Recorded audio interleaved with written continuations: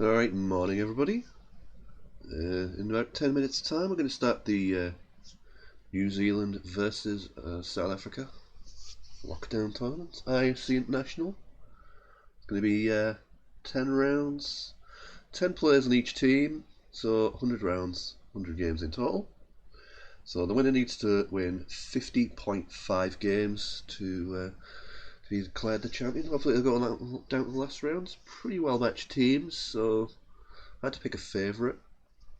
Probably the star player on shows, Alistair Richards, Rospo.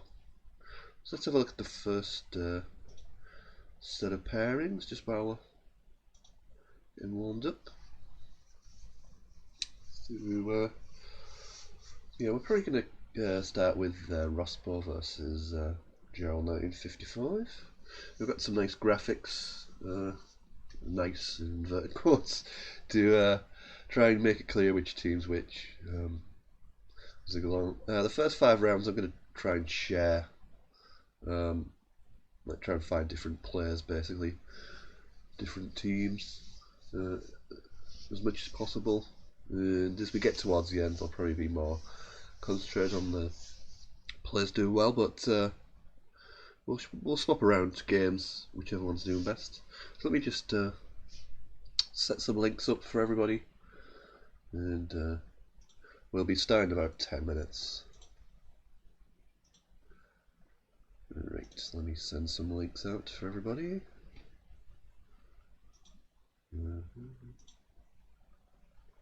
I need to mute my Facebook so you don't get beeps and stuff. Well, let me see. Here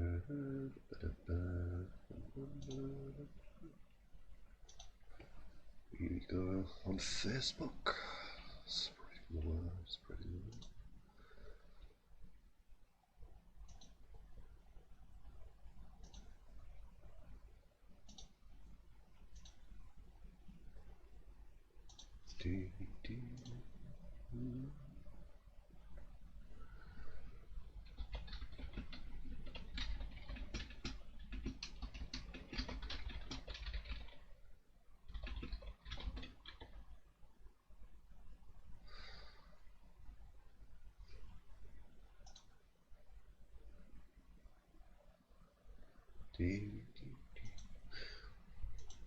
Yeah, don't mind me just getting shared out everywhere.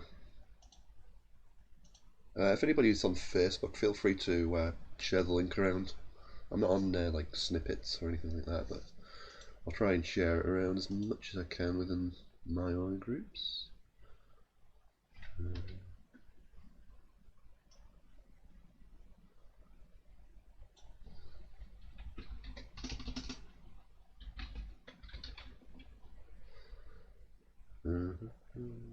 So here we go.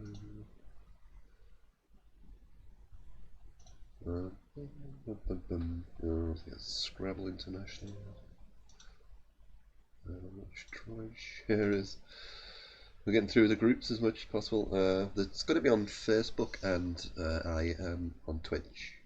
Twitch is evil_budgie, and on Facebook the original page is Evil Budgie Scrabble, and it's just shared out. So it's on like British Scrabble, Scrabble Online. It should be shared everywhere basically, as much as possible.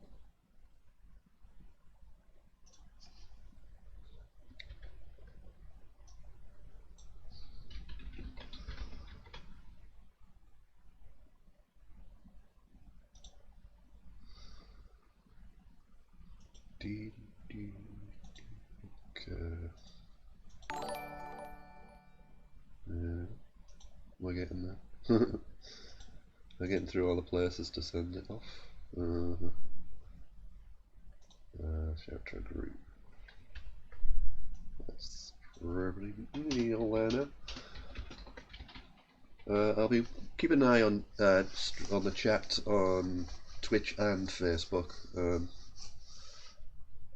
So hopefully, if anybody has any messages, I'm not sure if they'll appear on stream. If they're on via Facebook, we'll have to see. basically. I'll see how it works. Right, what else is there? There's that one. Yeah, do that as well.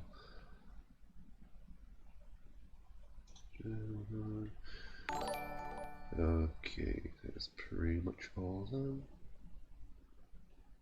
Okay, that'll do. Maybe South Africa one.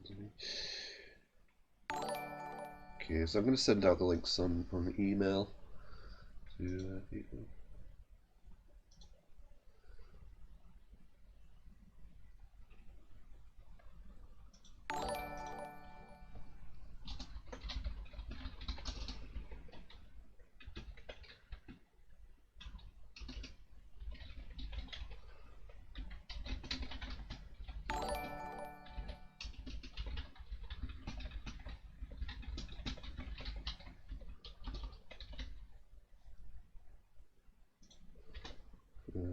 Wrong one. I need to have a look at the players. Nearly all on there, just the one player to go, so should be starting very soon. 5 minutes to scheduled start. Okay. Okay, that works.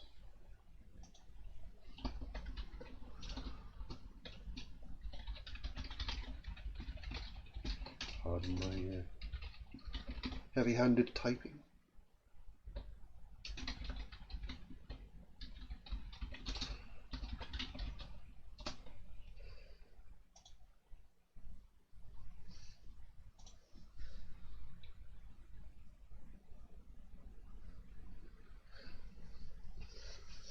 Okay, hopefully that's everywhere.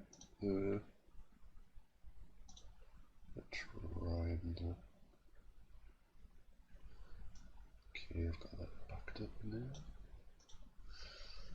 Right, hopefully you should be able to see our comments whether on ISC, whether on ISC itself. Obviously you can watch along on ISC as well. Whether on my Twitch channel or whether they're on Facebook, the Facebook page post, which I've shared around.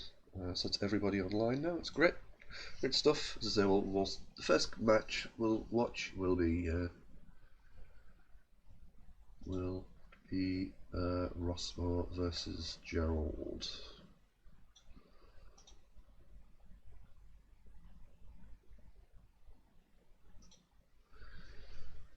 Okay, so we're just getting ready. Should be starting on the air, so it's 4 minutes to go.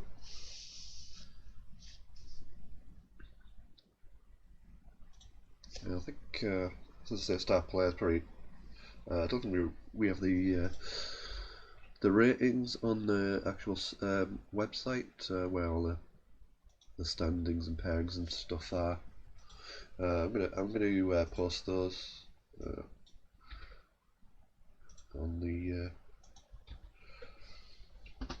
so everybody can follow along online as well. Let's see the latest standings.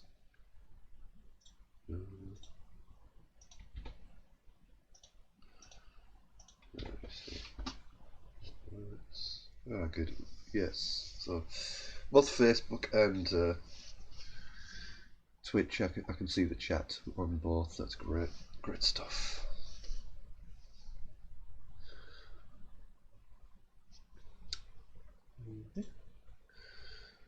So it looks like one of the first games good, but as I say, first game we're gonna watch is Rossmore versus Gerald. And I've got a little graphic up for to show which team's which when the players are ready. So the games are going to be 15 minutes. I think it's 5 pound penalty, yep.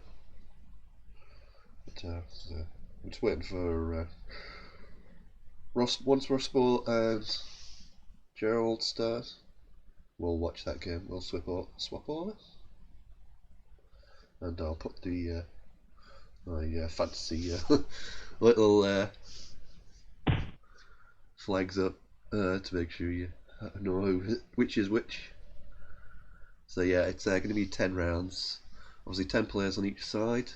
So there's 10 games every round. One player from one side plays one for the other. Just a round robin basically. So one player on say South African team will play everybody on New Zealand and vice versa across the 10 rounds. So pretty nice format.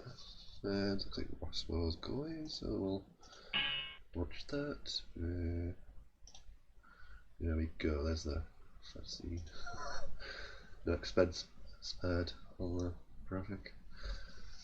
Here we go. So Rossmore to start. I think what will happen with the pairings is if the starter differs between the actual pairings on TSH on the website, and whoever is whoever ISC decides starts, there'll probably be a pass. People almost never pass in Scrabble, top level Scrabble on the first move. You'd always exchange basically. So starts off with Rived. I don't even know how to pronounce that. Good way to start. Classic Scrabble words. It means just basically torn apart. So like a past tense. It doesn't take any hooks, but Gerald's sitting there with the blank and an S, so it's looking like a good start. Any bonuses with this rack? Obviously, you can see maybe 1-7 standing out pretty well. Funnels, but doesn't look like it's going to go anywhere. Excuse my blowing my nose slightly. Let's have a look. See how Quacko's much else going on. Interesting. There is a 1-8 level. That's no, hang on. Is that right? Yeah. There's 1-8. Interesting word. That's it's a very tough word to spot. I'd be very well impressed if anybody spots that. Maybe post the. See.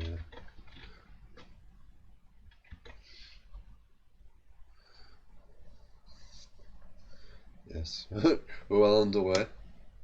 Let's have a look, just check everybody's going. Yeah, just I think 2 matches. I'm sure they'll be starting soon. They're pretty much on time, on schedule. There'll be 5 games and a break, and then 5 games straight after. So 10 in total. And the winner needs to hit 50.5 games. That's the team. So keep an eye on that as it goes along. I'll try and update. Nicely played, yeah. Unsinful. That's the only bonus there. In fact, there are only 2 8s, regardless of what floors were available. The other one was non-fuels, so that's a very good play from Gerald. South Africa, 38-point lead in this one to Rossmore. Got some scoring potential with that wreck. Doesn't look like there's going to be too much happening within bonuses, but should be able to balance reasonably well. These are kind of a priority to get rid of.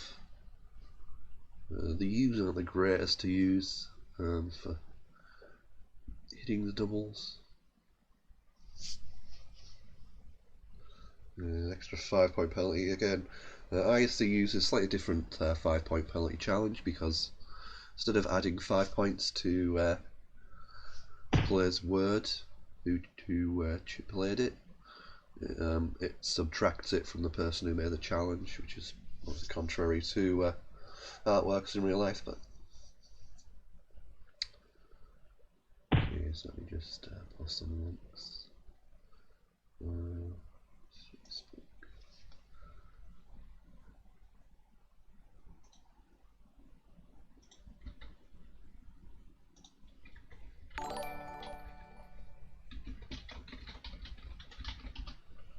Here we go.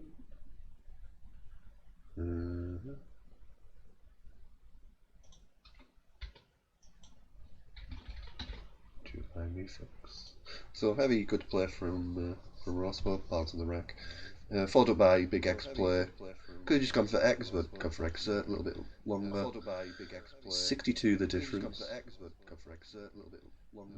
Pretty good rack for Rospo having the 2 L's. Maybe there's something there for Rospo. Maybe there's something there for got the right floating tiles. Maybe not. Looks promising though, but one of those racks, if you don't have a bonus, it's going to be pretty frustrating, unfortunately. And yeah, Niall's nice. Gets rid of one of the L's, which is kind of the priority with that rack.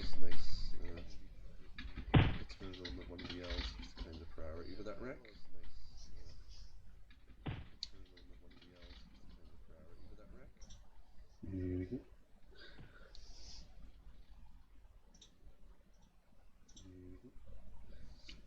So big, again, pretty significant comeback of Cage's exert with the S for Gerald. That's stretched out the lead now, nearly 90 points. 88 the difference.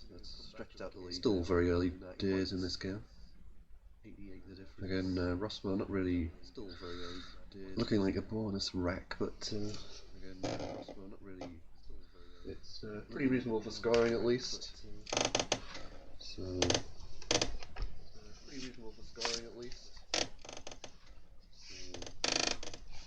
excuse me, creaky chair. Yeah, not much to happen with bonuses here. But it should be in a good share of places like Kef, for instance. Kef's going to go down for 30 from C3. We look at something like that. We've got a bit longer with Fleek. So have a look what that means. Fleek is a new word. Means stylishness. Chic. Interesting. Didn't know that one. It's a new word. Those who follow such things. So yeah, 37 points brings it down to 51 points the difference. Early for South Africa in this one. Not such a good rack this time for Gerald with 3 O's. Duplicate R's. Should be too difficult to get to balance, but not a good rack generally. You have to just have a look on ISC whether it can plug things a bit more.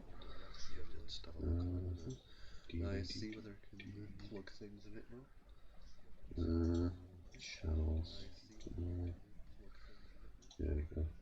So for the biggie I can. It's got people.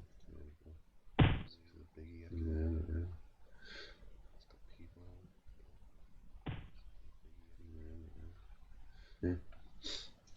Okay, so door was down for Gerald, a little bit more defensive. Could have played something from E2, for instance. Could have played door there with a better balance.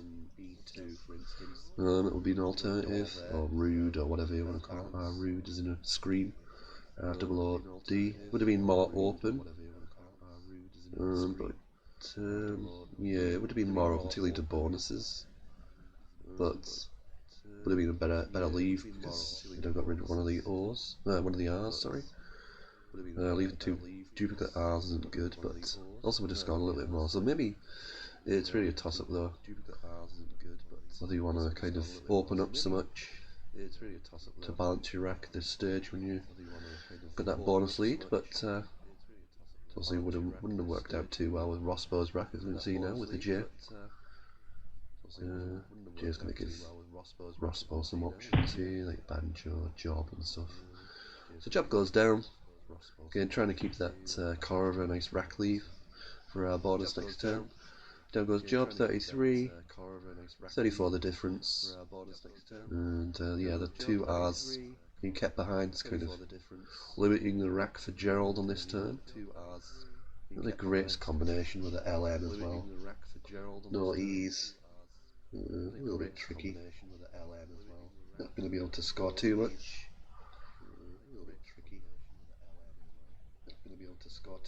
Really looking to play off one of the R's. Just took out the triple word for 13.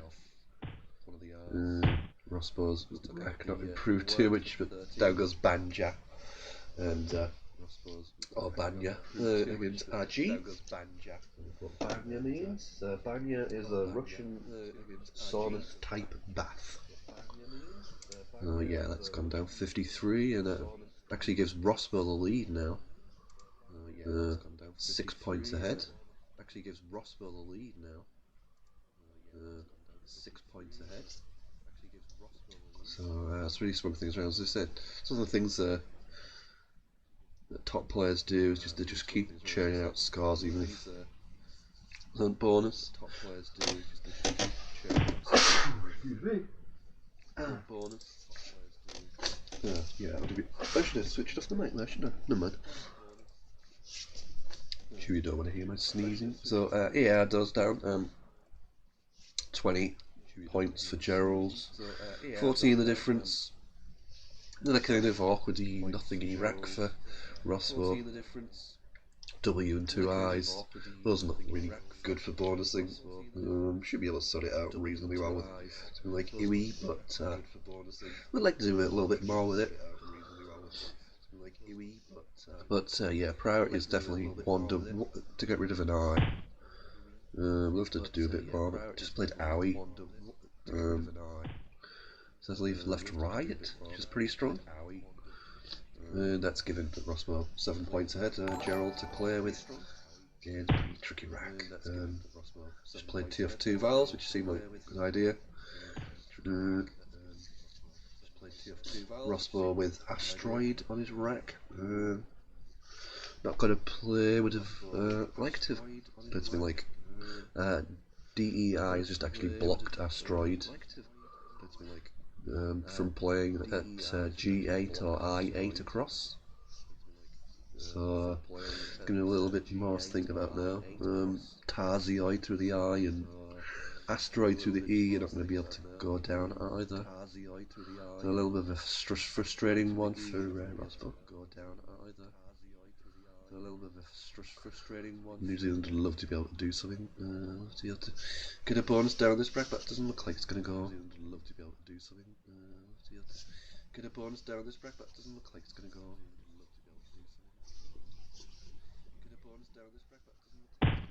So yeah, just a playoff for Rosbo OD. So even stare, as in things you walk up and down. So that's a 17-point lead for New Zealand. Gerald's got a nice rack at a Z as well. Would rather maybe not have had a Z at this particular moment. The board's getting pretty tricky to score off. It's going to be kind of feast or famine with this one. Tiz is actually pretty. 22 is a pretty significant scar on this board. Still no blanks down. Oh yes, one blank down with Unsinful, the second due. But, quick look at the unseen tiles. Anything fantastic there? Fairly standard, apart from lots of U's. Fairly good balance between consonants and vowels. Blank Tacoma as you'd expect. Just the one the biggie, the Q, but 3 U's in there as well. So plenty to come. Fairly standard. And yeah, Ross Burnett with the greatest pickup. GI. Also makes it difficult to kind of dump the tiles that Rosbo wants to drop off.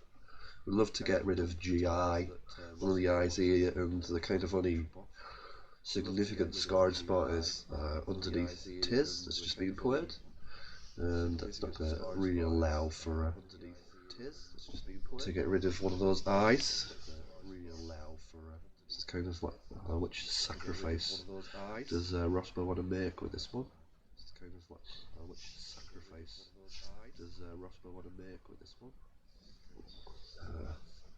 Guess if this was clabbers, would you have? Would be a nice word.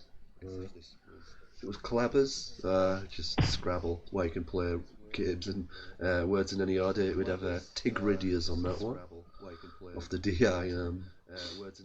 But yeah, it's not Crab, it's not Clabbers. So down goes TA again. Underneath that T spot was the significant scoring place. Has sacrificed a little bit of Rackley, but has kept his nose in front, 40 in the difference. It's definitely significant on this board. There's not going to be much happening. And even if somebody does bonus, it's likely going to open up a lot of things. So it's one of those situations where you kind of want to keep yourself, your nose ahead, nose in front, because it could easily go bonus, with players kind of massaging the rack towards a bonus. So Gerald just exchanged there. Quick play of Uprising from Rosbo. No time wasted on that one. So that's given Rosbo 86 points lead now. And interesting, Gerald kept an H there possibly. It's a nice combination to kind of score with, but not going to be good for bonusing too much. W looking good for New Zealand on this one. Rossbo's pretty much the pre-tournament favourite, as in the best player on either side. Pretty one of the top 10 players in the world, or near enough. He's a regular on the circuit. So, for those who don't know, Rossbo is Alistair Richards. If you're those who played even one or two international Scrabble tournaments, will be familiar with Alistair. So yeah, tricky situation for Gerald. Like to score and kind of open things up a little bit with that W H combination. Should be good for scoring, but opening is going to be tricky. As one of the good things as well, scoring 72 points for Uprising was giving great floors, and it's also one of the better scores available on this board if you're going to hit a bonus.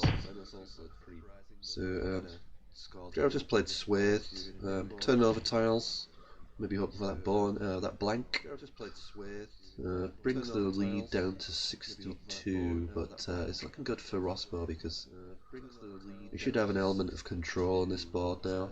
He's only really worried too much about Uprising hook. Looks like our first result in chat. Anderina 576 to Steve's 311. So looks like a win for the New Zealand team on that one.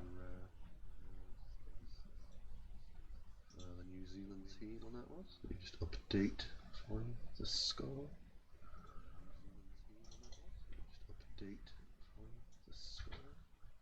Here we go. I'm not going to update after every result goes in, but we'll try and do it as much as possible. So let's have a look from Rossbo's perspective. There's plenty of danger there, but as I said, the main threat is that bottom row.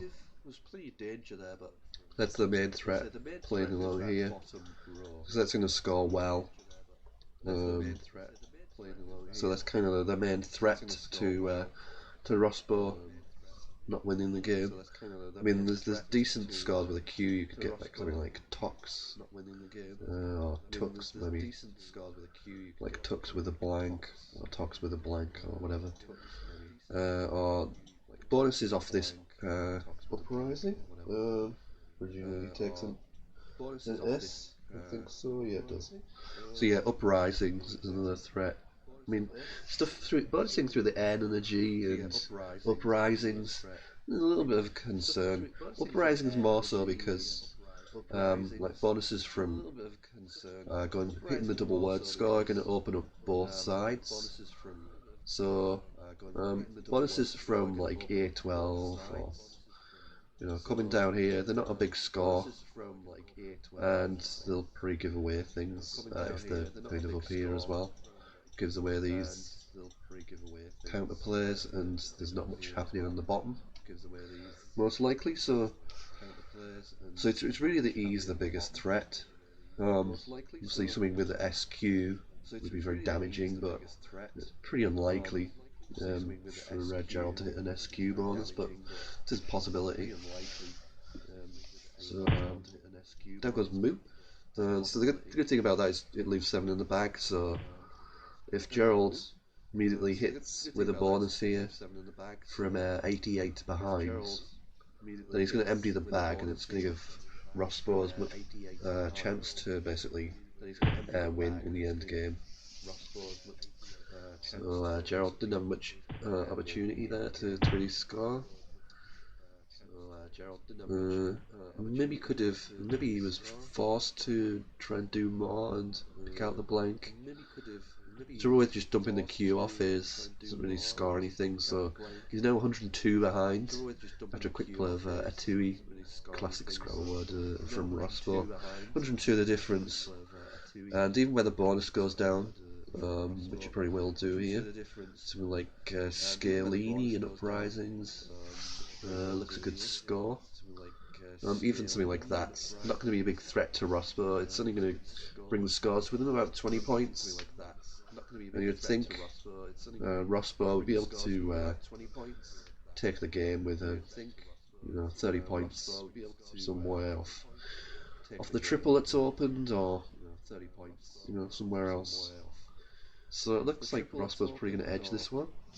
We'll have a quick look at the Steve G game, which was the first game, first result we've had posted on the chat channel.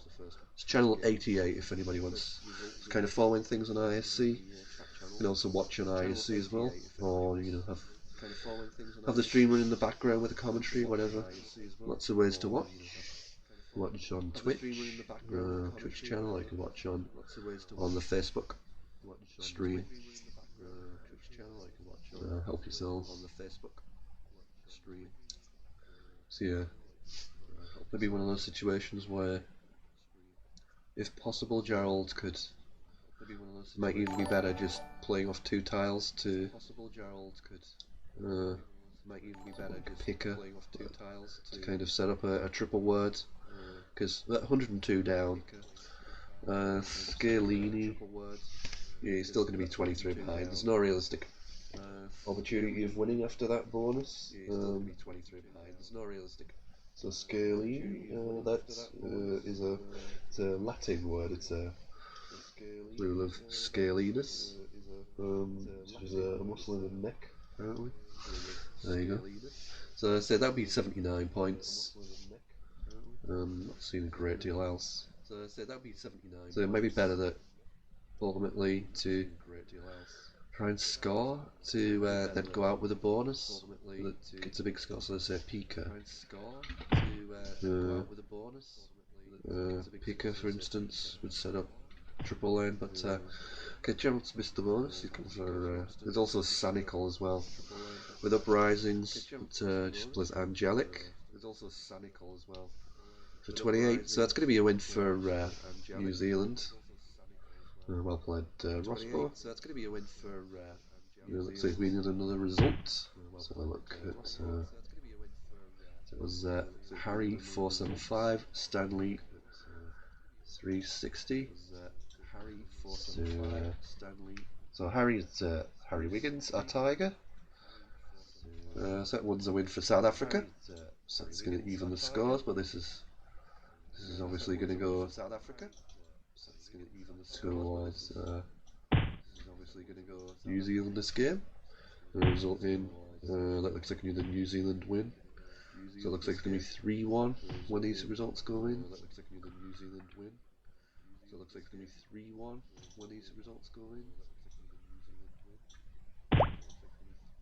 And there goes everything. So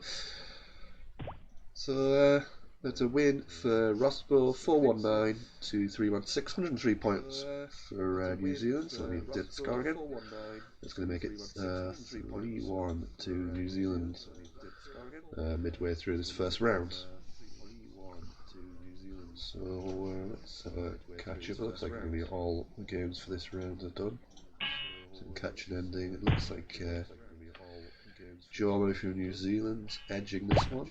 It looks like a high scoring game. Let's have a look at the loose players. Yeah, some nice bonuses there. Let's get Spieled to open up. Etiole, Beauties and Waterloos. That's a nice 9-letter player from Germany. Let's give him the win against Chile. He played Caviars and Residual, and then Fired. So yeah, 7 bonuses in that game, high scorer. But that's a win for New Zealand. I think there's only one other game for this first round. So let's have a look at that.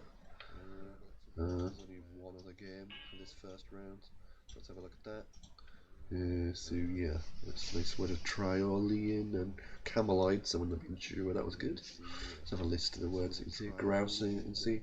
Mainist. So yeah, if somebody passes on the first ranked move, it's because of how the match was drawn. The other person was supposed to start, and the ISC just randomly determines who starts, so it's just to adjust for that. So, like I say, Patrick 400 to Midas Stitches 362. Midas Touch to go, 4 tiles in the bag, so there's a little bit of play left. Vowel heavy rack and vowel heavy bag as well, so yeah, I would love to try and dump off some vowels here, open up. Peculiar play of Tau. I don't understand the reasoning of that move. That kind of blocks one of your floating tiles. And there's absolutely no threat. Looking at the unseen tile pool, so yeah, this looks like a win. I've got to take the flags off. Flags the right way around anyway.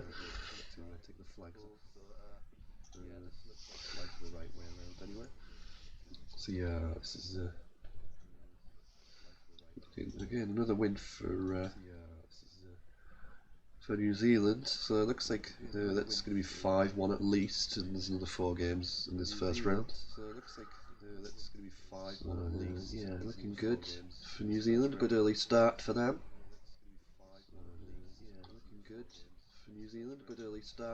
So see, there's no real threat from the pack. There's not. I don't think there's any playable bonuses from that unseen pool. So 32 points the difference. Patrick just needs to basically score reasonably well. He's going to be, yeah. There's that big S spot with Scuff. So yeah. So if you're going to hope for the S, which is probably a realistic way of winning, other than a bonus, you need to really play off more tiles than 2 tiles, and just go for it all out. Play 3 or 4 tiles, even empty the bag with 4 tiles, and just go all out for that S, because you're not going to really block that Scuff spot. Presumably Patrick set it up last turn anyway, so yeah. Yeah, it looks like Cuff was played last time by Patrick, so he must have set up his S. So it's quite a clever setup. 92 points of difference. It's going to be a win for New Zealand. It's going to take the scores to 5-1, and we'll have a look online, see what the standings are. You can see if any of the results are online. Let me just refresh. If it's on the hand scoreboard. So we got wins for. Oh, there's 3 wins for South Africa. 4 wins on the online. So it's actually 4-all. Amazing. 5-4 to New Zealand. So it's going to be 6-4 when this game completes. 6-4 to New Zealand. So that's a pretty even round after all that. So let's just wait for this result, this game to finish. After all that, so let's just wait for this. It'll be a win for New Zealand to get making a 6-4 after the first round. Nice little early lead. Making a 6-4 after the first round. Nice little early lead. 6-4 after the first round. Just correct some of that. Something playing in the background. Something playing in the background. Here we go.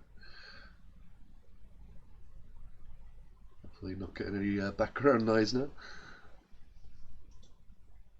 That muted as well. Yep. Okay, so hopefully no more residual noise because of stuff deciding to load in the background. So this is a win 5-2 to 4-4. New Zealand, that's going to complete this round, making it a 6-4 round. Yeah, Patrick Patrick with 2 C's in the middle, Patrick Carter, New Zealand against just such as Llewellyn Jeggles, South Africa. So I'm going to get rid of those flags. So it's going to be 6-4 New Zealand to that first round. So a good early start for them, but long way to go. The winning line is going to be 50.5 wins because there's 10 rounds of 10 games, so 100 games in total. Obviously, you could have finished 50 games each, and a pretty good out spread. I don't know the final ruling on that, but yeah, 50.5 is going to be the winning line. So there we go. So it should be on to the second round now. Let's pick a game. It's not hard. Let's watch Howard Warner versus Jared Page. No, it's not started yet. We'll watch that one once it gets going.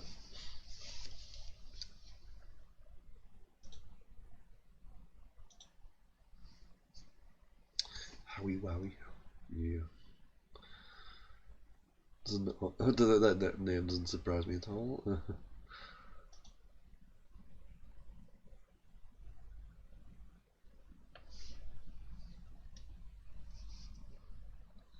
Yeah, we're just waiting for that one. We'll have a quick look at another game. So I'll wait for that game to start. So this one, South Africa on the left, New Zealand on the right. Kind of blocky, awkward opening players. Jai and Vamp.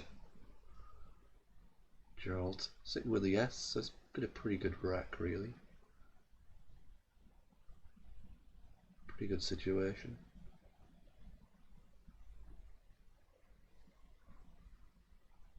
Can't do too much, obviously, on this move. Pretty blocky, awkward position.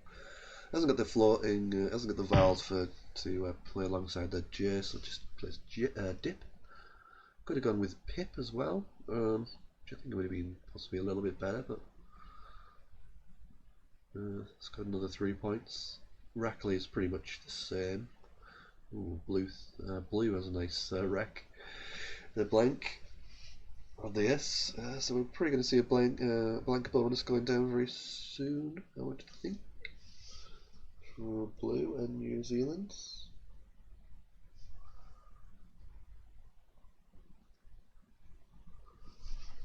Anything massive potentially? Probably looking for a double, but it's going to be tricky to get it down. With that eye, kind of going to mess things up for that, but even hitting Vamps is looking tricky, to be honest. Jai does not take an S, but it will take an L, so something like Owliest and Jail is a possibility. Not seeing a great deal else, to be honest. Something like Townies, making is and DE, stuff like that could come down. So yeah, nothing amazing to go down on this one. Still waiting on our featured game to start on this round.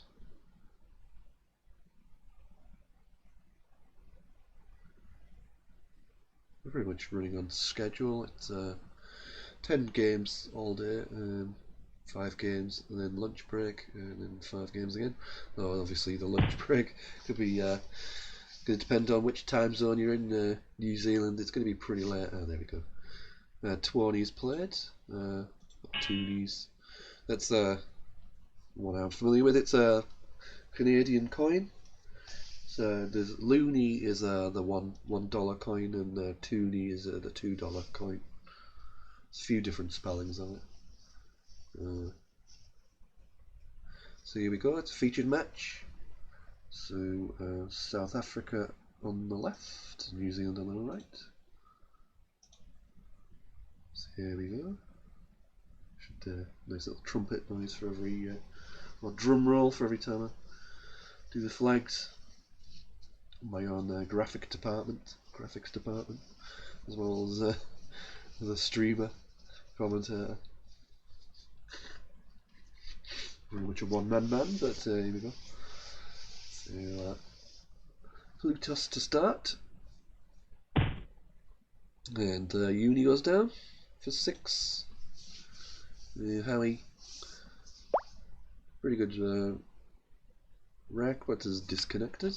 I'm guessing he's not back yet. It's a little bit frustrating. Just get started and then it cuts out. Try and swap to one of the other games which we haven't watched somebody already.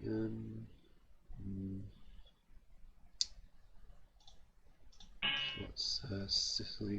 Take the flags down again. Whoops. So Sicily on the left, Fastawake on the right.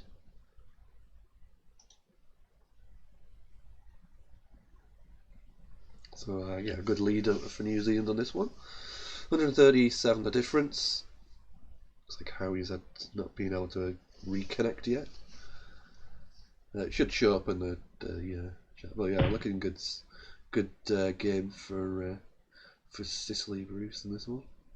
163 points up. So I'll swap to another game. Let me just click the home place again. Howie's back. There we go.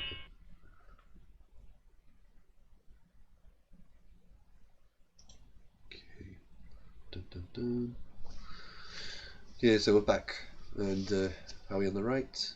New Zealand, Howard Warner, a veteran of national tournaments. Zutis on the left. There's Jared Page, or Jared Page, depending on who you're familiar with. So Blue Toss won their opening round, as did Howie. So both won their opening round. Blue Toss winning quite substantially with a 572.84 win. There's quite a few big scores in the opening round. We had a 576 from from New Zealand, and a 551 from Di Mason, Yuma 3. What happened there?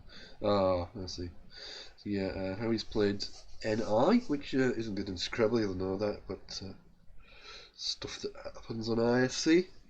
It's kind of different way to view the board happens. Blue Toss sitting with Mooners. A slightly strange sounding word, but it's good. But not one maybe 100% sure of, depending on where you're at, studying words or not studying words. But yeah, Mooners goes down.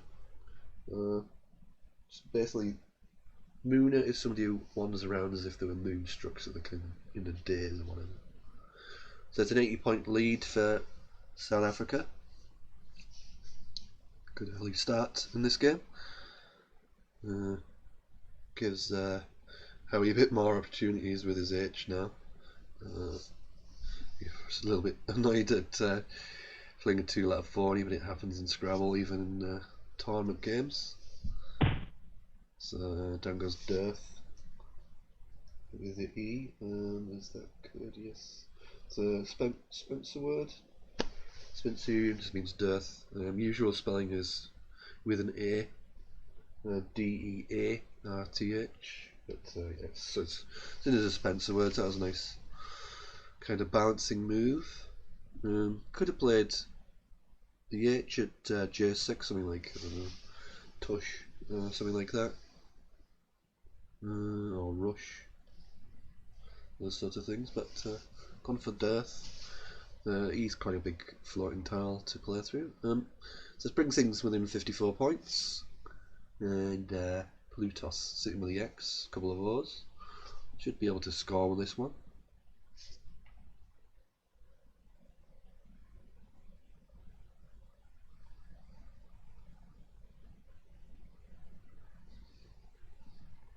There's Oxo through that O at J5. It's going to score reasonably well. It's a pretty good rack leave even. Oxo, even Crone. Looks pretty strong to me.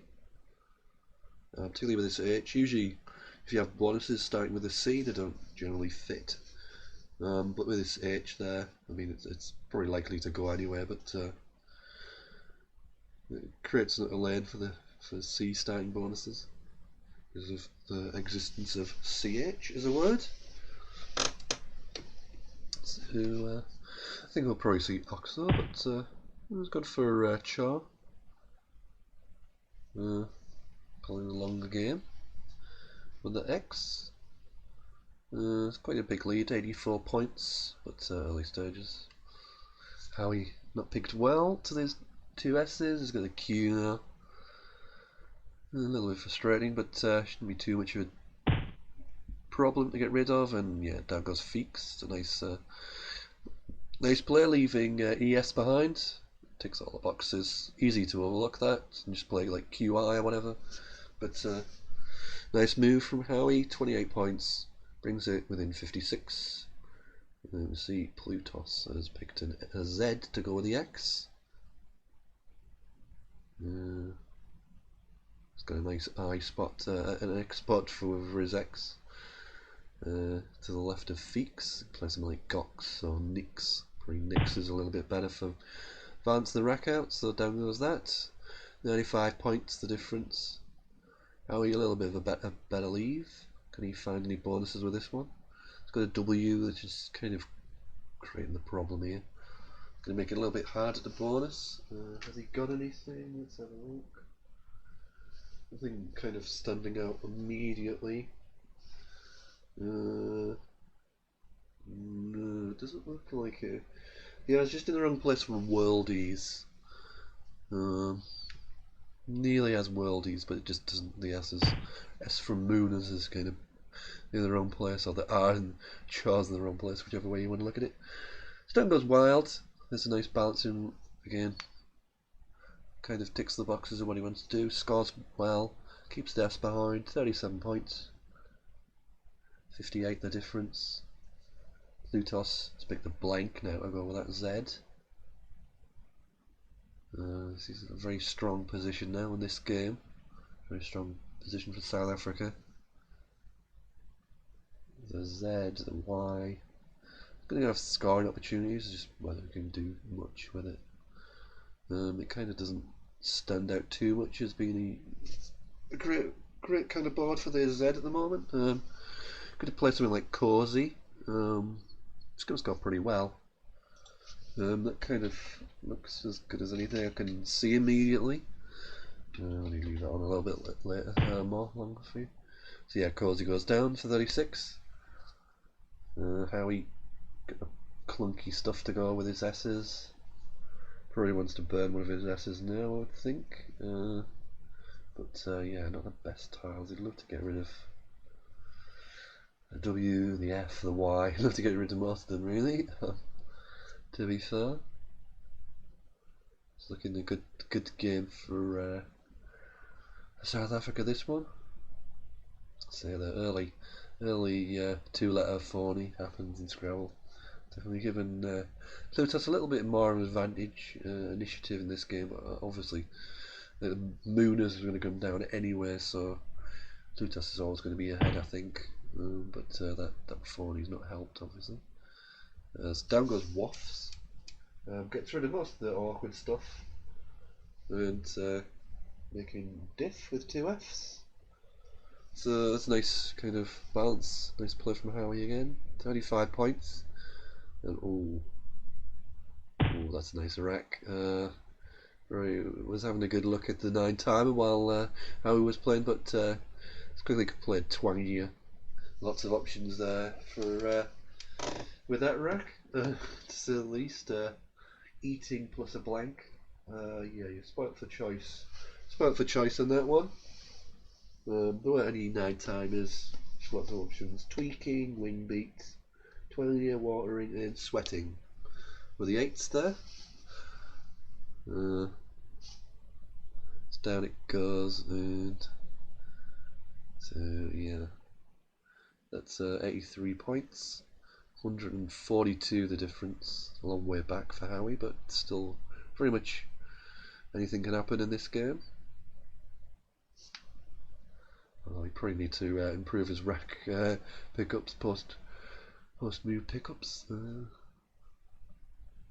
Definitely not good with the UVY.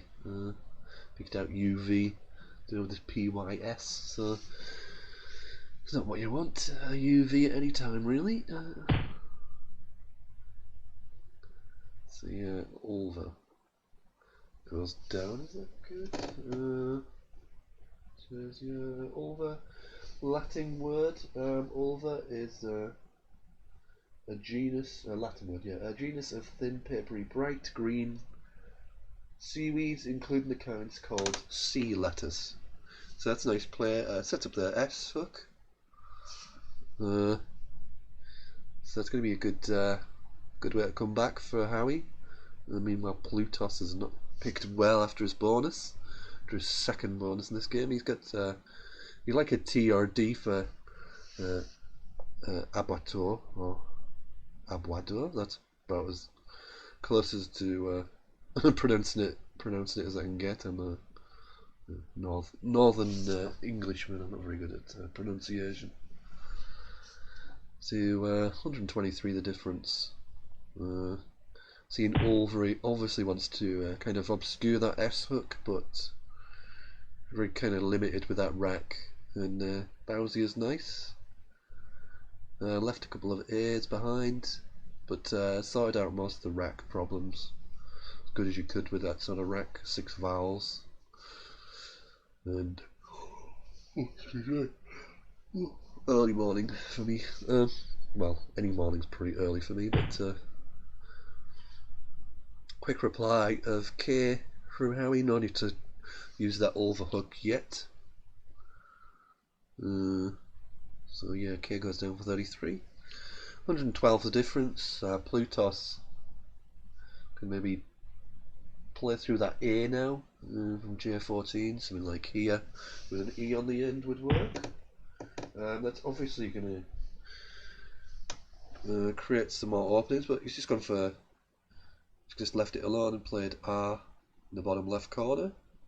Which seems like a better play, to be honest. You don't have to go all out to block that S. You can score, keep scoring 30s, you're going to be in good shape and sort your rack out. So 100 and, oh, this is a lot of maths, 147 the difference. It's a big difference. Still no bonus for Howie. Picked out another V, which I'm sure he's thrilled about. Not looking good for New Zealand in this match, but 9 other games in this round. Just need to play disconnecting and reconnecting. Such the vagaries of the internet these days. Well, maybe ISC as well as a part, but I've not had any problems yet, so that's good. Vav goes down for Howie. One of the good things about that is it kind of makes it tougher for Plutos to indirectly block from that J14 spot, but well, Plutos has done even better than that. He's got a bonus down with Regmaker. Right word? Regmaker. That's a South African word. One to be well familiar with, presumably. It's a drink taken to relieve the effects of a hangover. Yeah, I don't drink myself. I've never had one. I've never had a hangover. I have drank, but I've never even remotely got tipsy or even vaguely affected. I don't need, can't stand this stuff. Alcohol it tastes horrible. But yeah, reg maker 76, and that's 205. I think we can safely call this one for South Africa. So we're gonna swap to another one of the other games because this one was running a little bit behind as well. So let's have a look at one of the games it's going. Let's have a look at a Tiger versus Roscoe. So we'll just have a quick look through. So South Africa on the left. That looks good for. Looks good given what Raspo had in his wreck. It looks good for South Africa, that one. Let's look elsewhere. Gerald looks like he has the edge in that one. Only one tile. Blues, yeah, struggling to bonus for that wreck. The K, so looks good for South Africa. Let's keep going. DE756 against Yuma. So Yuma, South Africa player. D756, one of those very helpful descriptive. It's Dylan Early. So yeah, that looks like one for New Zealand. Let's look elsewhere. Doesn't look too close. Going to be very difficult to catch up as getting 68 difference. Going to be tricky. So we'll look at Goldilocks and Patrick. This is Goldilocks, South African player. Goldilocks is. I forgot already. Andrew Goldberg, of course it is. So yeah, Goldilocks, South African player, 119 points ahead. We just had a result in a couple of results. Didn't see the early one. So New Zealand won against Chile. That's a 60-point win. New Zealand another win. So there's 2 wins for New Zealand, but South Africa are looking good in some of the games we were watching. So this looks like a win for South Africa. So we'll just update the score with a couple of games results we had. But looks like South Africa are going to pull this back with some of the other games, with this one as well that we're watching. It's a couple of got a 9-letter word Strangler, but that was I think Strangle played. Yeah, Strangle extended. Gross is a nice word, grossy. Polish currency, is it? Sounds like a Polish word. One of those where they have different names for different numbers, like with zloty, for instance. They're different. Like there's a different word for like 1 to 2, and then 3 and 4 is another word, and so on and so on. Not just plural or singular. It's like quantity is ranges of quantity as well. You have different words. Yeah, it's looking good. I think most of the game's probably finishing. I'm not looked at Scrabble fan New Zealand. No idea of that. Which team that they could be going with? Oh, Scrabble fans. Scrabfa New Zealand maybe. But yeah, it says New Zealand on the right, so South Africa on the left. This looks like a win for New Zealand. Just have another result in a Tiger beating Rospo. Gerald 545, Blue Thor 404, so they're both wins for South Africa. Just going to pull it back to 8-6. Get my graphics department onto that one. But, this game looks like a win for New Zealand. Just got to keep an eye on that on the scoreboard. Results come in. So yeah, Andrew 479 Patrick 4-1. That's another South African win, so that's going to make it 8-7. But this match finishing is one for New Zealand, so makes it 9-7.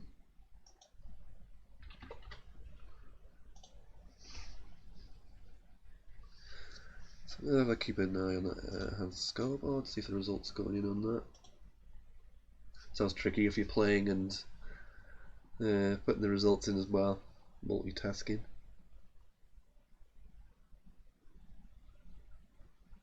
As I'll probably demonstrate later on. We have a 2-minute blitz tournament. I should use a blitz on this weekend, but yeah, a 2 minutes speed tournament coming at 8 PM UK time, so that's like 12 hours from now. So that'll be a lot of fun, a little bit different, change of pace to this. So yeah, we're just waiting for results to go through. I think some of the possibly some of the round 3 matches are probably starting, but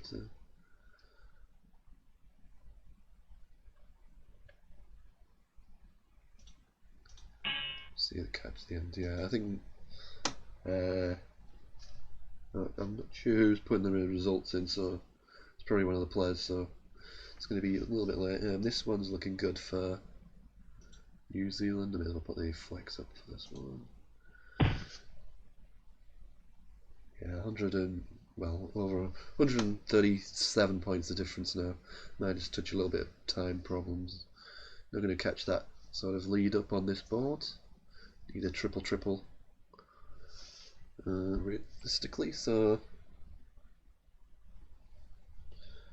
we're running over on time. But you get another minute. You get a minute overtime at 10-point penalty on ISC.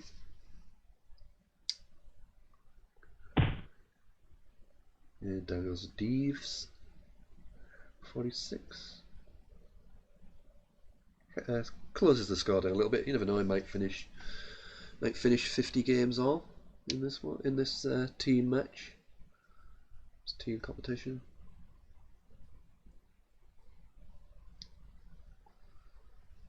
So it might come down to spread, although it's highly likely. But I've had it. We had a team competition in we're going back over 10 years now. It was Northeast v Northwest. We had 18 players on each side, and it came down to like less than 10 points of spread. I think it was something ridiculous. I think it was like 2 points or something silly. 18, was it 6 or 7 rounds? I can't remember. Must be 6, I guess. Or maybe even 8. I don't know. But yeah, basically we had the same number of wins after one day tournament with 18 players on each side. It's a bit crazy. It came down to a handful of spread, like less than a handful of spread. So it can happen. But so yeah, and continue their good start. They won the first game with a spread of 265. So Anderina McLean, New Zealand. So was a good win here. Oh, can't see the score, can you?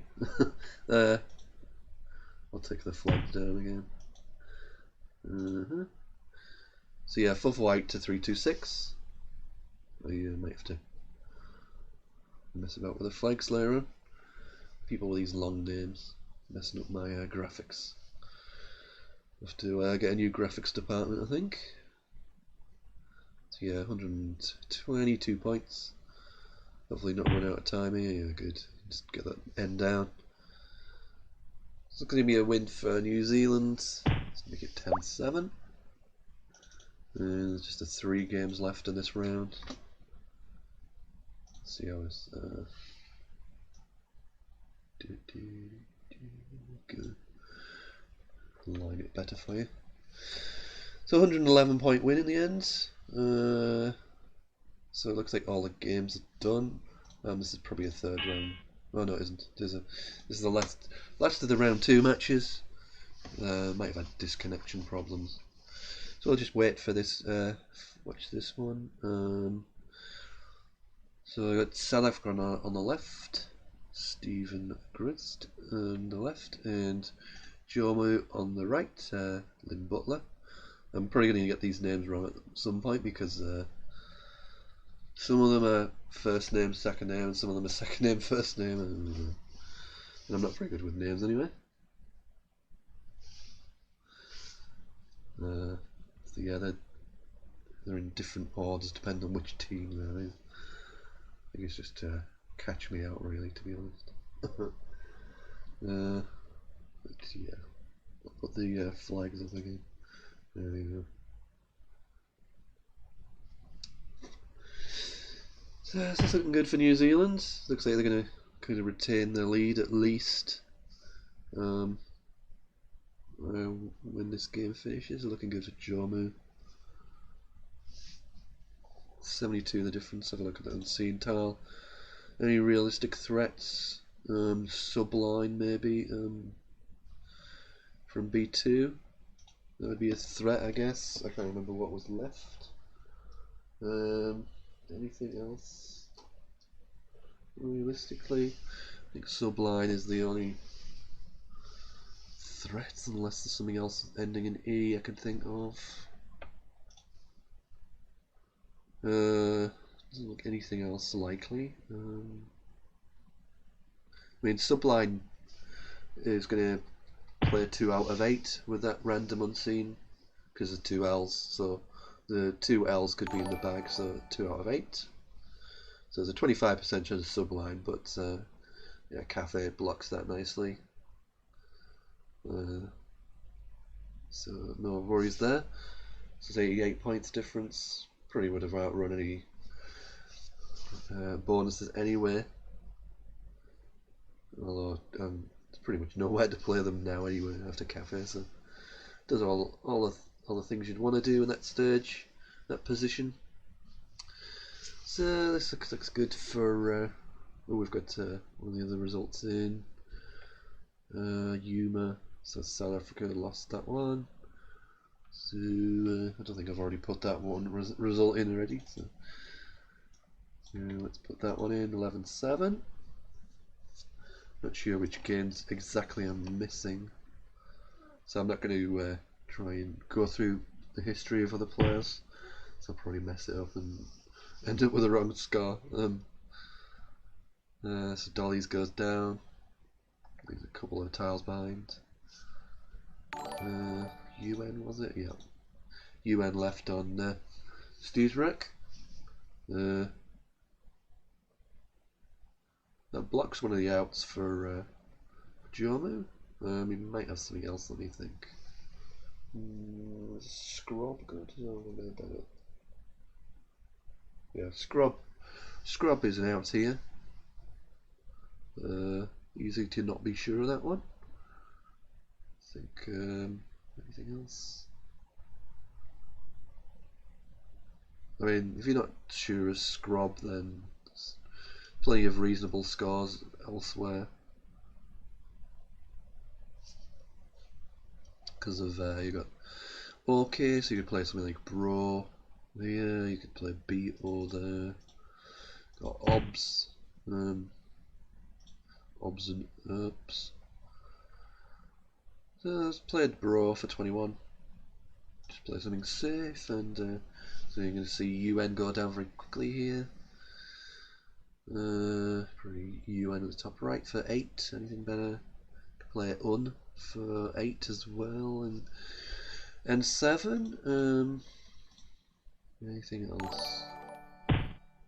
Fun for 7. Oh, there you go. Sacrificed a point for fun. We've all done that. So that should be all our results for this game. Let's have a look. Let's find a match for round 3. Yeah, all results are all but 2 are in.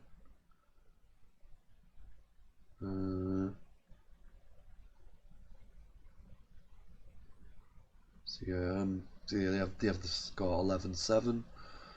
Then there was this game, which was a win for New Zealand, so it's going to make it 12-7. And the other one was Patrick versus Andrew Goldberg. Can't remember who won that.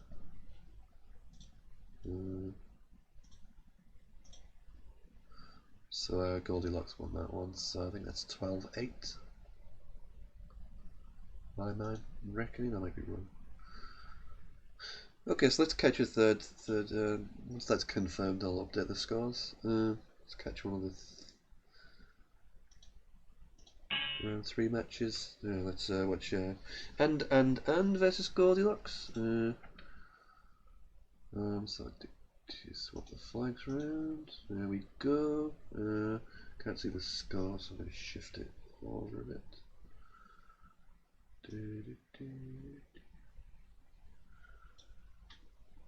Don't mind me.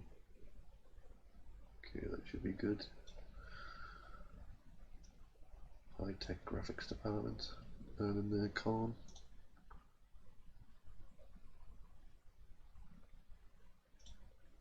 Yeah, if you've got any suggestions or anything like that, like move suggestions or games you'd like to see, just let us know in chat.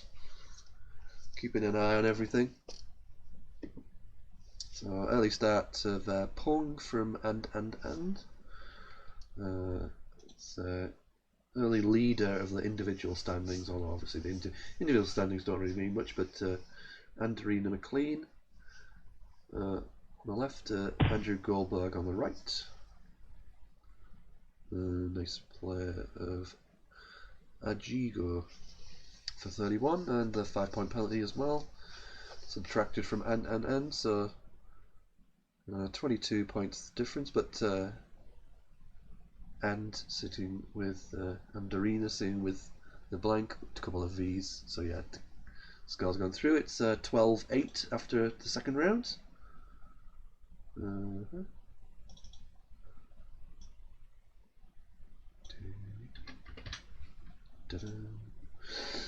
12-8 after the second round, so we're well into round 3 now. A couple of V's are the problem with the U as well, not mixed blessings for Andorina. I'll have to get rid of all the U's and the V's in one go, but you're not going to do that probably. See if there's any obscure bonuses available. That would be really fancy. Ooh. Does it even fit? No. So yeah, there was with an IM floater you needed a vivarium, and with S or an L you had survival, but none of those were available. I don't think. I've seen in chat Vivda mentioned, yeah, Vivda would have been a little bit better to get rid of both fees. It's probably a little bit of most players will know Vivda, probably just missed it rather than not being sure of it. Picked too badly. Cornea for Goldilocks, giving South Africa an early lead, 72 points ahead, but as you see, Andorina with a pretty good rec, considering left UV on the last move. There's a nice 7-letter word there, it doesn't play anywhere.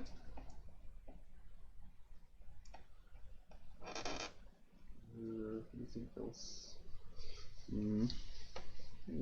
Okay, there's a nice 7-letter word which doesn't play as vermouth, but you can actually play it with an O as well, which I didn't know.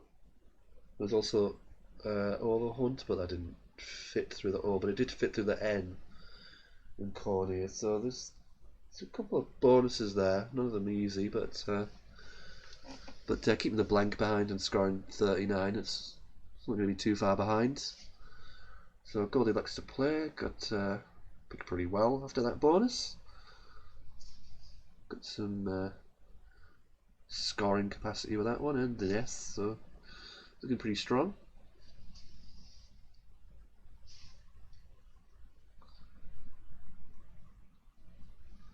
Yeah, you're looking at something like Fizz maybe, but that'd be probably something better than that. Yes, from F10 possibility. Or you could just go something like FY even. Even FY is going to be pretty strong, but stuff like Yaz for 41, Fizz 35, lots of things to consider here. It's one you'd probably have a good look at, just because there's so many, letters are good enough that there's loads of possibilities, so you have to be a little bit more, what's the word, more thorough, I guess, making sure you don't miss anything.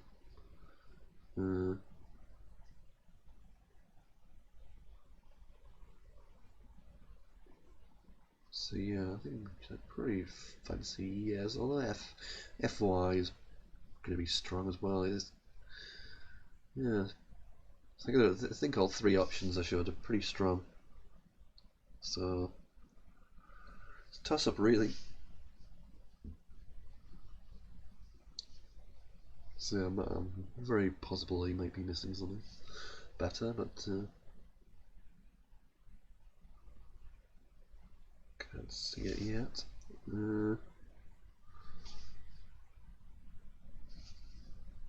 Yeah, I mean, given the scoreline, it was kind of a little bit more of a priority to playing that spot to kind of muck up the double. I mean, yeah, it's probably too early to worry too much about that strategy, but it is a factor. I mean, that's a big scoring area. It's a lot. It's actually gonna block a lot of bonuses that play, by taking out the E. So it's definitely got a bit of extra value for that sort of thing. Also takes out X players, but that's not as big a deal, really. So there's horrific, which is not good.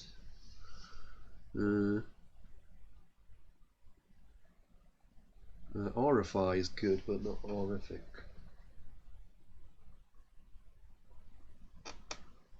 Is that going to get challenged though?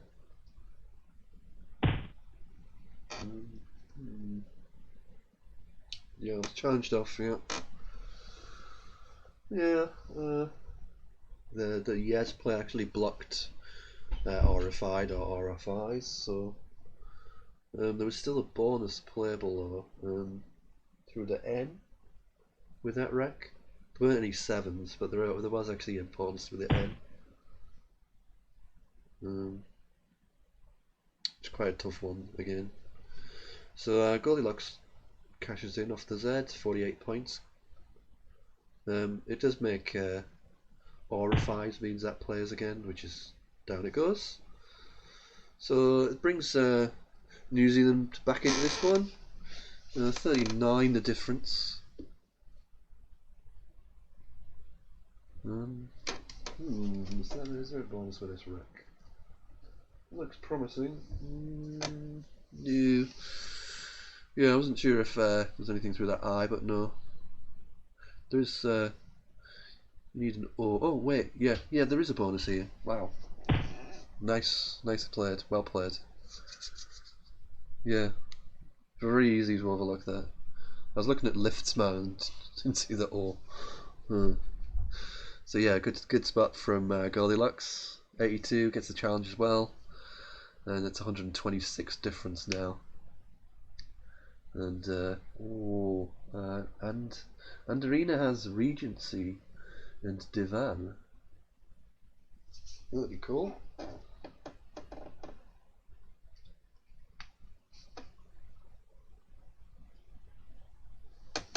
Again, I don't think there's anything. Oh no, it doesn't quite fit. Reagency doesn't quite fit. And Vergency would have been was blocked by Loftsman off the V, but Regency and Divan should be within Anderina's word knowledge, but it's a tough one because the Diva and Divan. I mean, it does come up a lot, but it's easy to overlook.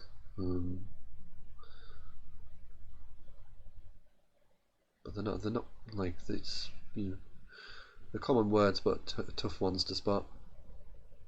Um, that'd be a good spot if it goes down. It'd be pretty sweet as well to fit in. Kind of a could be a big moment in the game. Yeah, it's a tough spot, but Regency and Divan would have been a good 90 plus points as well. The C would have been tripled. The whole thing was doubled. So yeah, that's probably going to be decisive in this game, but still a long way to go. Goldilocks, interesting. Could have just played the Q off there. Gone for Caddy for a little bit more turn. Could just play the Q off for another 3 points with the I and RFIs, but gone for Caddy. Strange. Oh wow. And it's straight back with piercing with Andrina. So that bonus miss not crucial. Picked a bonus straight after. Maybe Goldilocks regretting playing off so many tiles now. I don't know. I didn't really see the point of Caddy over Chi. Just playing QI at F14, but certainly brought the game back on a more even keel. 38 the difference.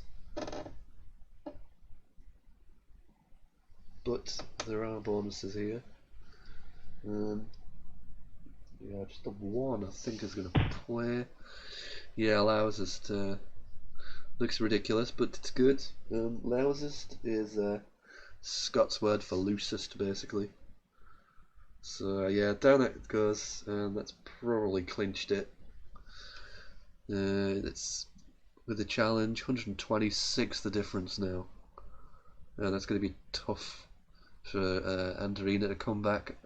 For New Zealand to come back in this one because there's no real grip list of bonuses. You're talking, is there even a K left for Kvetch? Yeah, there's a K left for Kvetch words. There's stuff onto the N, which is very hard. The E is probably the most likely bonus, but it's double word score. It's not huge, so I guess you need some sort of. I guess your best chance is to kind of score well in the meantime and get that one bonus. But it's a long way back, 126 points.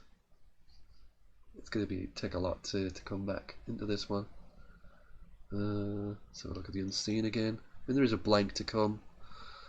The rest of the stuff's pretty ugly, to be honest. All the S's are gone. I mean, the vowels aren't bad. Bit O heavy, but so down goes hit from Anderina, but Goldilocks 97 points up. Should be able to score well with a K with Rake in the bottom left corner. I've got the K for Kvetch, but doesn't really need it there, I don't think. But it's nice to have the K anyway, just to kind of, take out that possibility. Maybe options, possibly with a K here. I don't know. Maybe not. No. But yeah, Rick goes down 41. This kind of ticks the boxes. Scores well. Yeah. 138. You just need to keep scoring. Basically, you should be fine. If you keep scoring as Goldilocks is going to do, then the only way you lose is by 2 bonuses, and to get 2 bonuses on this board would be pretty sensational, I think. So it's looking good for South Africa in this one.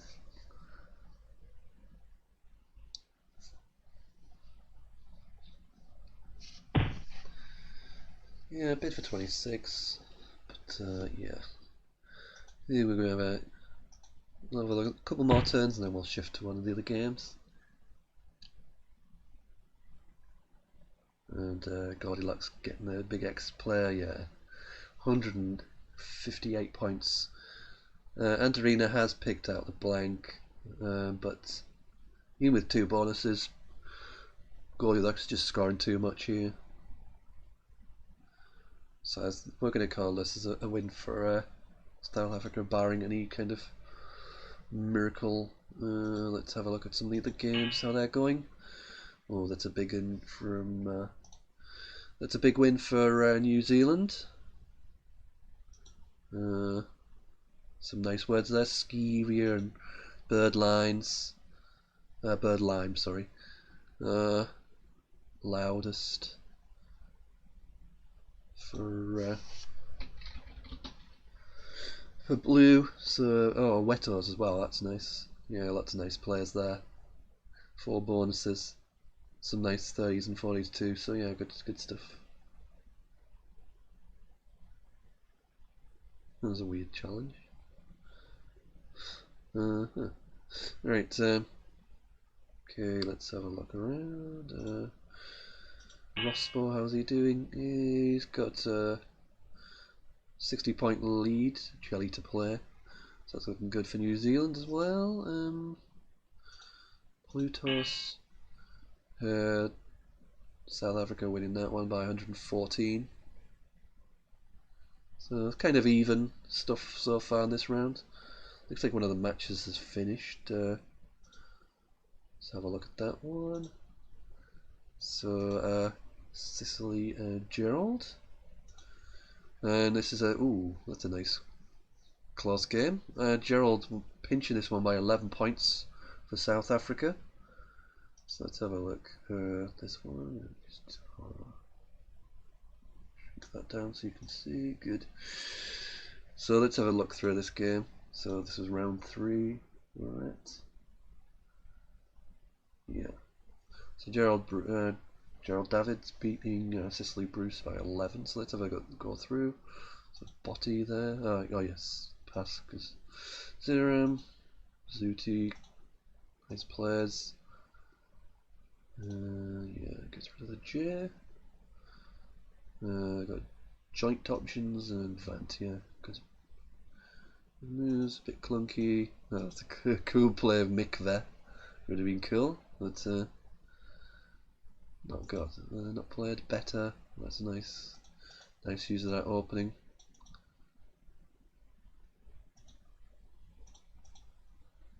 Good bouncing off the HM.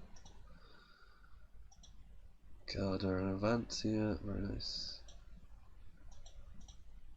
Cornell. Yeah, nothing to. It's been a bit of a comeback from Charles. I mean, 115 down, gets Stapler. Oh wow, must have been bonuses there, surely. Yeah, loads of bonuses. Why'd you play Tice there?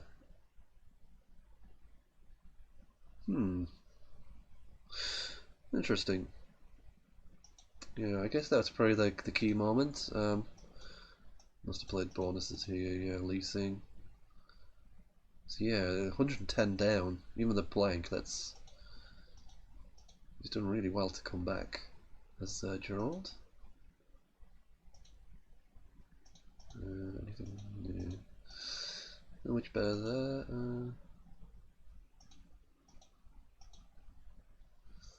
Harai, yeah.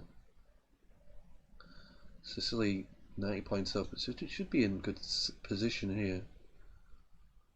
So what's happened? A big X player, I guess. Tux,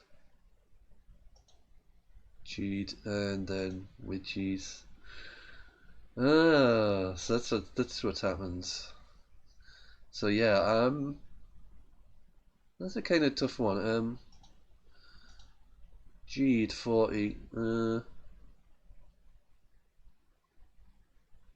Yeah, I mean, let's have a look at the unseen. 2 in the bag. I mean, do you just dump off an E there? Trouble is, if you just dump off an E, then it opens up the triple word scores well. So, although there's probably not much to worry about, probably like Webisode or something like that, I guess, or wise words, but an interesting one. Yeah, that's a tough call. Whether to kind of bombing, basically almost any S bonus is going to beat you. Yeah, any S bonus beats you, so maybe it's right play to just dump off 1, and then Or maybe you should. Maybe the alternative to could be to like. I like this. I think that would be a winning player, probably almost always. There's probably ways you lose to stuff in this column, but yeah, I think I would have done that. I think that's gonna win very often. Okay, that was an interesting game. Interesting ending. So let's have a check. Let's get rid of our flags again. Keep scrolling to the bottom for some reason.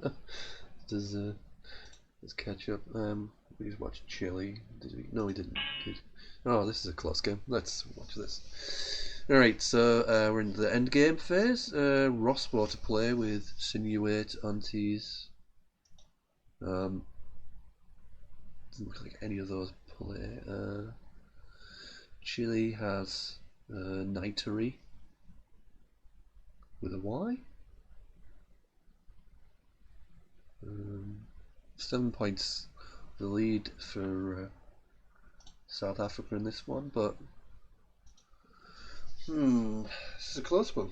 I can't call it, to be honest. So list the moves. There's some interesting stuff played in this one. Epi's Light, very nice from Chile. I'm not sure which name Chile goes under these days. This seems to change very often.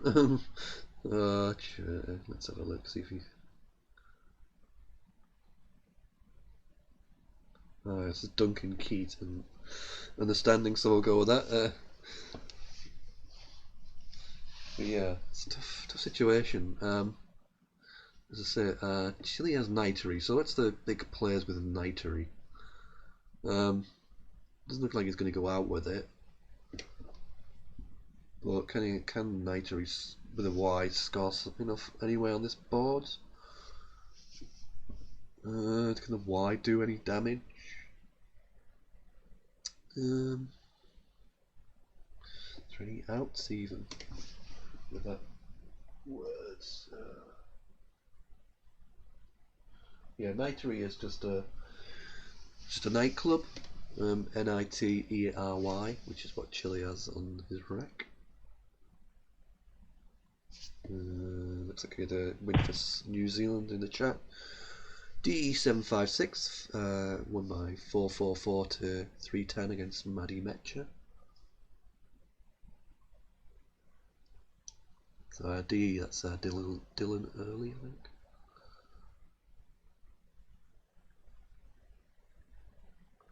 Yeah, so he kind of scours through all the names to check. Yeah, Dylan Early, yeah. That was a win for South Africa. So I may as well put just the score. He says, I can't even remember what the happened in the other. Oh, the other game didn't finish, but yeah, it's looking comprehensive. But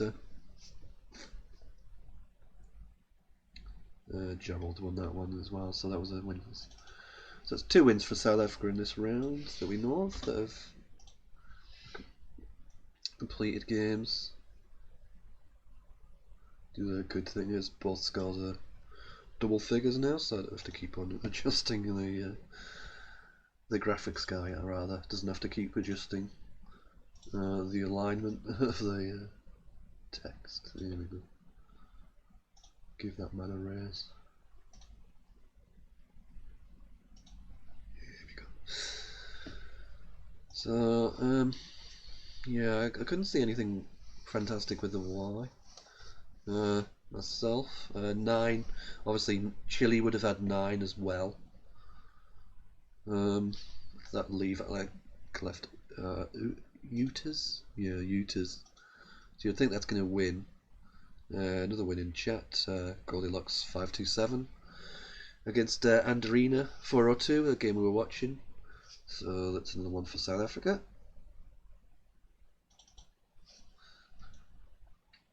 Closing the gap to 12-11. But this is one that looks pretty good for New Zealand. It looks like they're going to pinch it in the end game. Unless they're missing a big score. No. Chile's played Trine, but Utas is still going to go down for Rospo from A10. I could gone even better with Salt for 14. So it's going to give the win to New Zealand. 18-point victory once the pass takes place, but we might challenge it just for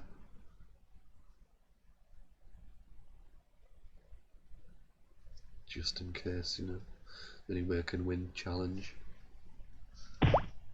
No, just accepts the word, so that's a win for the New Zealand team. So that makes it 13-11. Very tight game. Very tight match, as we expected. Most of the games are done. Let's have a look at Howie Wowie. That's one looking good for New Zealand. Unit to play though. We'll follow this one through. It's 62 the difference. Let's have a look at the unseen. Ooh, quite interesting unseen. Ram, is that good? No. So that comes off. So that's probably going to give. I mean, Howie has the blank anyway, so probably going to win this one anyway.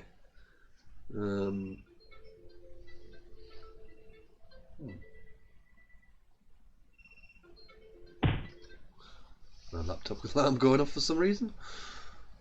Weird. There you go. So yeah, this is looking futile. Obviously, human time pressure, as you can see, 5 seconds. I'm not sure if it's if Yuma's gone over on time already into the last minute, or whether they've got another minute after. But yeah, it's looking like a New Zealand win this one.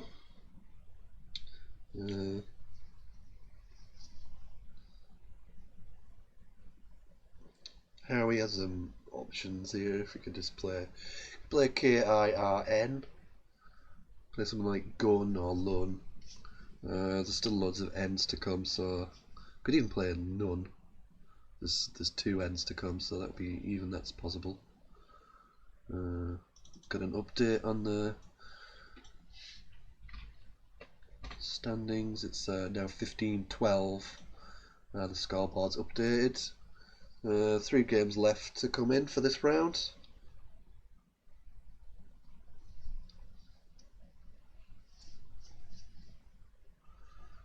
There's another one. Steve Minex beating Steve, so that's a win for New Zealand. So that's going to make it 16-12 to New Zealand. This game make it 17-12.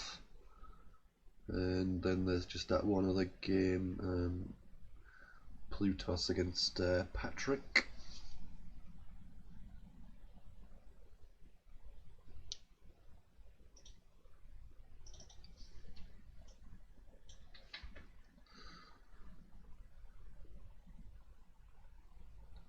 So yeah, how he's trying to milk the spread here really, and get quite a defensive player, or probably unnecessarily defensive really.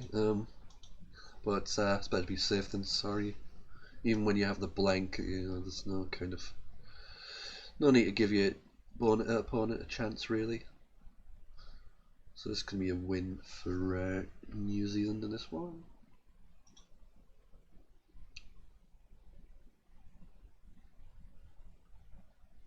So I'll make it 17-12. Plutos still playing. No, let's see what we won that one.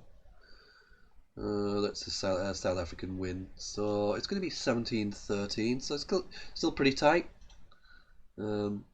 Just 2 games either way, basically. You know, if you have a 7-3 round, then you catch it up. Obviously, it's not easier said than done to win around 7-3, but You're going to get rounds like that.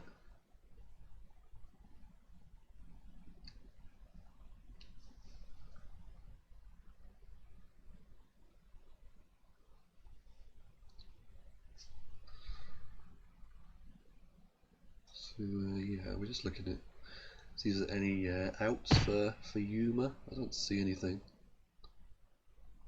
So yeah, Howie's kind of took out those main scoring spots for Yuma with the S, with the Rays, left pretty horrible LE double N, but say being very blocky as Howie, and this that was doing the job.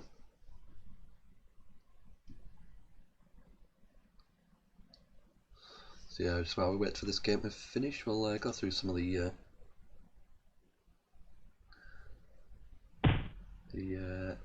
individual standings. So actually, I can't remember if Plutos won. I just looked at that and I've forgotten already. Did Plutos win? Yeah, Plutos won. So Plutos, that's Jad Page. They're the only unbeaten player. Everybody else has lost a game. So it's quite remarkable, really.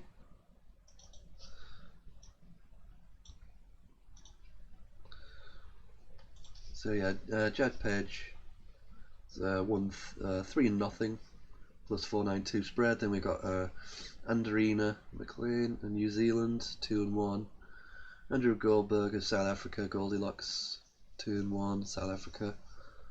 We've got the New Zealand team. We've also got Luther Good, Alistair Richards,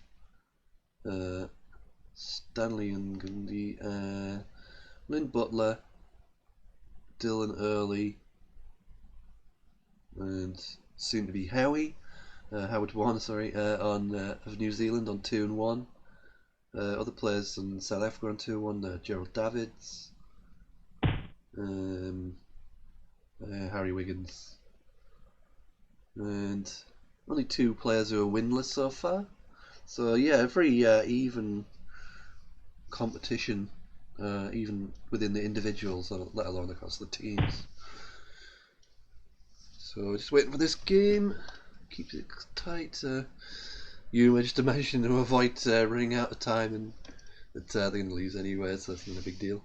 Just makes it a little bit more faffy for the person who has to put the result in. So there we go. They did form a forfeit on time after all, but that's a win for New Zealand. So that makes it 17-13. So that's that round concluded. So I'll be on to round 4 very shortly.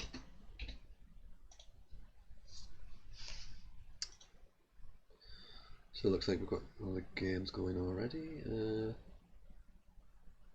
Kind of watched a bit of everybody. We're not seeing much of these 2 players, so we'll watch that game. So this is Sicily Roos on the left. Tiger is where is he? Harry Wiggins, South Africa on the right.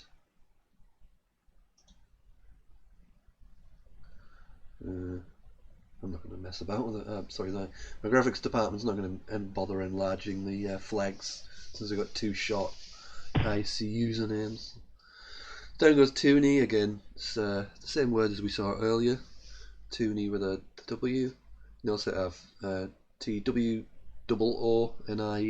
It's all the same thing. $2 coin in Canada. So it's 14 points early start for Tiger. Sicily got the J. Should be able to score with that. Mucking up the otherwise good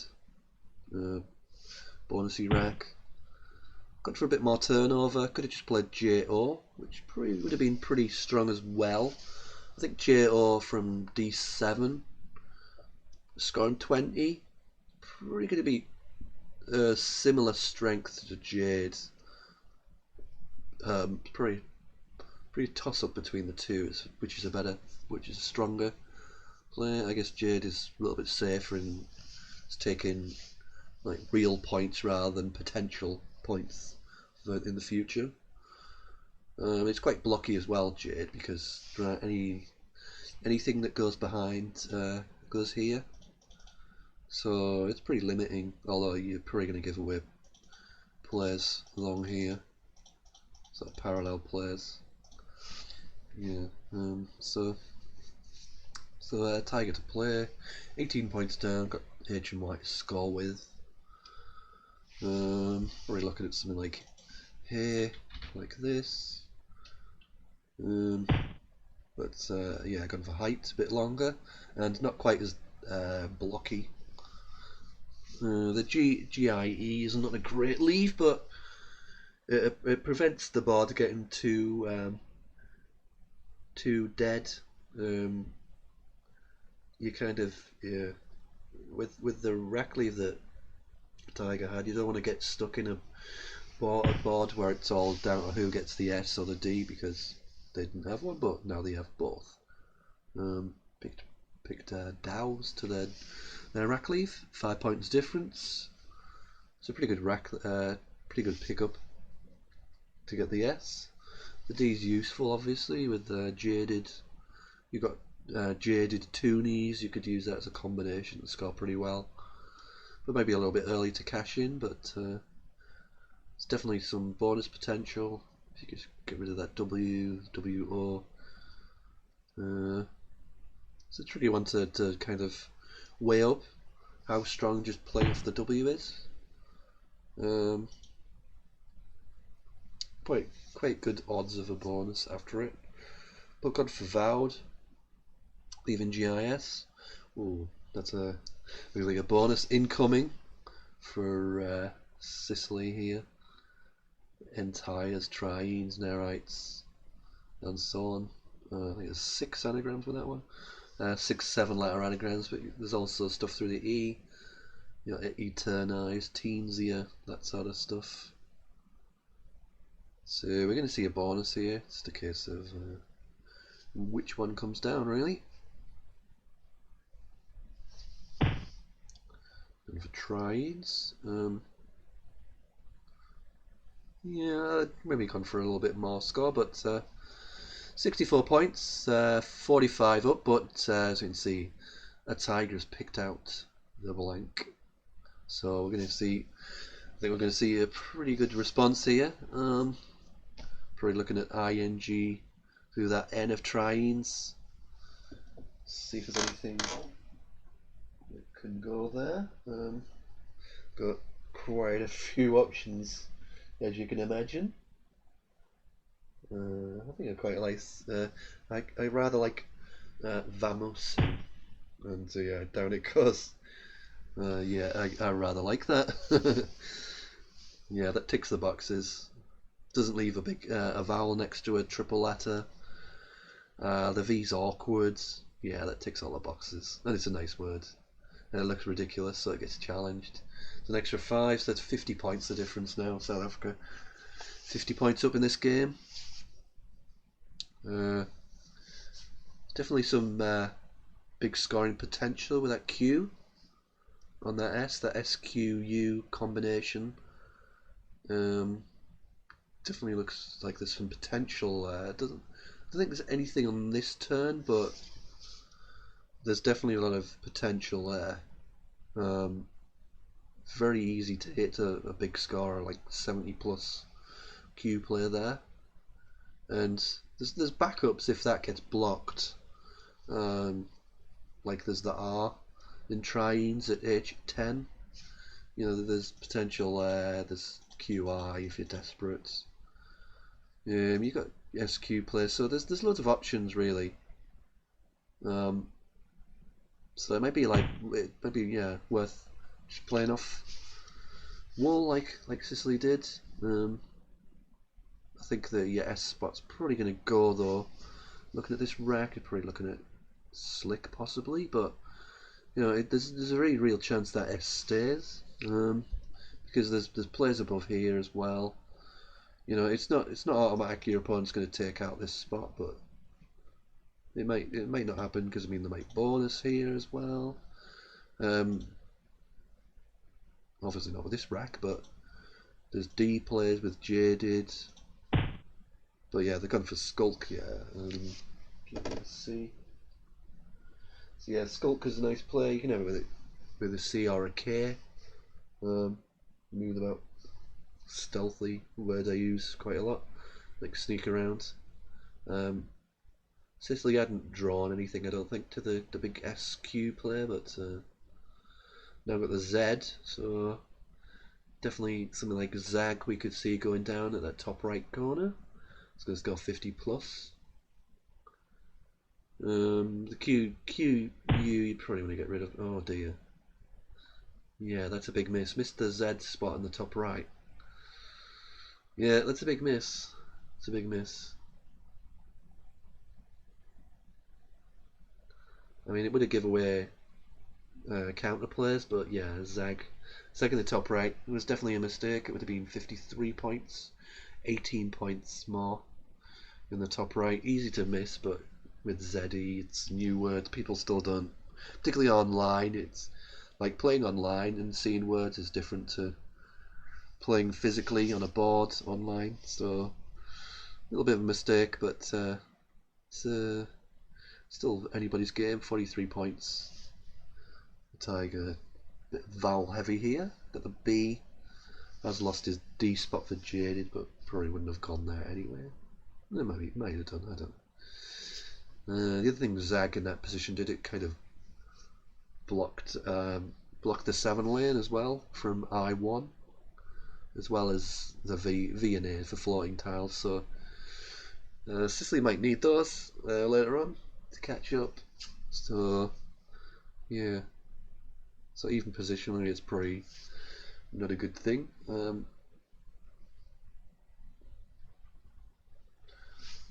So yeah, a Tiger probably looking at scars at the top right, but it's gone for quite an opening, quite an aggressive move of Red here for 27. Does a good job of scoring and scoring and leaving, but it's quite open. And quick reply Qua from Sicily keeps it lead within 40. But yeah, soon it's going to get a bit blocky. You'd think now we'll see what sort of player Tiger is. I mean, they play quite open from what I've seen, but there's definitely a good opportunity to block, close the board down there. Could have played like Ant from I12, and that would have really killed things. But has left it open, left the board open. Got for back, scoring lead, nothing wrong with it. It's a different way of playing. I would have been very tempted by blocking, but it was a sacrifice basically. I would have been very tempted to block and shut down these lanes. You got bonus C. I mean, they're not the easiest to hit, to be fair. But after that, after these go, you've got the T at C1. Bonuses there, but there's not a lot going on this board. So, yeah. Y doesn't really block because it makes this a little bit more accessible. From words playing from G13 like B and N and so on. It makes it a little bit easier to hit, but it does take out the E. So the Tiger's gone for the block now with and. Going to close things. Scores well as well. Scores 25 points, so might have gone there anyway, just for the score and leave valuation. Sicily 71 points down. Well, needs to think about opening soon because this board's going to get blocked pretty quickly. I mean, there's basically the L and the K and Skulk, and there's the Teen Toonie, and that's pretty much it. And Sicily's probably going to need a bonus to catch up. Let's see, there's a blank to come. There's lots of I's and R's. Pretty standard otherwise. Yeah, pretty standard unseen pool really otherwise. A little bit constant heavy. A tiger sitting with a good rack. Yeah, gone for the really shutting down the board. The other thing is, bonuses from C1 are going to give away a lot of counter players. But there is a possibility of getting like a bingo bingo with C1 bonuses, because you know you can play a bonus here, your opponent plays down there or through here. They might struggle to play parallel, and then you've got all these floaters. So it does give back counter plays, but it also means there's a chance of bonus as well. So getting 2 bonuses in a row, which Sicily might need to do soon, so they can't keep scoring, match scoring with the tiger, because yeah, but yeah, bonusing first is the biggest priority, I guess. But yeah, this board is getting deader by the minute. Is there any good players with FIN down here? I guess that's what's the price. That's kind of where I'd be looking.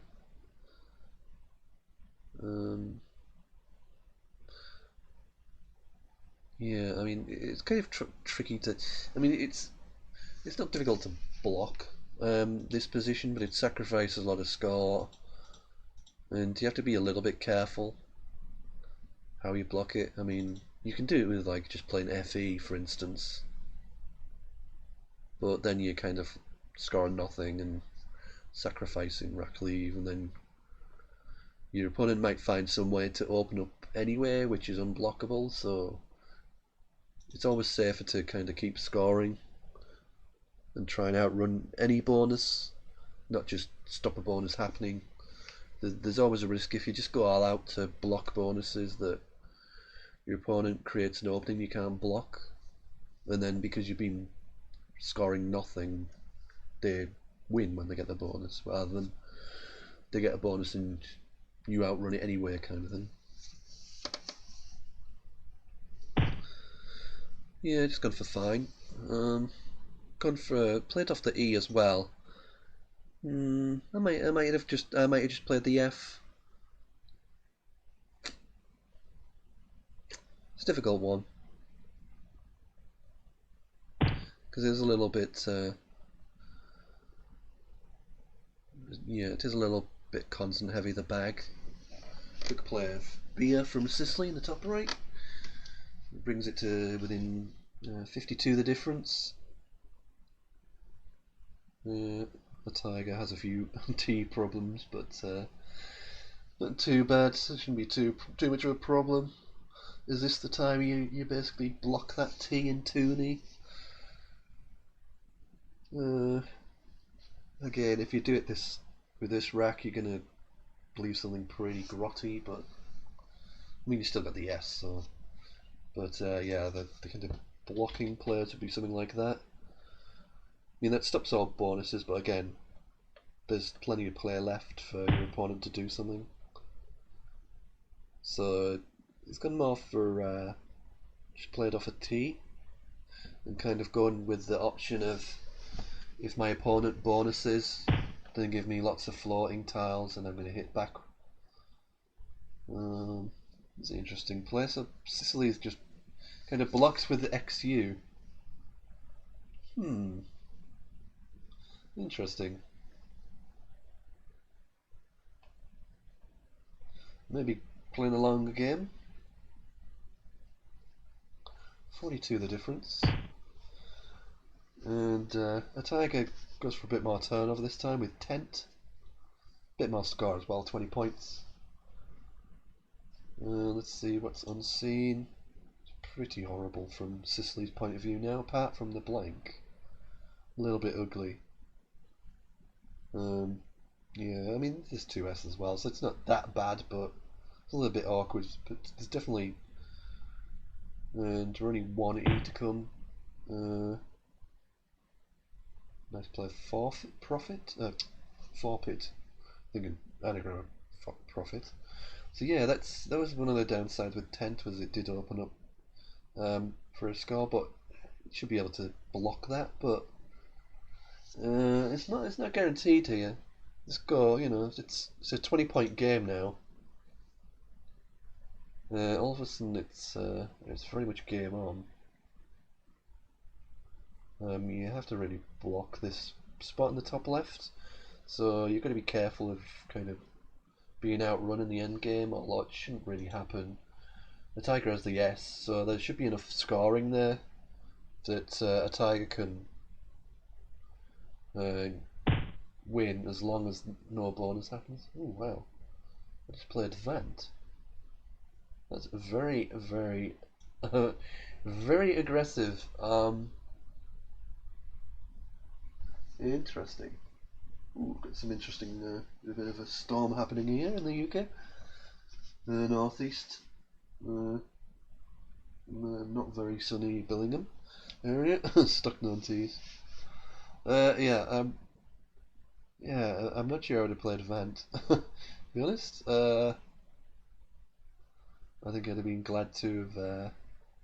I think I'd have been looking to block.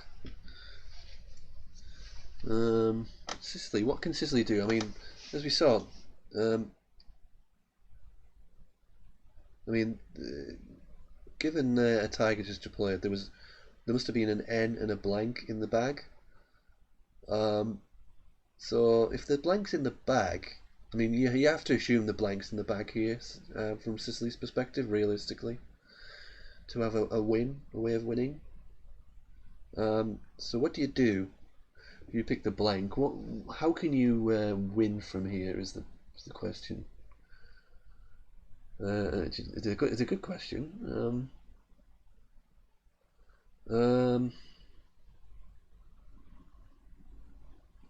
Trying to see ways you can win.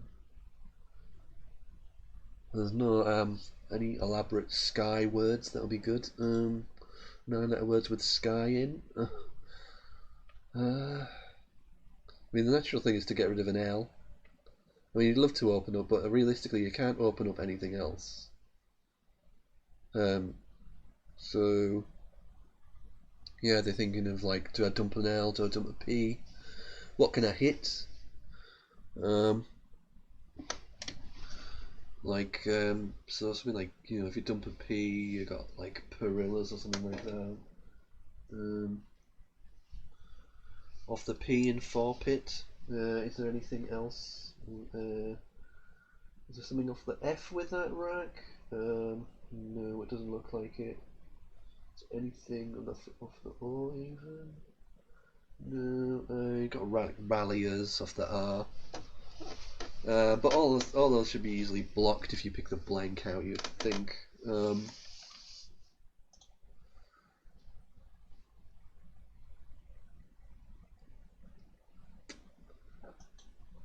So what about L? What can you do if you could pick an L out? If you dump the L?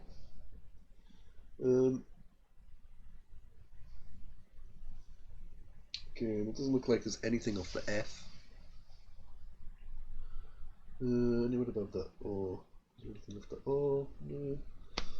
So yeah, dumping an L doesn't look great. So yeah, I think it might be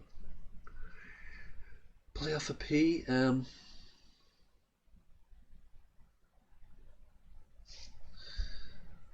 hope your opponent makes a mistake. They've just played off the S. Just interesting. I think there might be. Is there still a bonus with a P on that? Is there like papilla? Yeah, there is. There's papilla and pupilla still available for Sicily here. So, so they picked up the blank. So yeah, the Tiger has to be careful here.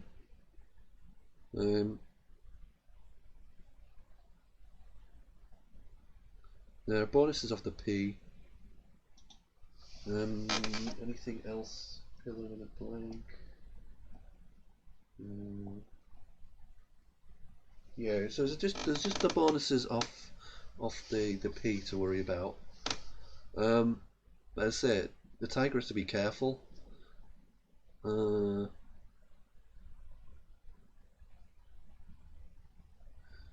could play something like Bint, leaning. This would be quite cool. Uh, so you play Bint, and then you've got like fineries to go out with. You should be safe in that scenario, I think. You got like stuff off the B to go out with, and the F. I think that would be pretty safe. Because you also have to be careful that you don't you don't leave yourself in a situation where you block and you don't if you did this for instance, you might give away like a 9-letter word that you don't think of, and you might not have any outs yourself.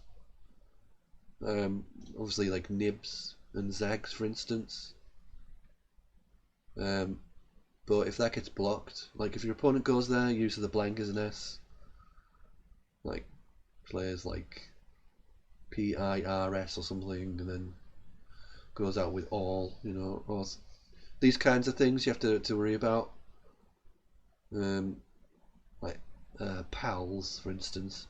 Players pals, leaving LIR. I mean, that's probably not very good, but yeah, these are the things you have to worry about. With this one, yeah, it's not a foregone conclusion.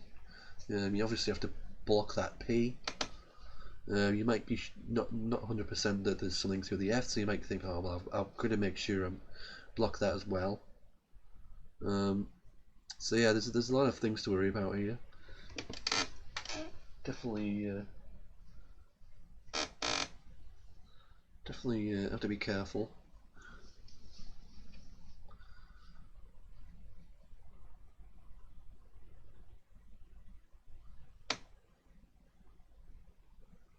So yeah, I mean, so if you play, if you play REI, your opponent is going to have some counterplay here.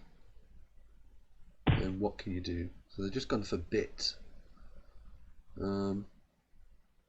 Yeah, that works. Assuming there aren't any bonuses with orbit, which I don't think they are, but I'll double check. No, so that works. That blocks the P bonuses, and it gives outs in 2 places. So you got Risen here, Risen or Siren or whatever, and Rains down here. So that'll work. It's not always about finding like a totally perfect. It's basically finding guaranteed win as much as you can, and it was pretty good, probably as good as anything anywhere in terms of spread. But so that's going to give South Africa the win in this one, assuming there aren't any phonies or anything like that. We've got a result in chat. It's a good game, 484 to 477. It's a win for New Zealand. I believe they were good against Duncan Keat. So we'll have a look at that game once this one finishes. Just make sure any bonus misses or anything well, there aren't any bonuses. Any phonies or anything like that could turn it one way or the other. So Sicily plays pals. So Tiger just needs to find an out with Risen, Siren, and so on. And that'll be good. Sniper would work as well. Take your pick. Another result in Scrab fans beats Gerald 1955, so that's a win for New Zealand as well. So it's going to make it 1914. So yeah, this game finishes. Seren goes down, gets a challenge. A Tiger wins 402 to 372. It's a win for New Zealand. Sorry, win for South Africa, but New Zealand are 2-1 up of the results we know. So it's going to be 19 to 14 once the score updates. Good job, graphics guy. So it's catching on the game. Well, have a look at that blue Thorogood game, which is looks like a belter. Ooh, Volpino is very nice. No bonuses here, is there? Nope. Wood. I think I'd have played wood over just WO, but take your pick with that one. So we'll just go through without till we get to the save area. Yeah. Liners. Accurate. Bang bang bang. Yeah, very nice.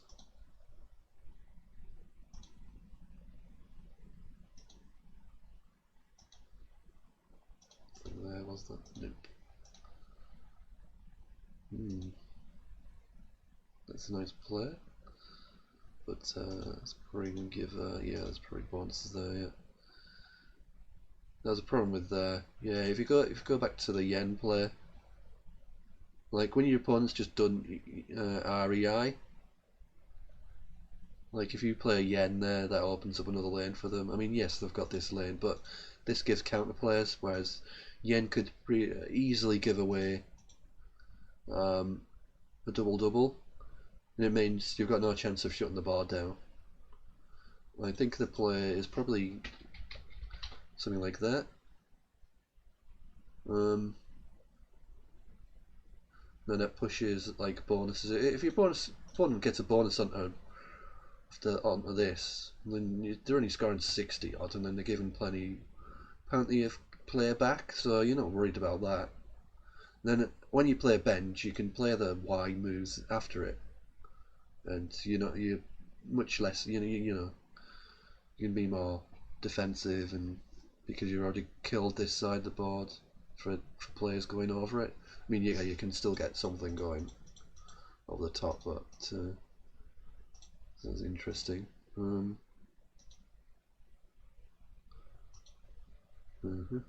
Good old QI.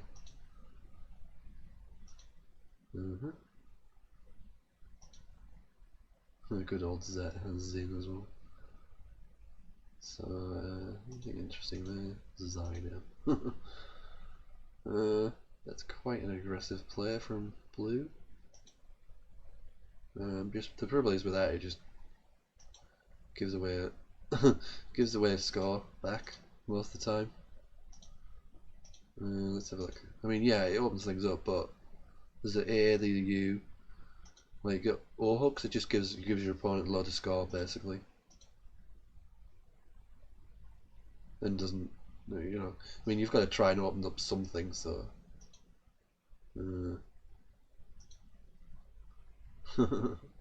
Yeah, that kind of. So that looks like the winning play of extension of Volpinos. I'm not sure what was being blocked here. We probably should just leave this alone, to be fair. If you're going to do something there, I mean, your opponent can't do much. They're pretty restricted, so like you could do, if you really want to be defensive, you could do something like that. But then there's a chance you get stuck with a J, but you should be fine with the board as it is. I mean, yeah, I mean, still, they can't do anything much with that. If you're going to be defensive, do that, basically. There was actually, oops, there was actually, there's a novelish. Oh no, there isn't. There isn't a V left. There might be something onto the ISH, but yeah, if you're going to do that, if you're going to block, do it here. So yeah, that was a nice play from blue. That's given him the win there, pretty much. Yeah.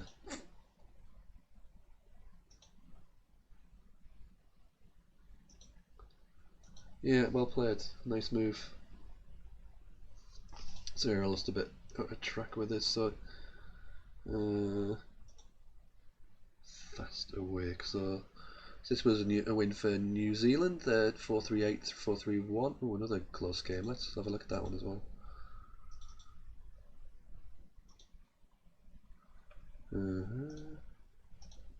Anything there? Can't see anything. Yeah, Weiss is the player. Yeah, I think Weiss. Yeah, you're away.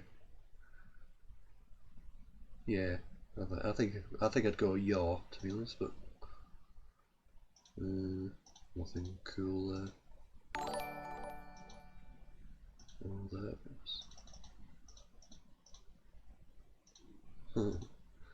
Unshoed, very nice. Trap on tour there. There was a bonus miss trap on tour, yeah. It's probably why the game's being lost. I know they got a bonus after it, so maybe not, but yeah, it's a bit of a miss. So let's get to the end game, see where it turns around. Fast awake. Oh, that's really cute, yeah.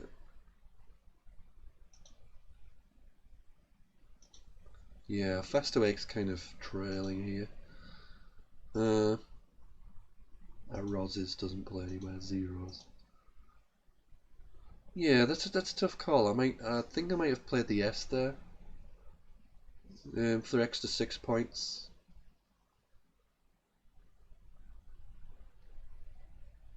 It's probably worth it. Maybe have a look at the unseen. Yeah, maybe it's possibly worth it for the extra 6 points at that stage. Missed well avoided the trap of putting an S on the end. That's a bad play. Yeah, that's probably where the game's lost. As well, missing the bonuses. Vane is just a bad player. Wow, that's a horrible unseen 3 Ls. If you play Ovist, you're in really good shape. Even if you don't see that, just don't empty the bag, basically.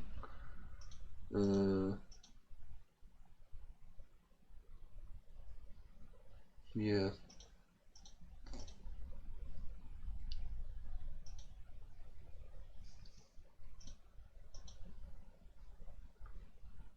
So cover. It's not going to win though. I think yeah, Pugils is nice. They got Lins as well.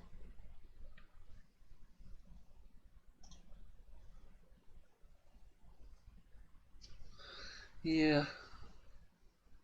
Koya not cover. But yeah, this Vane is really bad. Anyway, let's. None of the results are in yet on the actual scoreboards. We'll try and catch a live game back end of one of these. Chile's on round 4, 5 even.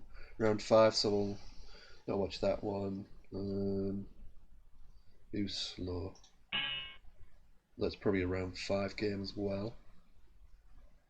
Yeah, the results are just coming in. Updated score is 22-16.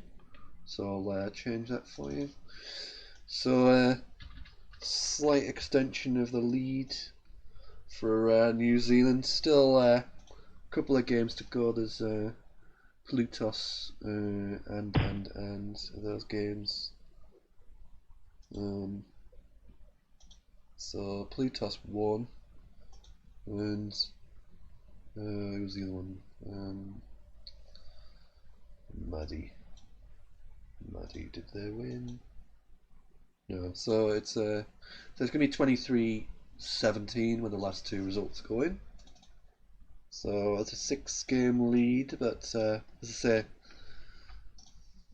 it's still plenty of play left in, and still lots of things can happen. We'll carry on watching this game because it's a nice and close game. Seen Minex and Goldilocks.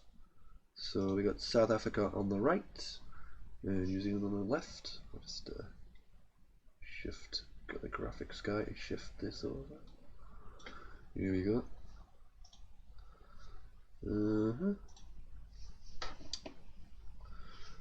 So 2-5-4, 2-5-4-5 even to 2-5-1, 6-point game. Goldilocks to play. Not the greatest rack, but probably had some plays through that A. It's going to give him a few options.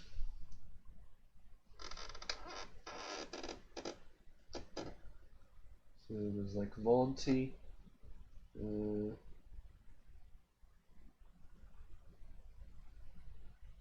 Played Borty. But, yeah, but Borty leaves the U, so because you're like a vowel insurance. So yeah, 6 and 2 3s, I guess. Vaunty, pretty. It's kind of similar strength moves. My next plays Gox for 44, keeping just a 4 points difference.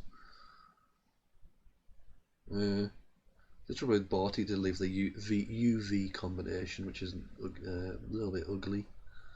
UVN versus keeping WB. So if you're trying to outrun an opponent, I'd probably rather keep BW. Particularly with that, where Gox has gone, BW would be nice there. If that stayed open. It's quite. I mean, it's not good for the A8 hotspots. This is quite a big opening, but I mean, this is the kind of the main scoring spot really on this board. But I guess you could play here, score reasonably well with Evo, stuff like that. That's an option. It's not the easiest to hit, but there's definitely some scoring potential there. Let's have a look at the unseen. So yeah, if the K goes there, the M, the P, even the T with the right stuff after it is potentially dangerous. Like the A, the O, you can play stuff here. There's loads of scoring potential. So I think the focus really should be on probably blocking that, even though you'd rather play like Evo and Scott 27 and sort your rack out a bit. Yeah, so it's gone for venue. That's pretty risky to leave that spot open, but it's not gonna hurt too much because, as we can see, my next has a lot of rubbish. The 3A, the duos. I mean, we knew that obviously they kept rubbish from the Gox player, but Goldilocks didn't know that. Could have been anything on that rack. Although it's probably bad, but yeah. But this is the good side of balancing your rack, is you get racks like this, roomies. Trouble is, are any of these bonuses going to play? 7-point game. South Africa edging it, but yeah. So for anybody who wanted to know what Saola is, it's a Vietnamese word. A small ox-like mammal found in Vietnam and Laos. So there you go. Apologies for my pronunciation as always. I'm Northern English. My excuse. Yeah. So yeah, I can't see anywhere to play roomies. I'm gonna go look at the floating tiles, see if there's any bonuses there, but not seeing anything immediately. But there's no guarantee of anything. Yeah, it's a pretty vowel heavy bag because it's equal. Usually more consonant than vowels. So it's a little bit vowel heavy, which was borne out by what we saw of mine X's wreck. Some pretty ugly stuff, but there is blank. You'd think the blank's going to be a big pickup for whoever gets it. It's going to be a biggie. So the blank's going to play a big part in who wins this. Yeah, if you can't bonus, I mean, you'd definitely be looking. Given that unseen pool as well, like all those I's and O's, you'd probably be looking at something like this. If there aren't any bonuses. Um, like usually you might just play Moo and leave the eye behind, but given that unseen pool, definitely better to put the eye on the end as well. Let's see if there's anything with roomies.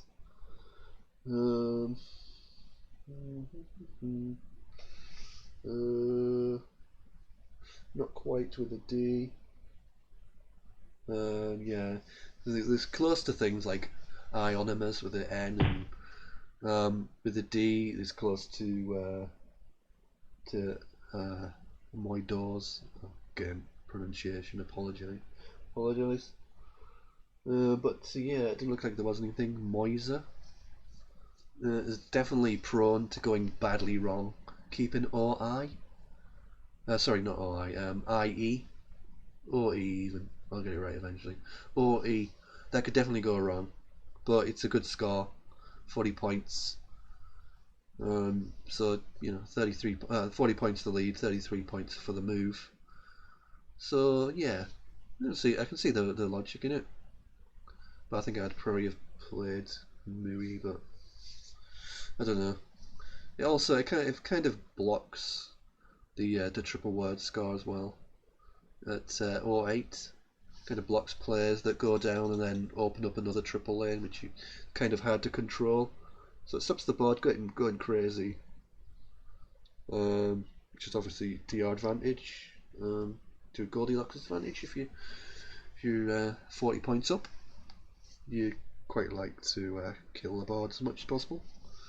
So yeah, it does tick some boxes, Moiser.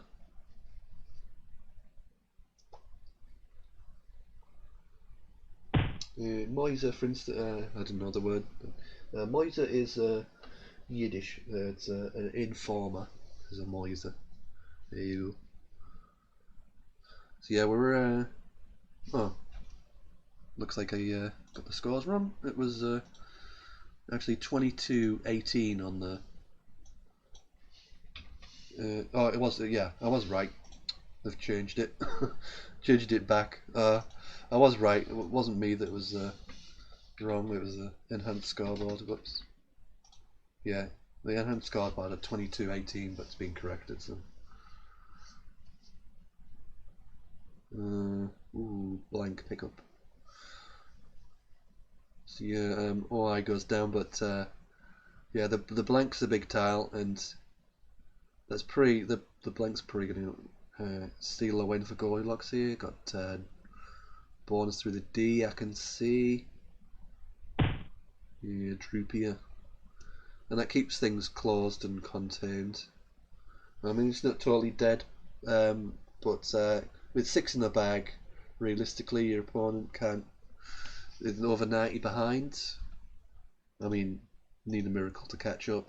Even if they get a bonus, it's not going to be enough. Need to score well. It's not totally blocked because of Ilya.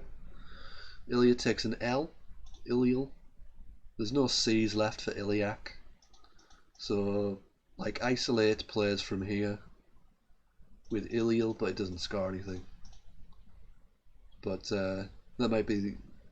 It might be the most winningest player, but then again, it might be better to try and narrow the gap. I don't know.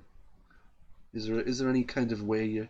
I guess if your opponent has like 6 constants or 7 constants, or but even then, if your opponent has 7 constants, then your rack is garbage as well.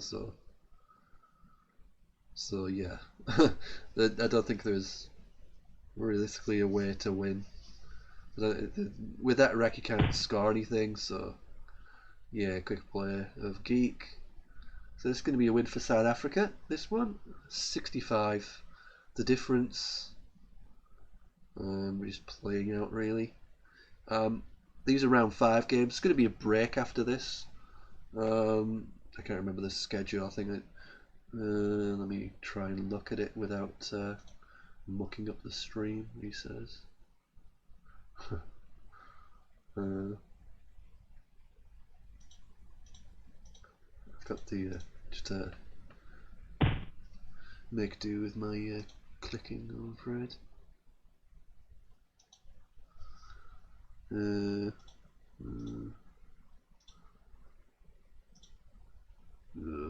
find the schedule eventually. There we go. So the break is scheduled to be at to start in 25 minutes, so we're a little bit ahead of schedule. And the next game back is in about an hour's time. According to the schedule, but it might change because of being ahead of schedule. So we'll keep an eye on the chat to see when the next game will start. Let's say this is round 5. There's a break after this. Obviously, there's plenty of other games we can watch.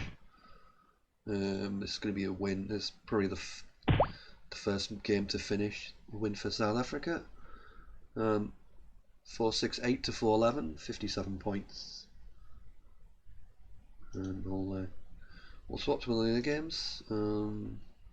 Let's see much of. We've seen a bit of everybody really. I think. Let's see a bit of Plutos. Their game's just started, so we'll watch that. It's perfect. So we've got South Africa on the left, New Zealand on the right. Just going to update the score before I forget. That was a win for South Africa, so it narrows the gap to 5 games. 23-18. So yeah, this one's just started, so probably we'll stick to the schedule. Will be more or less stuck to, I'd imagine, because this game's running more on schedule, as the one we were just watching is quite a bit ahead of schedule. So.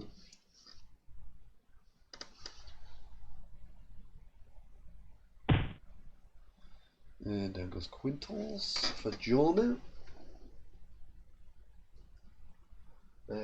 Quintal, 5-point penalty challenge as well, so extends the lead to 120. Unsuccessful challenge. Quintal is a French word, an old unit of weight equal to 100 kilograms. So there you go. So yeah, it looks like one which could be like quintal, could be like an adjective, but it's not. It's a unit of weight. So there you go. So a good start for New Zealand in this one. 120 points up. Can't ask for much more than that after 3 turns. Not the prettiest of racks for Plutos. Pretty ugly, in fact. Not much on offer really. You could play from G1, TIG, something like that. That keeps the U.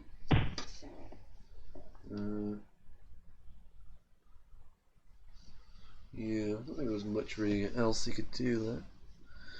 So back with Jomo. Ooh, he's picked a blank now as well, and a Z. So looking good for New Zealand. 98 points the difference. Got fees for plenty of points from E7. 43 points. Could definitely see that going down. Fees just means phase, basically. There's tons and tons of, hundreds of different spellings almost of that. Fees, and yeah, it goes down. Kind of what I expected. That's 43 points. There's not much else to do really. With a blank, it kind of limits the options, so not much else to think about if you're not going to get a bonus. With F and Z and V, it looks pretty unlikely you're going to get a bonus, so makes it fairly straightforward. 141 the difference now. Plutos not had much luck with his rack, but he's got an S to work with, so that's improved a little bit. Looking for any potential bonuses. Doesn't look like there's anything at all actually on Zizipher, but yeah, I think you're probably looking at something like autos and feeses or Orlos or these sorts of things could be an option. Opens up a bit, which obviously at this stage, I mean, normally you don't play too much to the scoreline, but when you're 141 down so early, you do kind of keep an eye on kind of having big scoring lanes and such open. So yeah, I think I'd have between autos and Orlos. So yeah, Orlos is a plural of, well, you're probably familiar with Orloi. It's just the same as that basically, with an S instead of an I.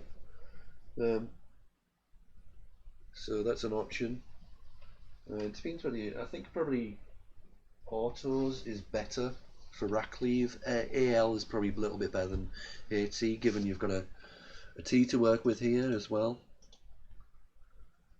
And AL probably has nice synergy without looking up on Zizifer, not Zizifer, on the rack leave evaluator on cross tables, which is a very useful resource if you haven't used it before. Definitely recommend checking that out. So yeah, I think it'll be between those two for me.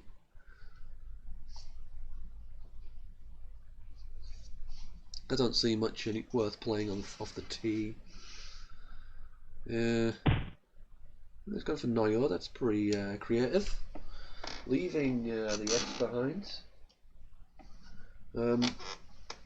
Noyo also takes an X, but obviously the X is gone with Pixes on the opening move. But yeah, that's pretty creative. Jomu has the blank again. Still, well, obviously kept it from last turn. I think over fine is good. Fairly sure that's good. And down that goes. So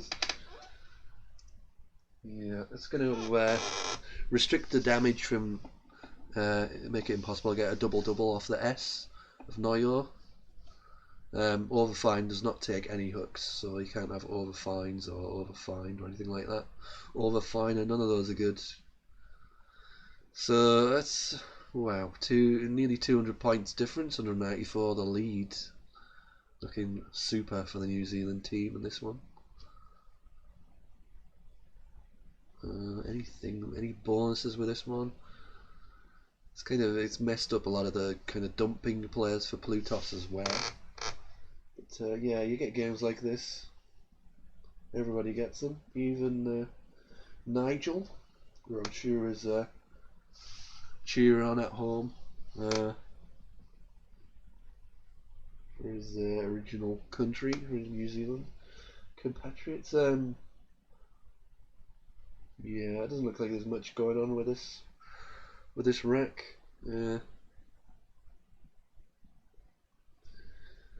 Yeah, frustrating one. I guess the question is, do you try and open?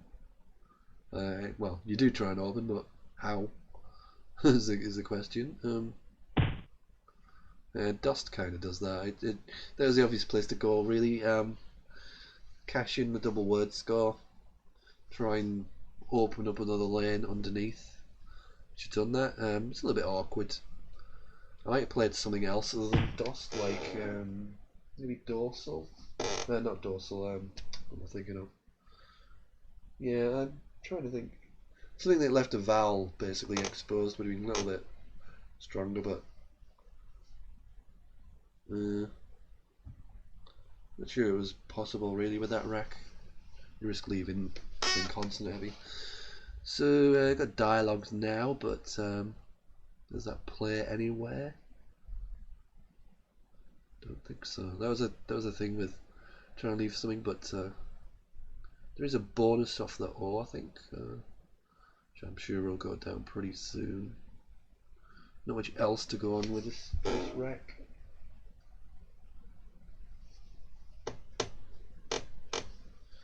We're 203 the difference, but yeah, there is a bonus here, Solidago, which is a flower, a goldenrod apparently. But I can't see anything else. There's dialogues. I don't see where that goes. And you kind of need something bigger than that. We got another result in for round 5. Oh wow, it's missed Solidago. Well, that's surprising, but so Joma has a blank. This one's pretty dead.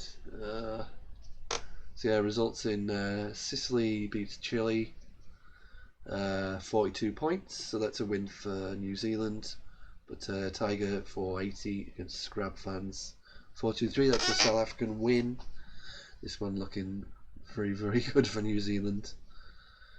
Well, I'm going to have a look at another game because this is pretty much a blowout.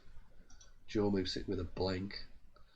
So let's shut that off. And not seeing much of Maddie Metcher and Patrick, so I'll have a look at this one. So it's New Zealand on the left, South Africa on the right. Bonus size lead for Patrick. Maddie playing Panic, trying to open something up, although there is Ski, but with no S's to come, that's dead, so it's a pretty tough board to, and pretty tough tough tiles to, tough pool to do anything bonusy with. It's not totally dead though, but it is pretty unlikely you're going to get hit by a bonus. You got things like ending in INE, for instance, or that's pretty aggressive. Flame. That's super aggressive. Yeah, I don't think that was a good play, to be honest. If your opponent has a good rack, I mean, there's potential to get 100 plus if they get a J bonus. I mean, we didn't get a good look at the unseen pool, but yeah, if your opponent has a bonus there, they're gonna hit you. They're gonna be ahead when the bonus hits, and the chances are, if they've got a bonus, this is the sort of crap you're gonna be picking up. So yeah, that was kind of unnecessary, but it's obviously not going to matter with these tiles. But yeah, that was pretty risky play from Patrick. But yeah, this one's going to be a win for New Zealand. So let's switch over, see if any other games going. Now this is a close game. So two of the lower kind of ranked players for both nations. It's got Andrina. We got New Zealand on the left, South Africa on the right. Let me just shift the flags over for you. There we go. Well done, graphics guy. There we go.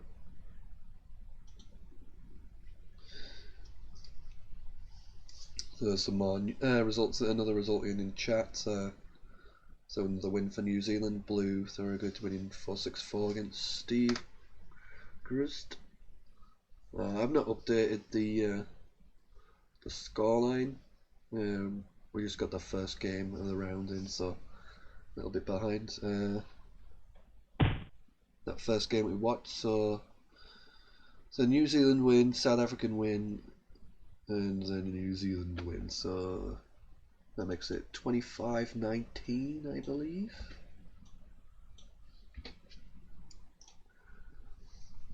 And this game is pretty even. 262, 267. And to go left on the left side to go with the blue tiles.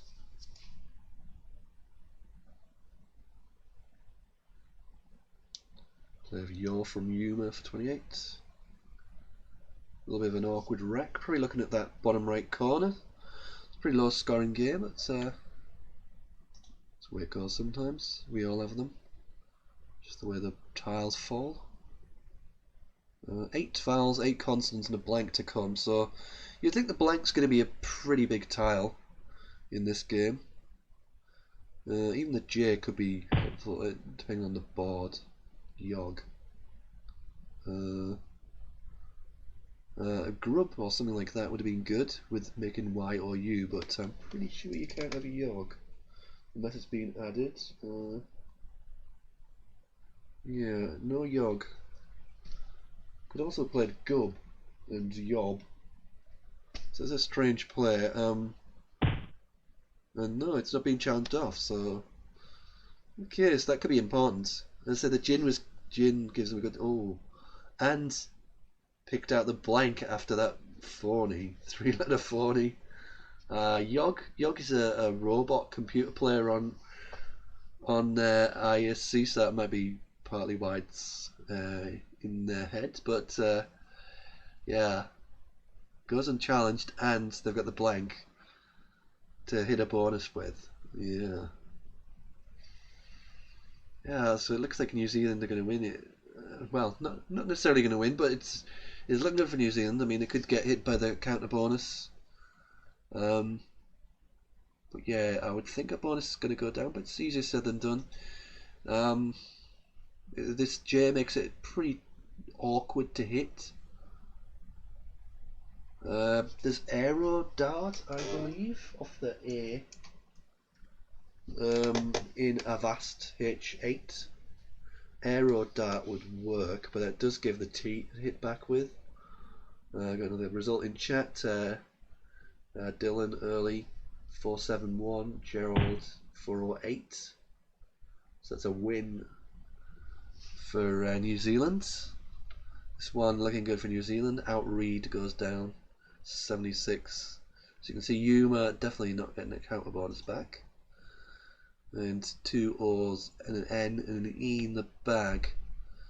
So unless we see a phony, this is going to be a win for New Zealand as well. So New Zealand's starting to pull away a little bit. With this one, it would make it 27-19 when this game goes to New Zealand, as we think it will. Goes to Anderina. Yeah, that big swing on Yog. If Yog gets challenged off, Anderina doesn't have the blank. Maybe Yuma can draw it. Yuna obviously, I mean, it takes the points off as well. It's a big... Oh dear. That was a big swing. So yeah, people are going to the break after this game. There's not many other games going on. We know that the Jomu one's pretty much a one-sided hammering. Let's just have a quick look at the Howie one. See if interesting there. That one looks another win for New Zealand. By the looks of it, yeah. 106 difference. So we'll go back to the other game. So yeah, it looks like it's going to be 28-19. And that last game, New Zealand were winning as well. So it looks like it being a bit of a blowout round for New Zealand. Looks like it's going to end up 29-19. I mean, not a big blowout. I mean, it's a 6-4 round, but South Africa need to be winning rounds soon. They need to win most of the rounds after the break, because yeah, it's 10 points, 10 games difference. It looks like it's going to be when all these results finish, when all these games finish. Oh, there's another couple as well after that I haven't got the results in. So 29-19, it could be 31-19, it could be, you know, hopefully not. Hopefully it's 29-21. But yeah, of the games we know about, it looks like it's going to be 6-2.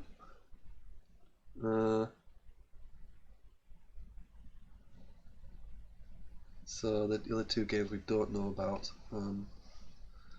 So yeah, it looks like it's been a bit one round for New Zealand anyway. We'll have a look at the individual standings. Once these last two games, once the last few games finish. As it stands now, we've still got the one player unbeaten, Jihad Page. That's Plutos, but we saw he was getting absolutely annihilated by Jomu, Lynn Butler from New Zealand. So we know that every player's lost a game now, or will have soon lost a game. Lots of players on 3-1. 4 New Zealanders, 4 Kiwis. We've got Blue Thorogood, Lynn Butler, Howard Warner, and Dylan Early, and South Africa player Harry Wiggins was on 3-1.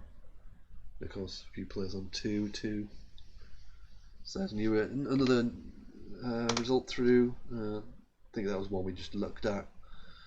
New Zealand wins, so that's confirmed. So I'll put that in.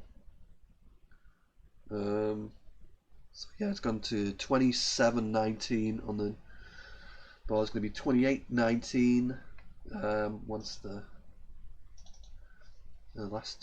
game in chat goes through, and then this game is going to make it 29-19. So yeah, looking tough. Long way back for the South Africa in this one, but still plenty of games, 50 games after the break, so still a lot can happen. Just needs a few big rounds, a few 7-3s, 8-2s, and that lead disappears very, very quickly if you get a big round.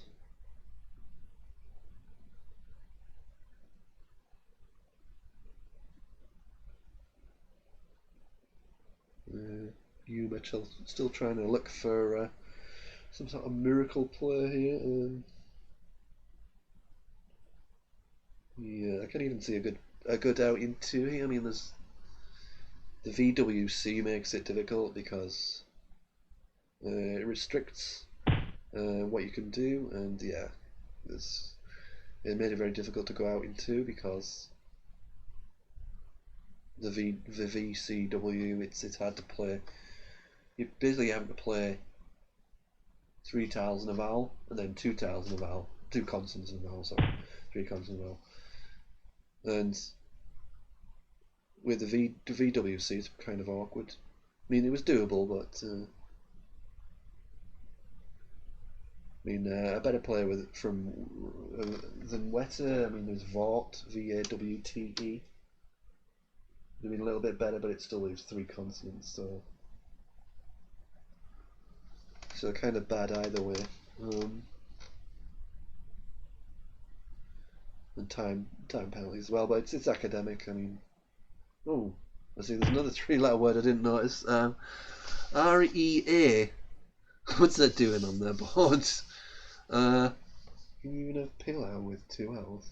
Oh, you can. I didn't know Pilau with 2 L's, but yeah, REA. So there's 2 phonies on the board. Let's just have an examination. Yeah. Oh dear. Was that a phony each? I think it was. It was a phony each. Who played Core? Core looked. So yeah, Bug was phony, and so was not Bug itself, but Yog, and the Core move making REA. So there's 2 phonies there. Never mind. But yeah, it's a win for the New Zealand teams. Makes it 29-19. Confirmed now. So it's just 2 games left. Trying to figure out which 2 I mean, there's the Plutos one, isn't there? They're all finished now. I don't think I put the Plutos one through.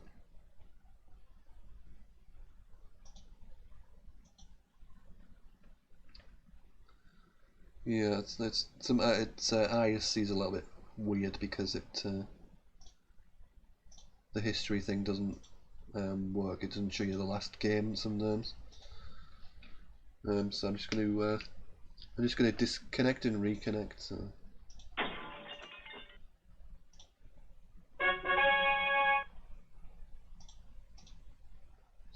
no, it's still not showing the last game. All right.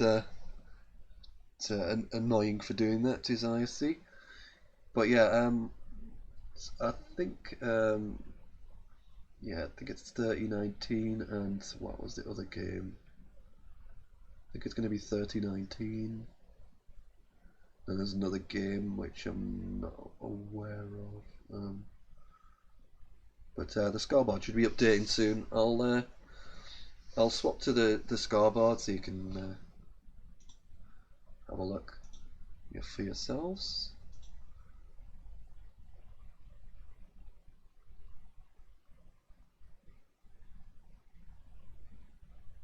Obviously, I'll put the scoreboard at the top so you can see it over everything else. There we go. Alright, so we're just waiting for the scoreboard to update. It's going to be a break now. Let me just double check. I think it's so the next game is scheduled at 20 past. Sorry, 20 past.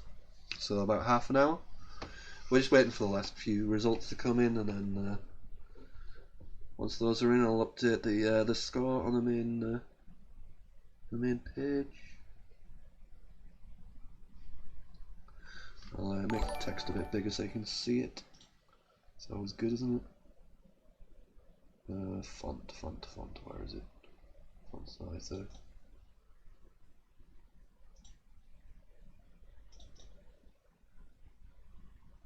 Yeah, it doesn't matter about the ratings, they're all garbage. We go. No, it's still not updated.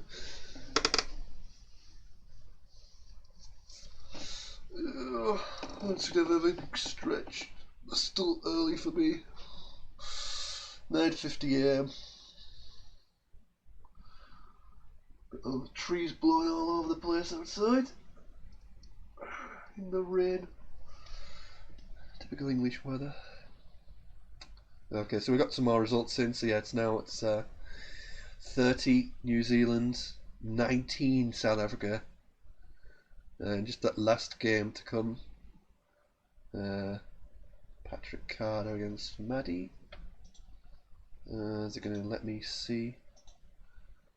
No, it's not. It's not updated yet. Usual ISC glitches with the history, so you can't check. But I think watching that, weren't we? And it looked like Maddie was going to get pipped in that one. Yeah, Patrick had played Flame and 90 points up. So yeah, it's going to be 31 to South Africa, to New Zealand. Sorry. Once it updates. So let me just do the scores.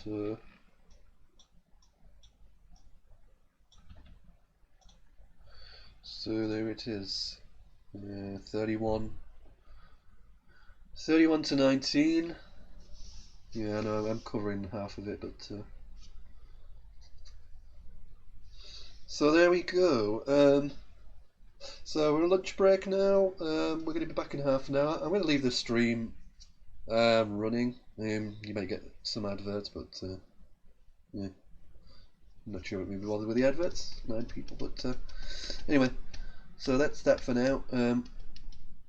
If you're watching on Facebook or Twitch, do give us a follow or like or whatever's relevant. Do share the link around if you're on Facebook. Share the video link around to any relevant groups. To share it wherever you want. So that's what it's there for people to watch. Don't have to ask for permission or anything like that. So we're going to be back with live games in about half an hour. Until then, I'm going to mute my microphone so you don't have to listen to me for half an hour. Give you a bit of a break. We'll see you back soon. I'll try and leave a message for people, and I'll make the scoreboard a little bit more visible. I'll rejig it. Actually, I'm lazy, so I'll just do that. That works, doesn't it? I still can't see the last score, but it doesn't matter. Yeah, that'll do it. Alright, okay, I'm gonna leave it running, so I'll see you soon in about half an hour. Cheers. More live New Zealand versus South Africa match. See you then.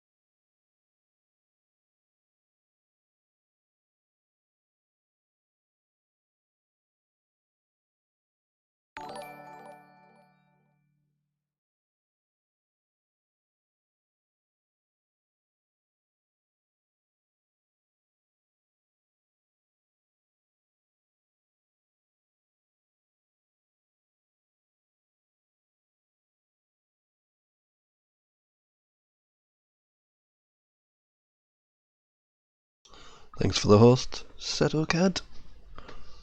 We'll be back in about 10 minutes. Yeah, should be next game about 10 minutes, 20 past.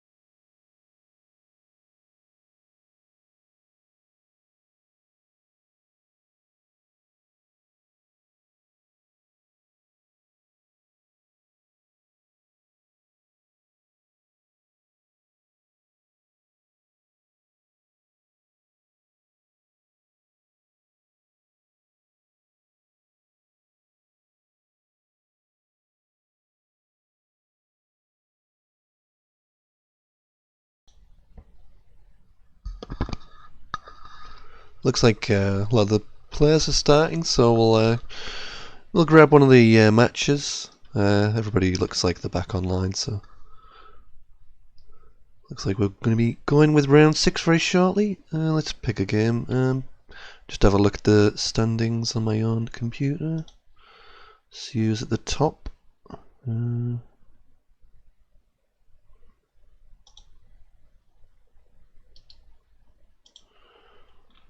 Yeah,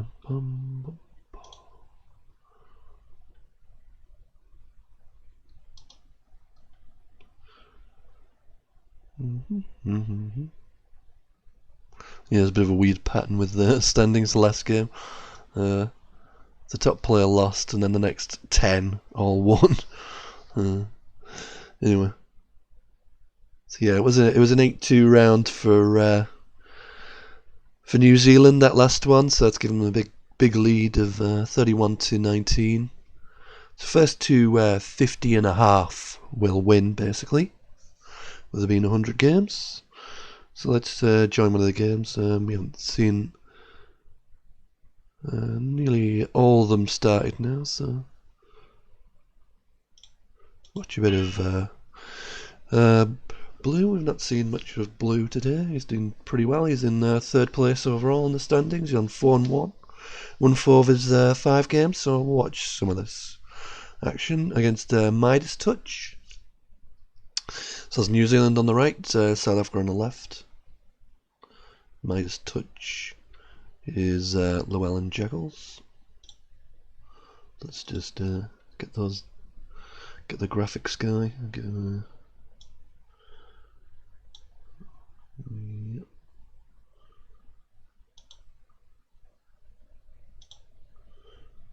Yeah, you sorted it out. Good lad. Didn't have to hit him this time.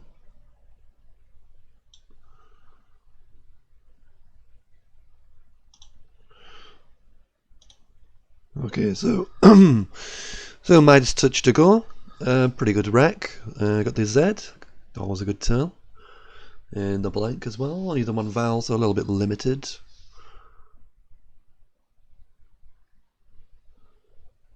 Kind of difficult to really.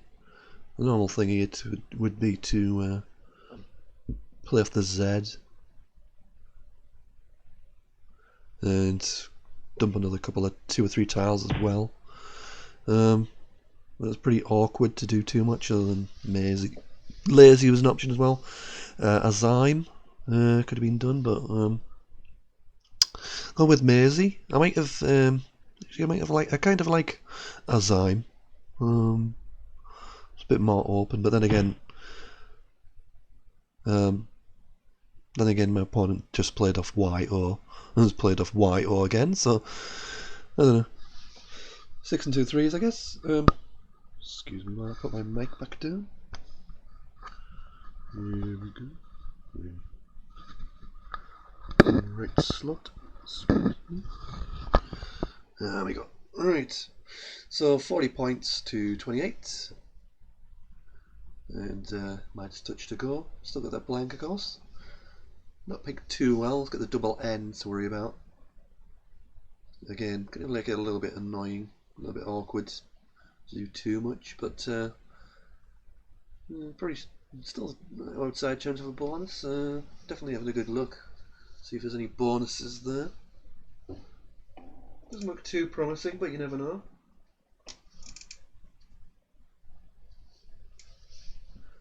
It's not too bad. Should be able to get something like Lorn down, Lorn, making That seems pretty strong. Keeping NT blank.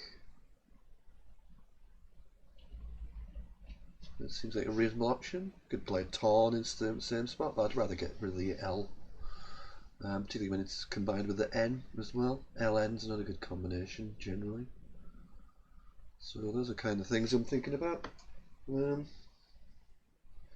Probably one of those racks where if you're spending your time making sure there's not a bonus more than anything.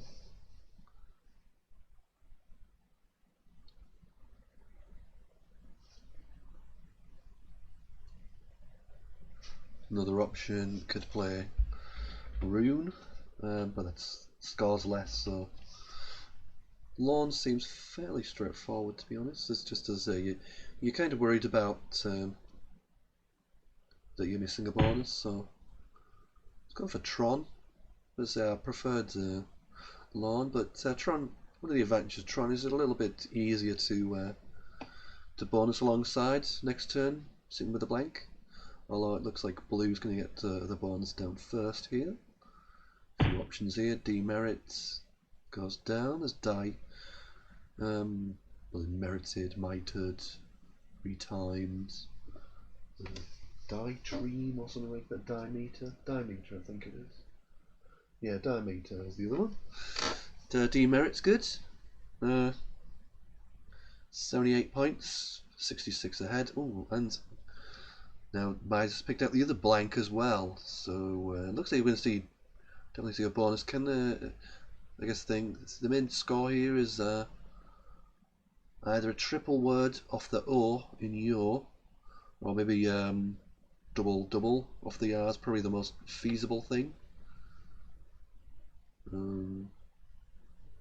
Must surely be a double there somewhere, you would think.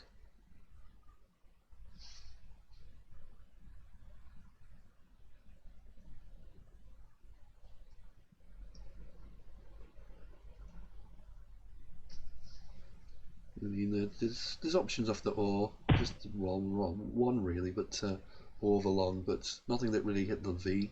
If you could have got the V on the double letter score, probably would have been a bit a high score, but Rondeval for 86 does the job.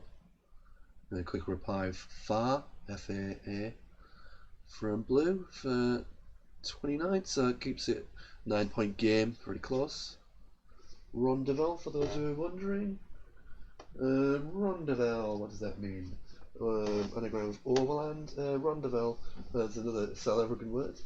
In South Africa, Rondeval, a round hut with a grass roof. So there you go.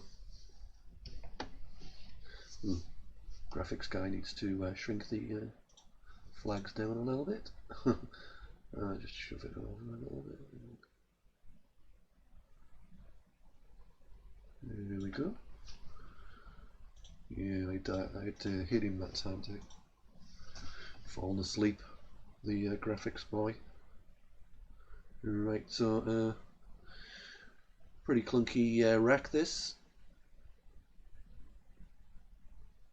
Are you looking at that A in Rondeval? Are there any big possibilities? Ganges would work, but it's going to score well. That's KD leave. Uses up your S. Yeah. Fantastic. You got Tom. Any sort of hooks with there? Toms.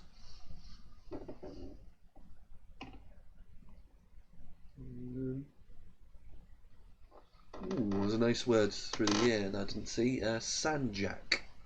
That'd be pretty cool. Sanjak. Not sure if it's the best word, not the best play or not. I'm not sure, but that'd be pretty cool. Sanjak. Let me show you that. 51. Ganges. Probably not going to score anywhere near. Is that 42? So it's definitely better than Ganges as Sanjak. Option is to say something like that. Danks for 51. So there's a few options here. Go for Kangs.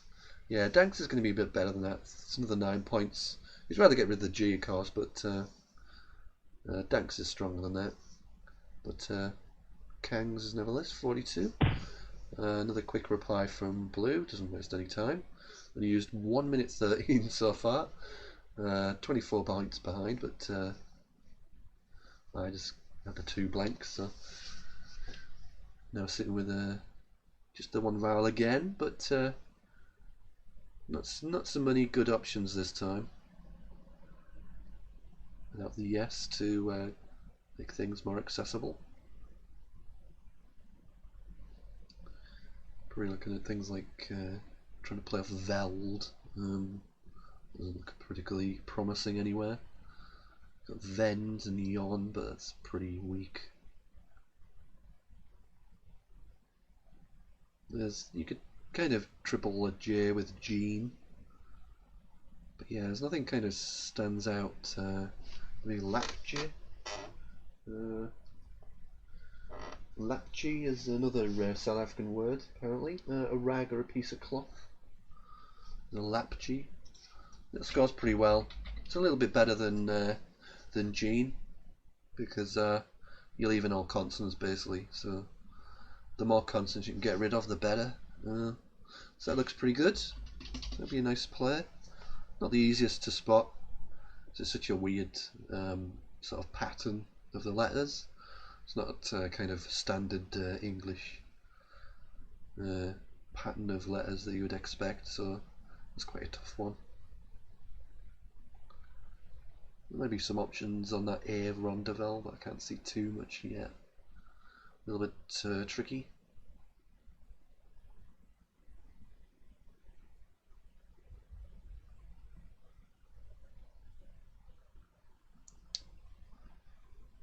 Yeah, I'm not seeing anything fantastic on that A.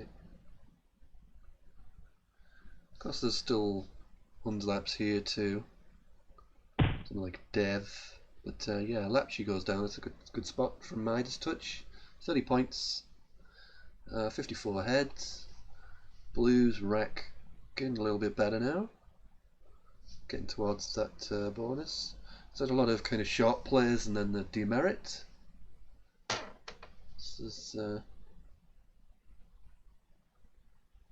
interesting. Wreck looks promising for a bonus.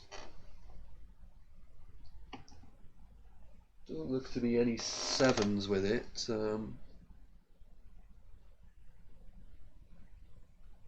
Looks kind of awkward. Oh, there is one, and there it goes. Well spotted. Gauziest on the G.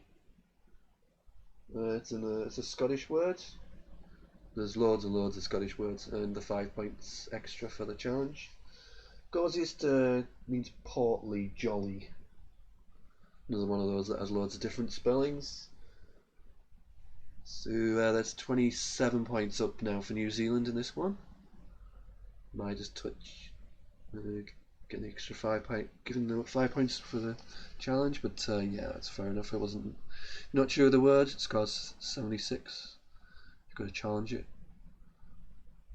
and got that V to get rid of. But Rex coming along a little bit better now. It's hanged from that spot in 10L. It's going to score pretty well, but you'd rather get rid of the V if you can.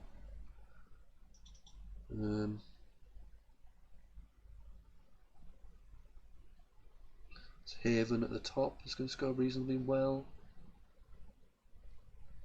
Play Haven here, but yeah, Haven at the top. It's going to score pretty well. Have a look. 41 points for Haven. Looks as good as anything I can see.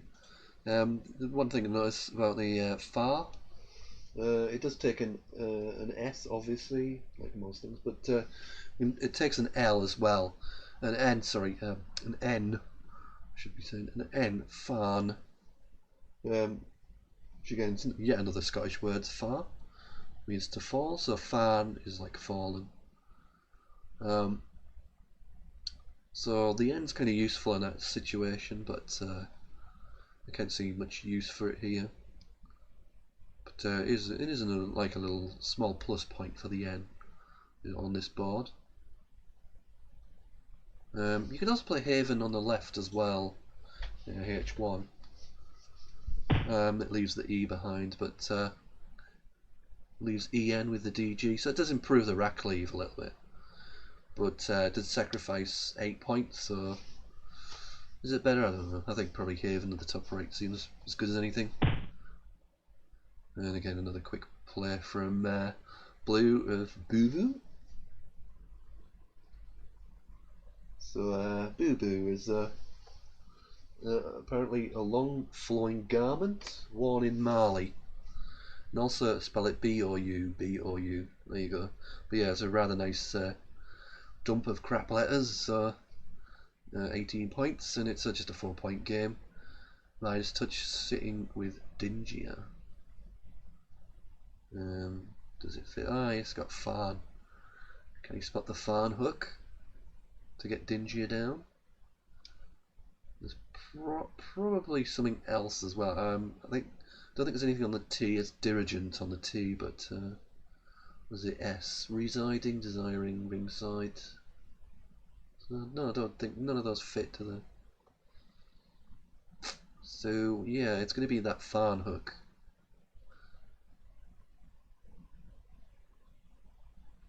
It's kind of innocuous, so it's easy to overlook. But yeah, if you don't see it, you're in trouble.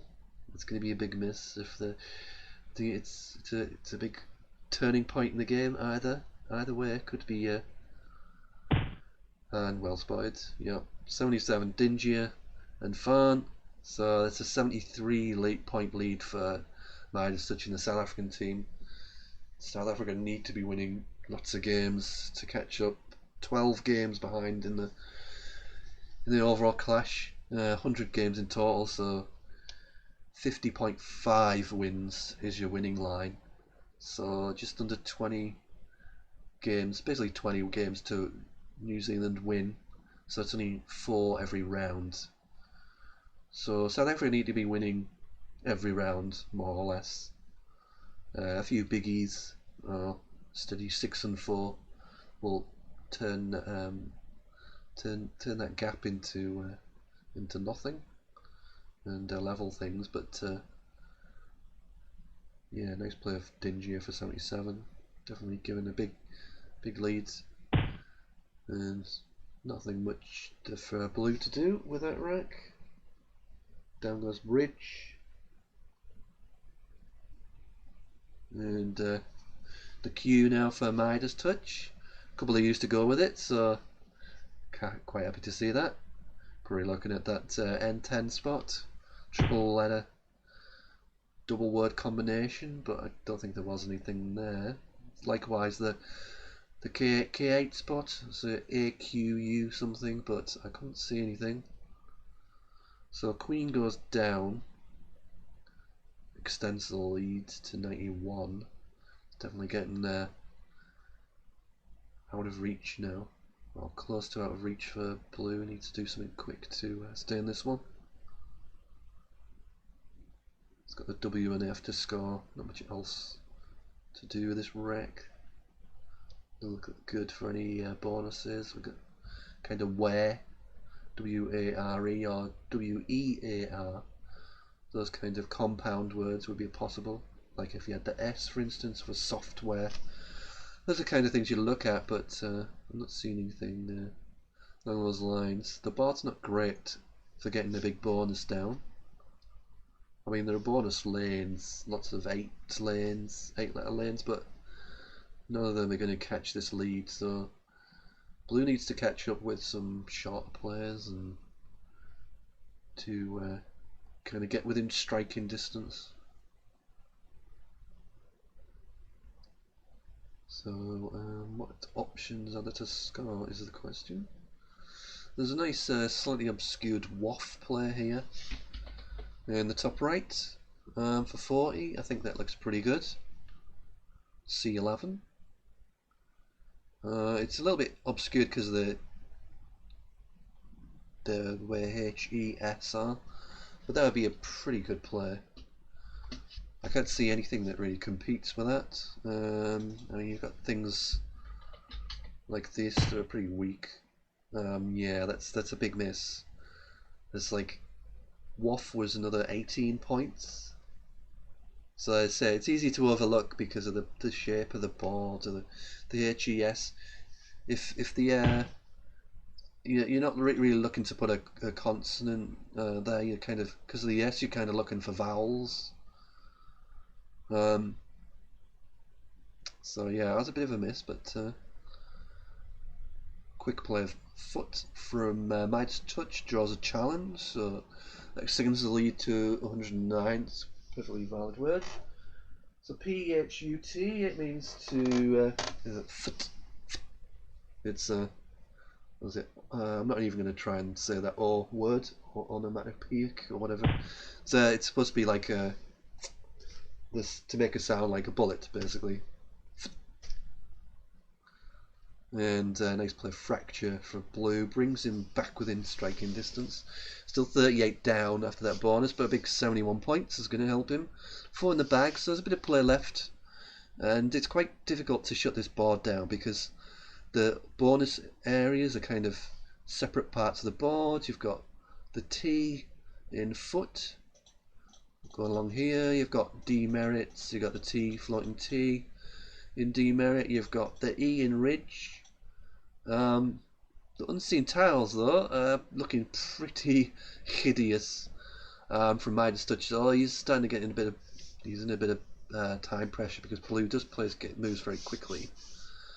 So bonuses do not look that likely, but there's still an outside chance. And there's the X to worry about, and also time pressure. So you're worried about a big X play coming down from J1. So down goes Eladia from Midas Touch. And that takes out, well, it creates another X position, but there's also this position here as Axoid and things like that. So it wasn't one way you could just play out for a bonus, like worry about the bonus. Because the letters were so bad, you're more worried about the X players basically. So Eladia is a good play with a bit of time pressure. And it looks to win the game for South Africa. So they're going to claw one back here and make it 31-20. Still another 4 rounds to go after this. 49 games. After this one completes, Axion goes down.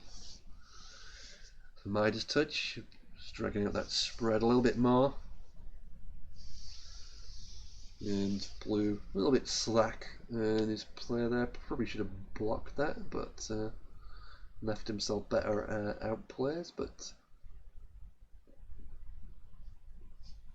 it's fairly academic. The game's already decided who's won and lost, really. Once this game ends, we'll pick up with one of the others. We've got a result in chat. Actually, 2 results. We've got starting with the top, Gary 392 against Patrick. So that's a win for South Africa. Sicily beating Steve. That's a win for New Zealand. And Solomon beaten and so that's a win for South Africa. And plus this one, so it's going to be 3-1 for South Africa so far in this round. Once this game finishes. So we'll put through the other results. Closes the gap a little bit, and once this result goes in, I'll put this one in as well. So that'll close it down to 10 now. So 3-1. Collins goes down. That's good. Lots of famous Collins around my area of the world. Colin Nicol and Colin Northmore. Colin Nicol, those famous Scrabbly names, just because of the Scrabbly friendly nature of the name. Lots of interest in that one. So that results in 473,389. Make that 84-point victory for Midas Touch. So let's update the score. And then graphics boy, do it. There we go. So that narrows the gap to 10. There's 6 other games in this round. We're going to catch up with one of those. Let me hide the graphic. There we go. Let's see what's going on. So we'll look at Rospo. 420 against Goldilocks is 399. Goldilocks to go, so this is a good game.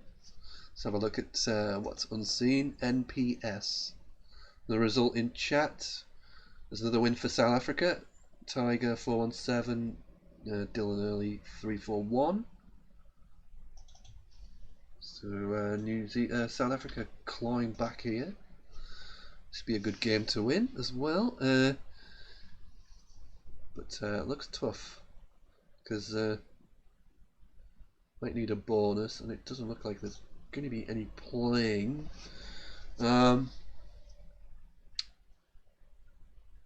Rospo, New Zealand side. Let me get the flags up. So yeah, it looks like there's Naps players here for a decent score. Also players here. So anywhere else? Snip Snip's probably going to be better. What's that? 6, 13, 15 points there, Snip. So it's probably going to outrun something like Agent. Yeah, it would outrun that. So it probably needs a bonus here, which doesn't look possible. So it looks like Rospo might stem the tide a little bit here. A little bit of a comeback from South Africa.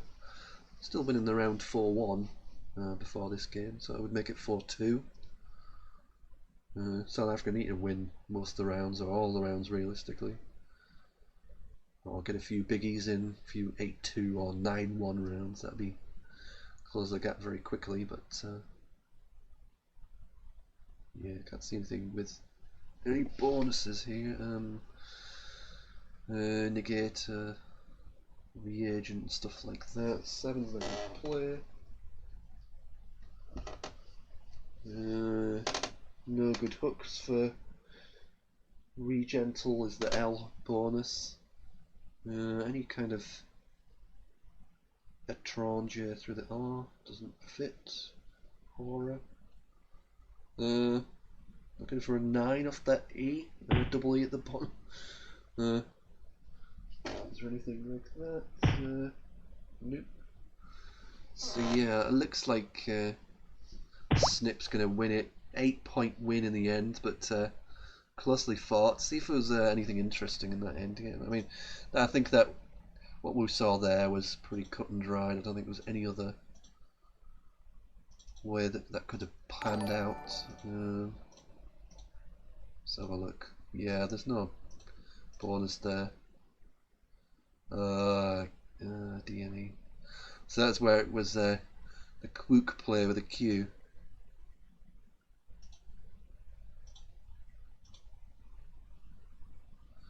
Yeah. Yeah, I mean that has to be. Yep.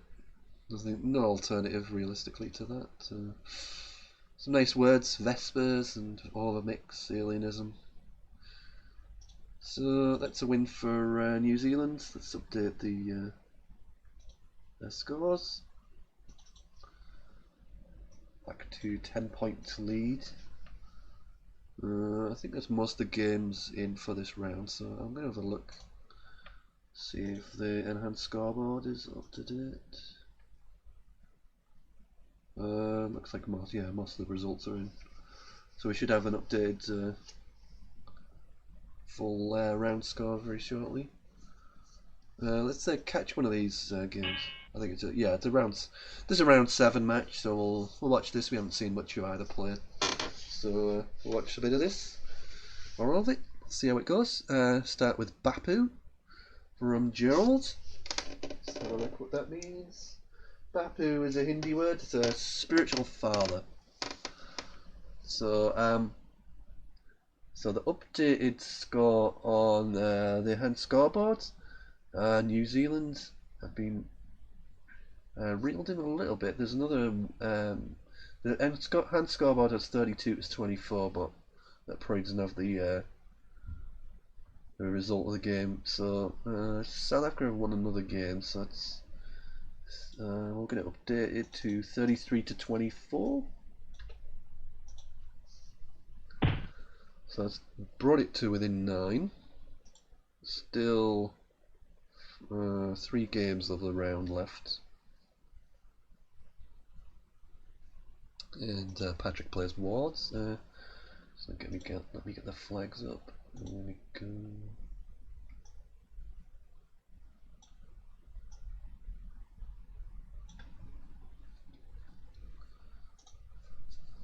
Yep. So we got some more results in now. So there's another win for South Africa. So that's makes it 33. Oh, it doesn't. Yeah, there's another win for South Africa as well. So New Zealand as well. So it's going to be 34 to 25. So nothing. Still 9-game gap.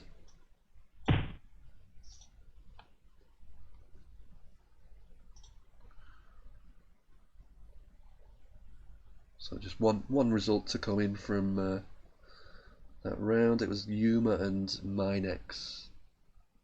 Minex seems to be disconnecting. Their game finish. So yeah, Minex having internet issues by the looks of it.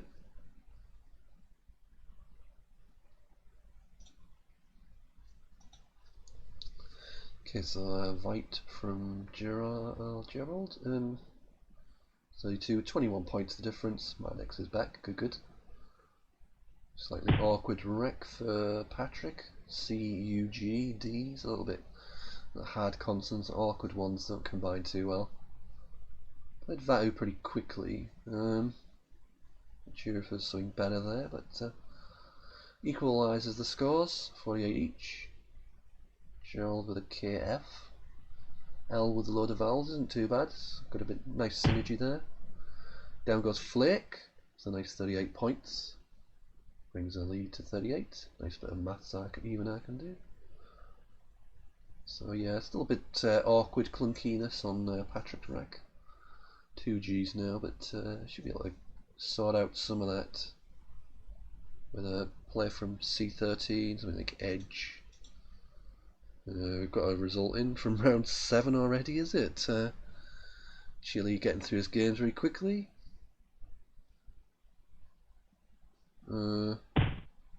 Yeah, that one's already been recorded, so we've already got that one in. So it wasn't a quick one, it was one from last round, which has already been recorded. So tagged goes in. Sorts out that rack, leaves EC, very good. And a little bit more of an ugly rack for Gerald, double O, double IU, the kind of things you want. But it does have the S, so it's going to be a rack balancing move here. Let's sort that rack out. Yeah, Minex keep disappearing again. So yeah, a little bit of ugliness there. We're going to get other sort of messages on the channel 88 from other tournaments going on, but we'll keep you posted and up to date as much as possible. Yeah, outplayed. I'm not sure that was really worth doing. I think honestly I would rather have exchanged than played out. Keep ITS, exchange the rest. Leaving IOOS. It's pretty hideous. Let me have a look at the see if I can do the leave evaluator. Bear with me. Let's have a look. A comparison. So ITS is worth 12.7 and OS is worth minus. So there's like a 17-point differential there. And the move's got 13, so yeah, you're definitely better to exchange than play that. It doesn't really, I mean, yeah, it blocks things. It blocks a triple a little bit, but it's not really. I mean, yes, it's had a big impact given the rack that Patrick is sitting with, but because he would have had like Etheric or something like that, but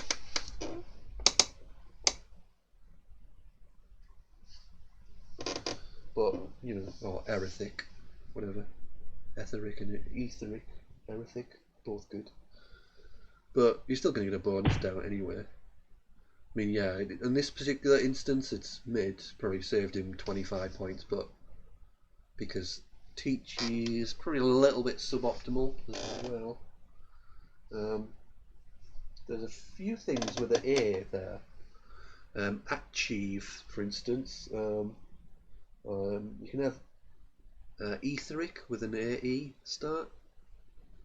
There's also things like Petechio and Epitheca. So it's pretty weak, but left a few points behind with that move, but got the bonus down ultimately. Cause for 42 from Gerald, quick reply. And Patrick's pretty much even game, 4 points in it. 2 I's, 2 E's. A little bit awkward with the C and the P and the Y, but it should be able to score through it at least. Got Peace, K12, things like that. So it shouldn't be too bad. No, it's not going to be anything fantastic, you would think.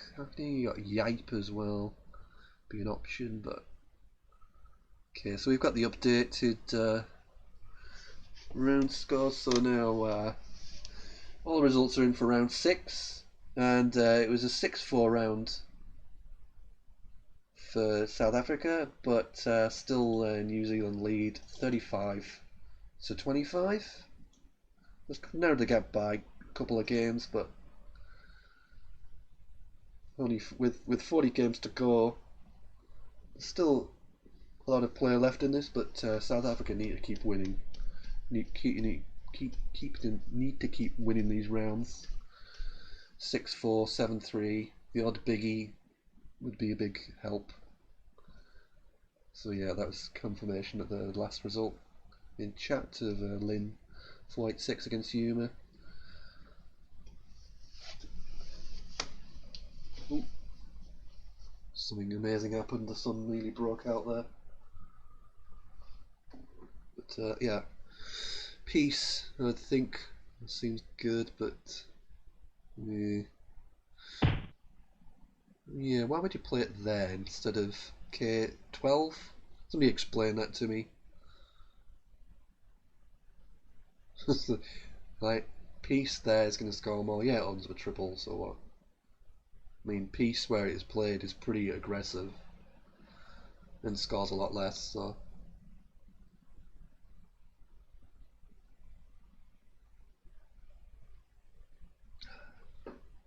Gerald's sitting there with 3 eyes and 2 ends, so not going to do too much damage. Plays Ion. Could have made it a little bit longer with Inian, which would have been a big upgrade, even though it's not much of a, doesn't look like it, but with 3 eyes on your rack, getting rid of an extra eye is a big deal. Having 2 eyes instead of when you could only have 1 on your rack, that's a big help, as well as the extra 2 points, and kind of obscuring that the potential for a big play from H1. If you play Inian, it closes it down pretty quickly. But yeah, played very fast off from Patrick for 32. Gerald 21 with aim. Patrick sitting with a blank, so he's looking good. 21 points lead. His play next, and he's got a blank. Our piece looks inviting, but are there any bonuses with this one? Could be tricky. A little bit vowel heavy. Y is not good as either.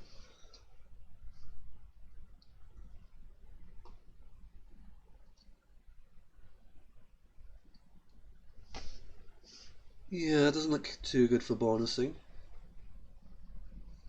But should be good next turn, you would think.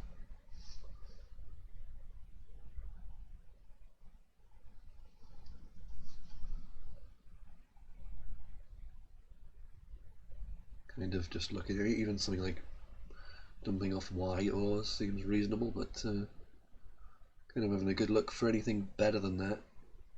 You could play a bit longer and go take out your big bonus spot with that, but as I say, it does take out your big bonus spot. That's a better balancing move. Piney. You could have, there's a word that comes up a lot, PI. It's a Chinese firework. PIOYE would have been a little bit stronger. Ooh, a big bonus coming from Gerald, so he's 25 points up now.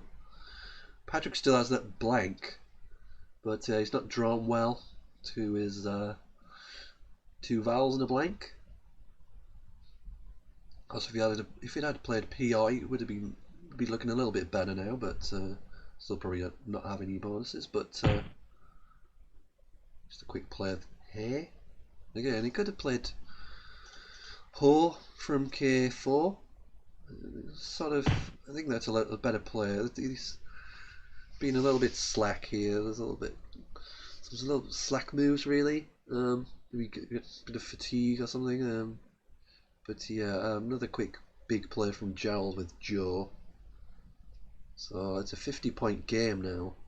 Patrick looking good for a while, sitting there with a blank and not quite able to string anything together with it. Is now all of a sudden 50 points down. Still got the blank though, so he's still in reasonable shape, but he's now second favourite in this game. Let's have a look at the unseen tiles. It's a bit consonant heavy, so yeah, there's more than double the consonants to vowels.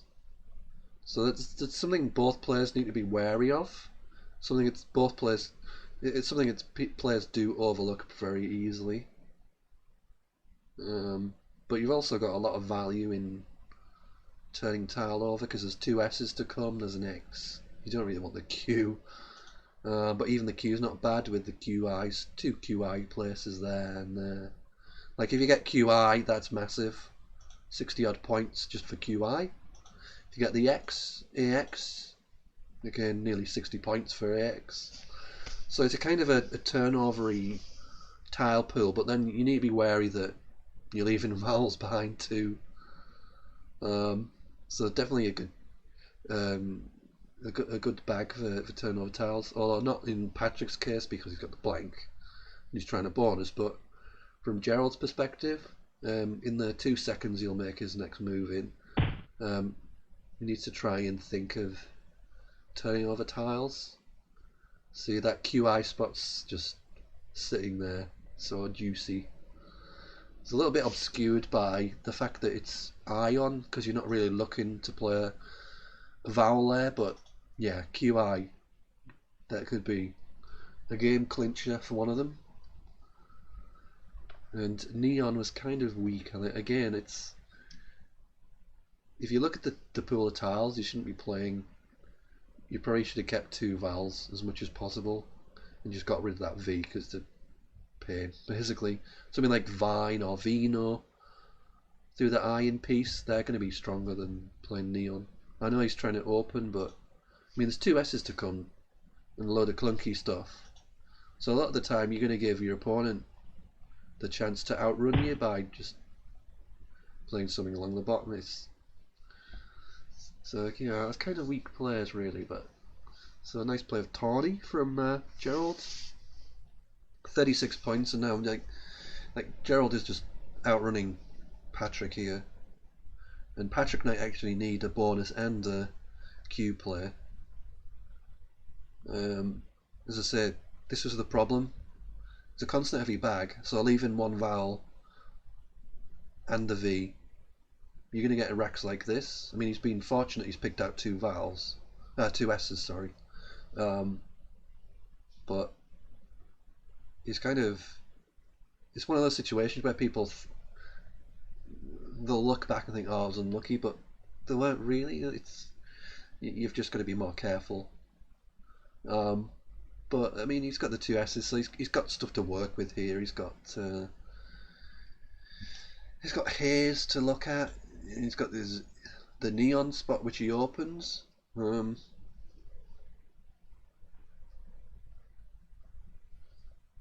There's newish word of slabs, which I think is this is the play that I would go for.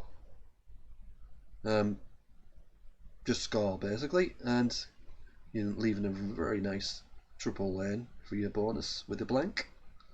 I think that is the play. But yeah, this QI spot could definitely dictate the game. I mean, I think Gerald's played pretty well for the most part. He kind of deserves to be a little bit ahead, given kind of some of the weaker players from Patrick in this one, I think. But it's still anybody's game. Anything can happen. And Slabs would put the cat among the pigeons, I think. I mean, you're still very vulnerable to what you pick up with the with the V, or the S, the blank. I mean, three consonants and one of them's a V with a blank with that tile pool. Just not good. And Patrick's been fortunate that Gerald didn't have an eye to get the 60 odd points. And now the kind of tile pool's looking a little bit more balanced, but that's because Patrick has mostly consonants on his rack. we briefly saw Gerald had, I think, three vowels on his rack, so there's not probably the bag itself is probably a little bit consonant heavy. We know Gerald also had the X, so yeah, this is a 72 point, 73 point, 71 point even. Yeah, 71. I can do maths sometimes. 71 point game. And that's a very strange play. I'm not sure what that achieves. Fine. So let's have a look at the unseen from Gerald's perspective. 3 in the bag. Hideous. Hideous is the word.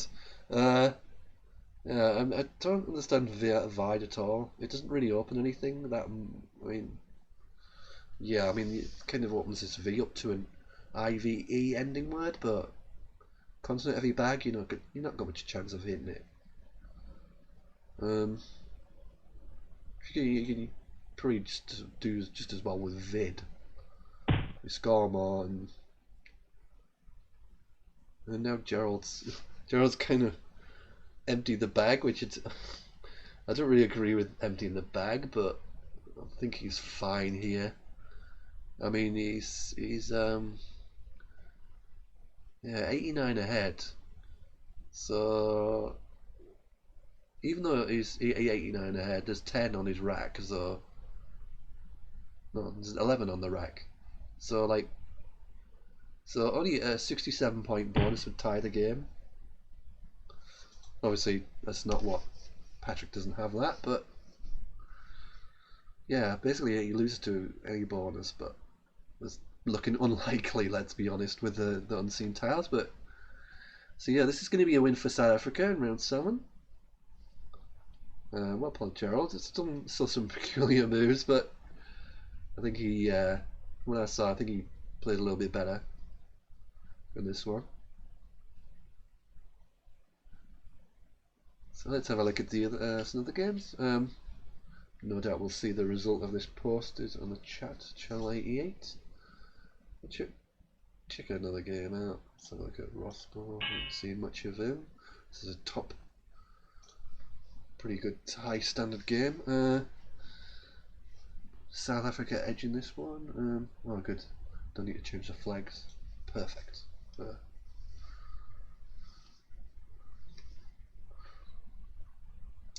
So yeah, South Africa looking good in this one as well. It's a 42-65 point game, this one, with South Africa to play. 1 pointy rack, not the kind of thing you really want when you're kind of 65 up. You'd rather have some pointy tiles to kind of help protect your lead, but yeah, not so good with Ross Poe's wreck. The J and the 3 eyes. Not good. Let's have a look at the unseen. He's got all of the last 3 eyes, so yeah, don't have to worry about getting any more. But yeah, that's hideous, isn't it? Really. I don't think he really has any good kind of dump players with a J. I mean, what do you do with a J here? I mean, you might even be forced to just play YE for like 32. I mean, just to try and stay in touch. But yeah, this is horrible. I mean, if you exchange, you basically you need 2 bonuses pretty much. You're going to be over 100 behind. So it's kind of like you almost have to stay in touch, and it's like if you play YE, you draw an A, you can play Jai. Yeah, that's kind of how you can win, I guess. I mean, not everything on the board's going to be blocked.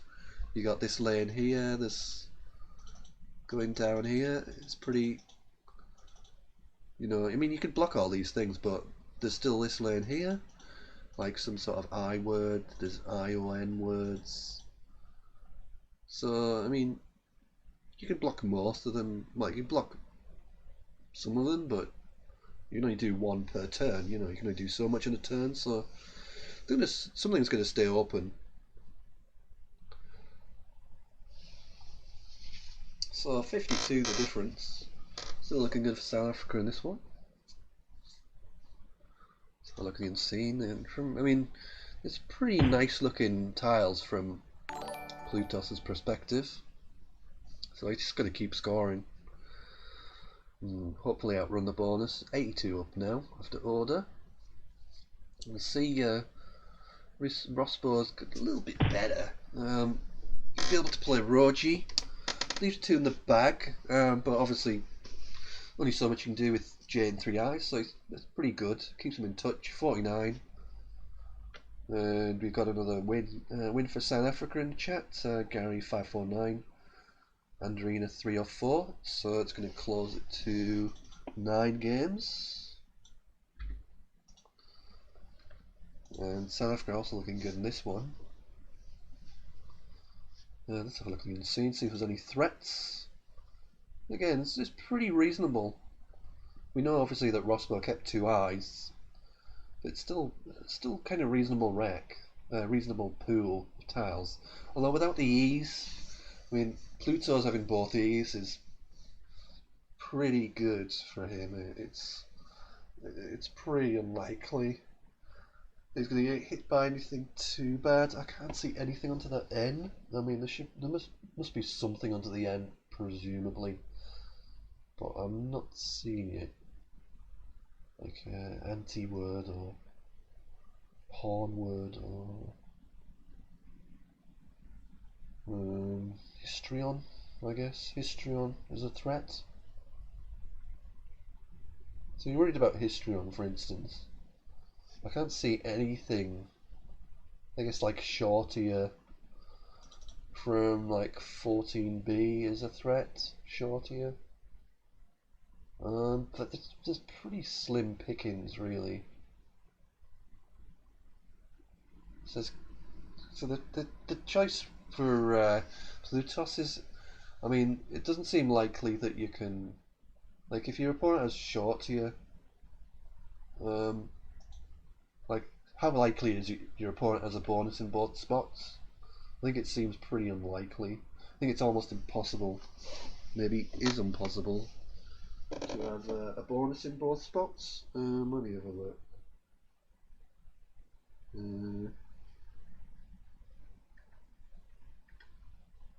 Let's have a look, see if there's anything.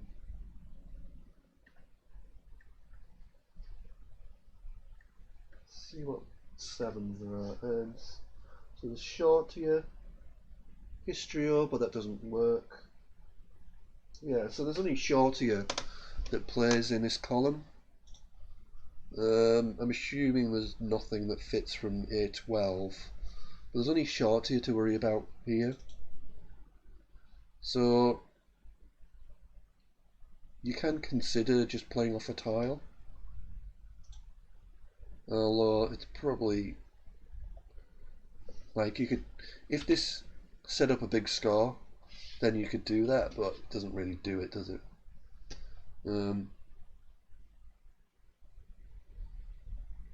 Is there anything through here that kills everything off? Don't think so. It's looking tricky. So yeah. So I guess, I mean, Histrion is a bigger threat. Because, well, actually no. Shortier is two out of, let me see, there's 72, so it's like a 1 in 36 is shortier. Histrion, because it uses both eyes, is a 1 in 72, but there's probably other things onto that end, so so shortier would have beaten him, but we knew Rosbo kept 2 eyes, so now he's only got to worry about if there's any 9-letter words through AG, Raggiatoni or something like that.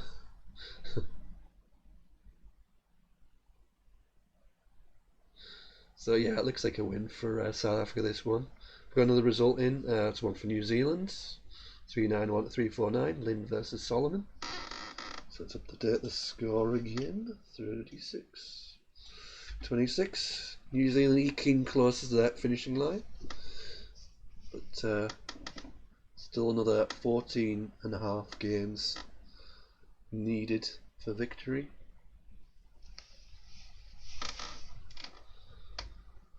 So this one must surely go to South Africa, so I'll make it 36-27, but we shall wait and see. Might be see if there's any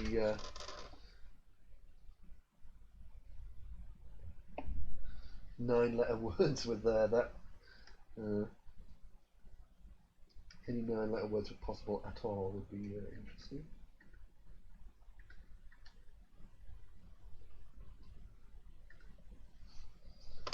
There we go. That screeching sound will be there in my laptop. No, there weren't any. There weren't any. How boring. Actually, there was one that would have. That was actually very close to. I don't know how you pronounce it. Trisagion, but obviously V's blocked that. So there's only yeah. If the A was an S, that would have played. Good luck spotting that one.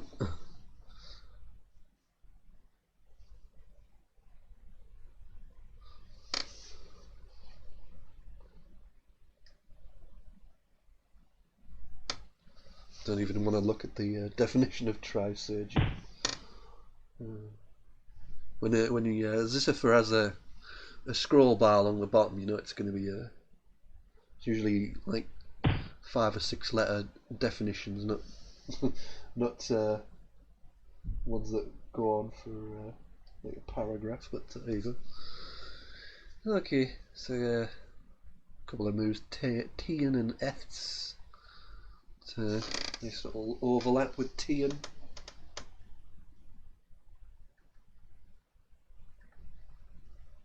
So yeah, Tian is, for those interested, a vegetable gratin baked in an earthenware dish. There you go. And Raspo goes down with hour. Still a tile left to go. Plutos has gone over on time. It's still got the rest of this minute to play their tee off. There it goes. So that's a 428-375 win for South Africa. 53 points. Narrows the gap back down to 9. Let's catch another game. See a tiger. How's that getting on? Interesting game.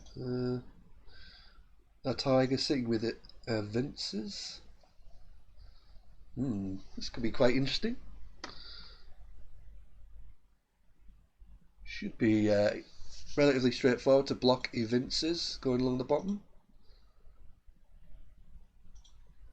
Going along here. But you have to make sure you don't give away other big players, because anything blocking this is going to be hope basically putting in here, like something like this, for instance. Something like that should work, but it's not a gimme. Makes it a little bit interesting. Okay, played retting. How is good for retting? That doesn't take an S, does it? That'd be no. That's what you call an indirect block. Howie's obviously certain that retting doesn't take an S. I think I'd still try and play evinces in rettings, but yeah, it's quite a ballsy block of sorts.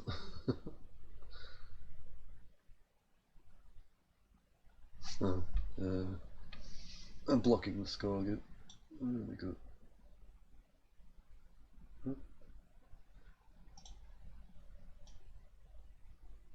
My bad.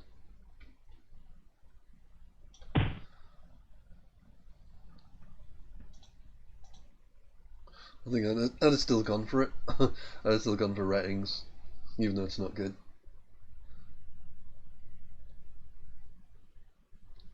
Any percent chance of winning.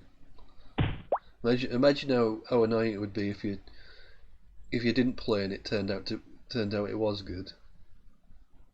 That's one thing, you know. So it extends the lead again, and Blues won as well, so it's going to make it 38-27.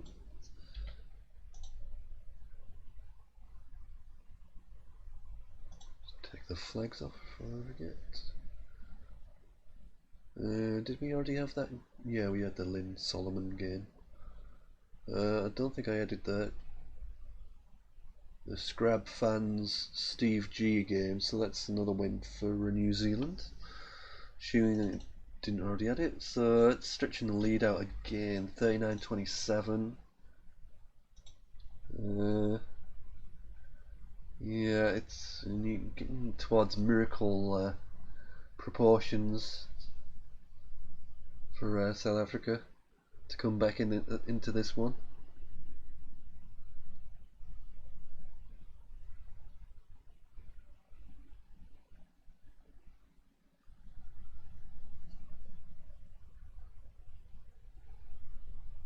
Let's have a look at another game, see if there's any going on.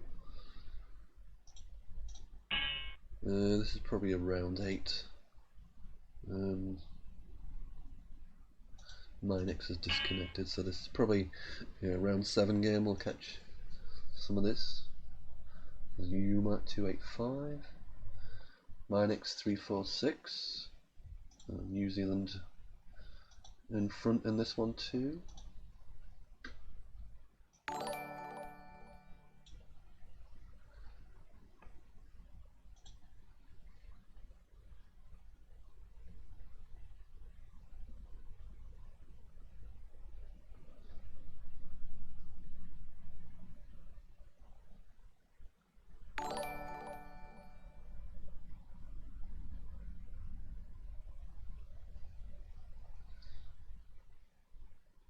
Yeah, 61 the difference.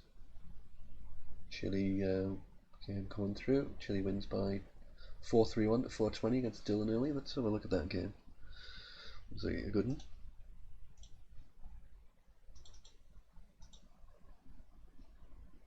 So like, ooh, wow. Yeah, it wasn't that close actually. It was Dylan went out with F squared, but still didn't win. Go out with 104 points and still don't win. It's Katipo's Nethishan for Chile early on. Just giving him too much. So that's a win for South Africa. Go back to the game we're watching. Yuma and Minex. So it looks like Minex played Page. Yuma sitting with Brands with a T. What's anything ammunition to come? Oh dear me. That's a horrible looking bag, isn't it? 2 V's, a load of A's. No E's left. Yeah, that's going to be tough to come back with. Could do with one of the I's to play parallel here. Darp is pretty good. 34 points. Brings it to win 48.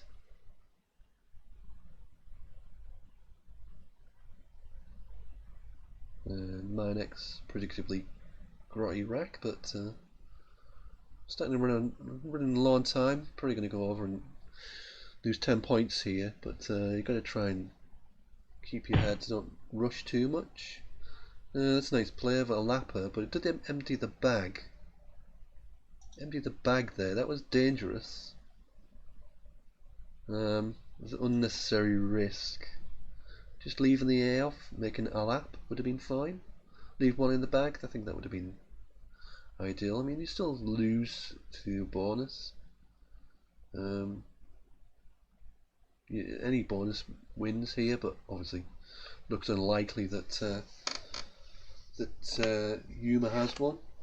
But you don't want to leave that possibility of losing to an out bonus. Try and leave one in the bag to mitigate the threat, but so this is going to be a win for New Zealand. So it's going to make it 40 to 28. A few quick end plays, unless of course my next has already ran over on time, then they'd forfeit if they ran out of time altogether. But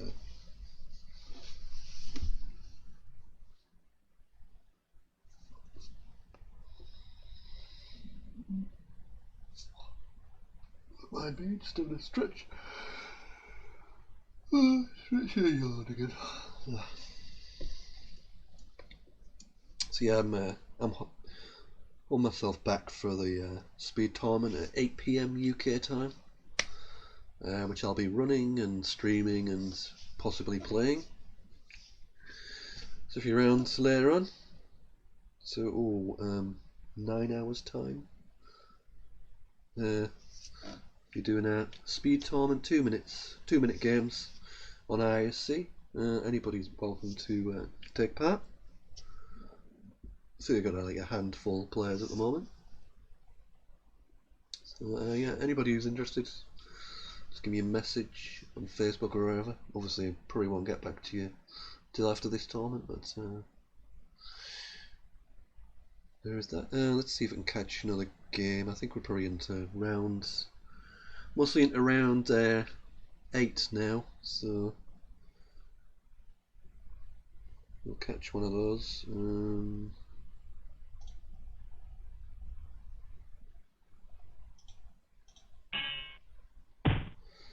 This is Patrick against a Tiger.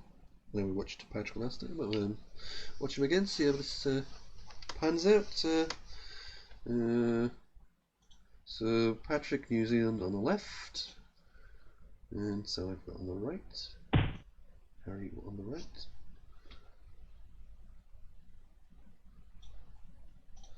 We've got a few updates on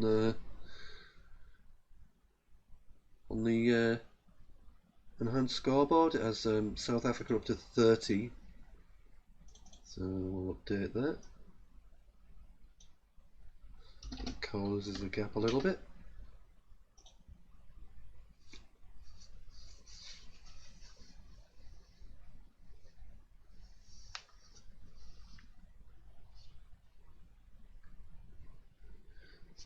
So Patrick 55 behind here.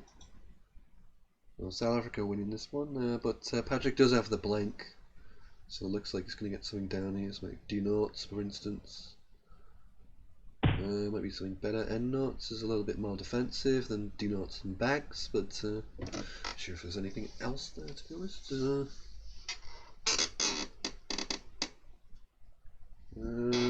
Yeah, probably not much else, to be fair. So it seems like a reasonable move. Nice defensive. 68 points. A Tiger hits back with Yule. You go. Well, those very Collinsy type words. So it's an 18-point game. Patrick to go.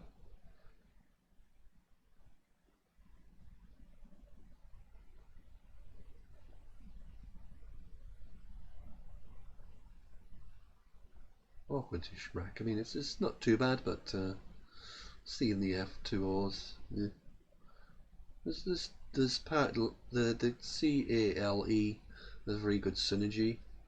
The CL particularly is very synergistic, or synergic, or whatever the right word is, right adjective.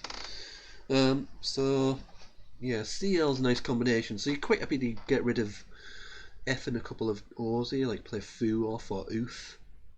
I think they're going to be pretty strong. It's pretty strong players. It depends if you can really score much else by kind of degrading your rack a bit less, a bit more, with some other options. But I can't see much else. I don't see any particularly good scores really. So just playing foo off or oof looks pretty strong. You can play goof.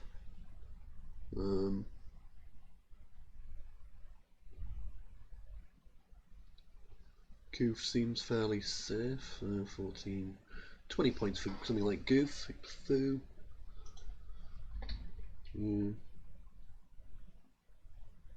Seems reasonably strong.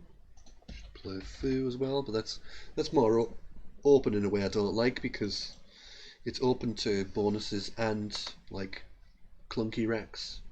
Like somebody has a clunky rack, they'll just play through it through around here and score well as well. So it's kind of, yeah. I've gone for Focal. There's a bit more score, but left two O's, double OE, which is garbage. So it's probably not the play really. But turns out we'll see how the double OE rack leave turns out. Meanwhile, a Tiger's racks improved quite nicely. It looks pretty strong. Any bonuses is a question. I mean, Pro Mine is good, but I don't think that plays anywhere. It's not really good lanes for sevens. It's more about getting eights. And yeah, it doesn't look good for eights. But it's a good wreck. It just doesn't quite fit anywhere on this board. So it looks like one of those where you kind of maybe balance and hit the bonus next turn if things go well. It's kind of one of those where, do you keep one of the P or the M, or do you play both off? Because P has quite a bit of synergy. Probably not so much the M, but they kind of both go pretty well. They both kind of have a synergy with. It is the O and one of the M or the P or both that you want to kind of get rid of with this one. Add some more results in. So it's now round 7's completed. So just the 3 rounds left, 30 games, and the score is 40 to 30. So I think that was an even round, a 5-5 round. So New Zealand still near victory. 10.5 wins they need to win. South Africa need to win a third of the remaining games just to make it 50 each. It's a pretty tall order, but it only takes one good round really, 1-8-2 or sort of 9-1 even, to really just make things very tight again. So we'll see how it turns out. See if it can South Africa can win this round. They probably need to win all 3 rounds remaining now, really, realistically. So they need to get at least a 6-4, 7-3 or 8-2 ideally.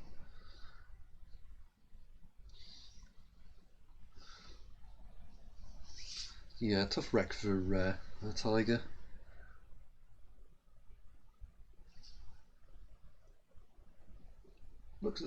It's actually more bonus friendly than it looks more bonus friendly than it actually is.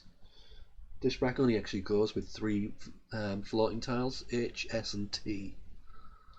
You think it'd go with more, but it doesn't. I guess it's because of the MP makes it a little bit. I mean, MP has a synergy, but it's a little bit awkward as well. I mean, a good synergy for scoring more than bonusing, I guess. But so yeah. So it's a kind of tough call whether you just play off like MO or Mop or what. It's kind of tricky. So he's gone for Moida.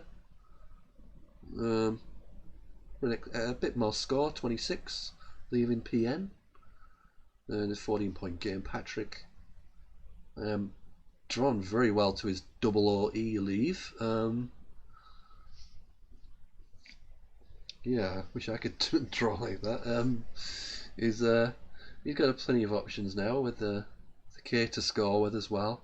Even the K's kind of help, because he probably wasn't going to get a bonus with anything else. So it's given him a chance to kind of sort his rack out this turn, score reasonably well, and then have something fantastic left behind for next turn. So he's looking good over 2 turns with this sort of rack. Just need to play off double OK if you can. So like Mook or is Morco good? I can't remember. Duke is good. Yeah, Morco is good as well. But probably Mook M-double-OK is probably as good as anything. That's your kind of core rack leave that you want to leave arse basically, and double OK is generally okay for scoring. I mean, you could play something like Amok, but you want to get the O's are much a bigger priority. The O's are much better to get rid of than the A. So if you could score like 25 or 30 with Core somewhere or Ochre, it would be close, but I can't see a big score with that kind of 3 letters. You could do something like Kago, but it's 23. I would still play Mook over that. Like it's 3 points difference, but the rack leave probably overhauls that. That would be my instinct. Let me have a look at the unseen tiles. Yeah, even though there's like only a couple of O's left, so you're not likely to duplicate them, I'm still going to plump with Mook over Kago. So Mook is just a book produced in a magazine format, magazine book, I guess. Kago is a Japanese word, a basket work passenger litter. Not sure that even makes sense, but okay. So we've gone for Pharaoh, leaving the K behind. That's not a good move, but quick reply, Fiend from a Tiger for 30. Yeah. Yeah, Patrick's obviously a very good, just have good word knowledge and everything else. Just it's a little bit, some of the decision making is a little bit dubious, but obviously he has a good word knowledge. So Polka goes down for Patrick, 33.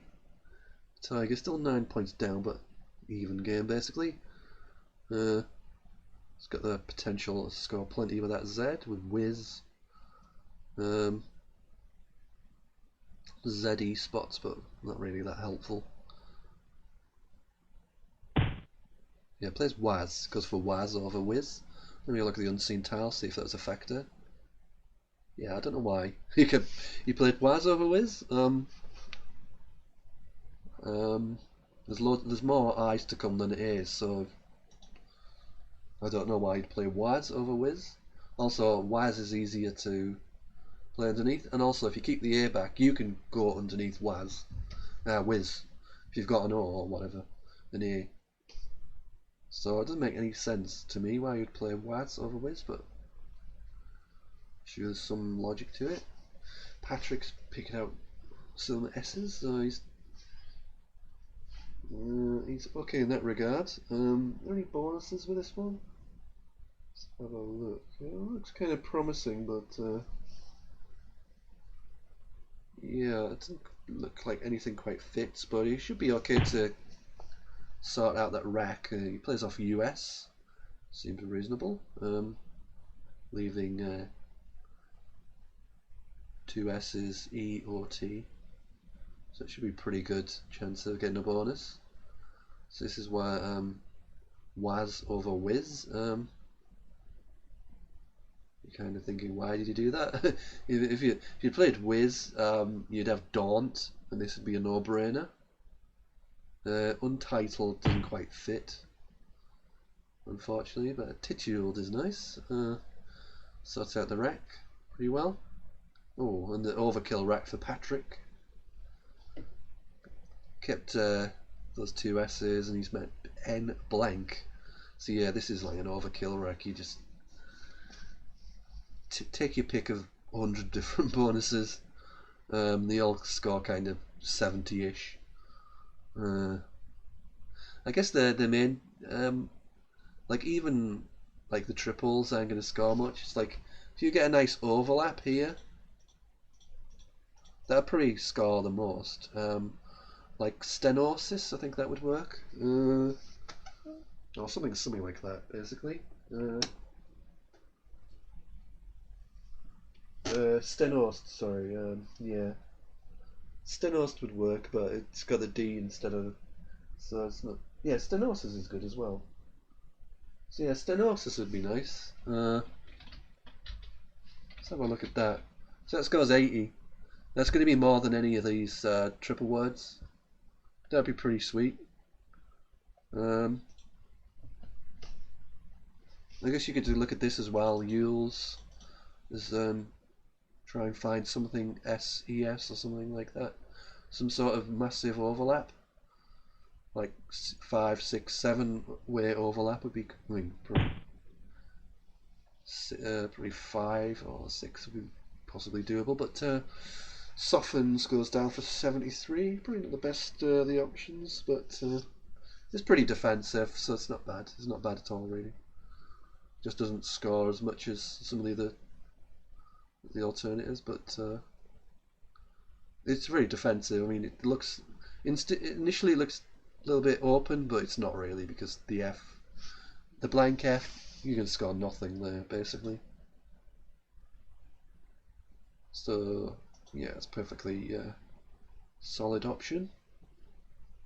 So it's now a 38-point game, and Patrick moved into favourite now.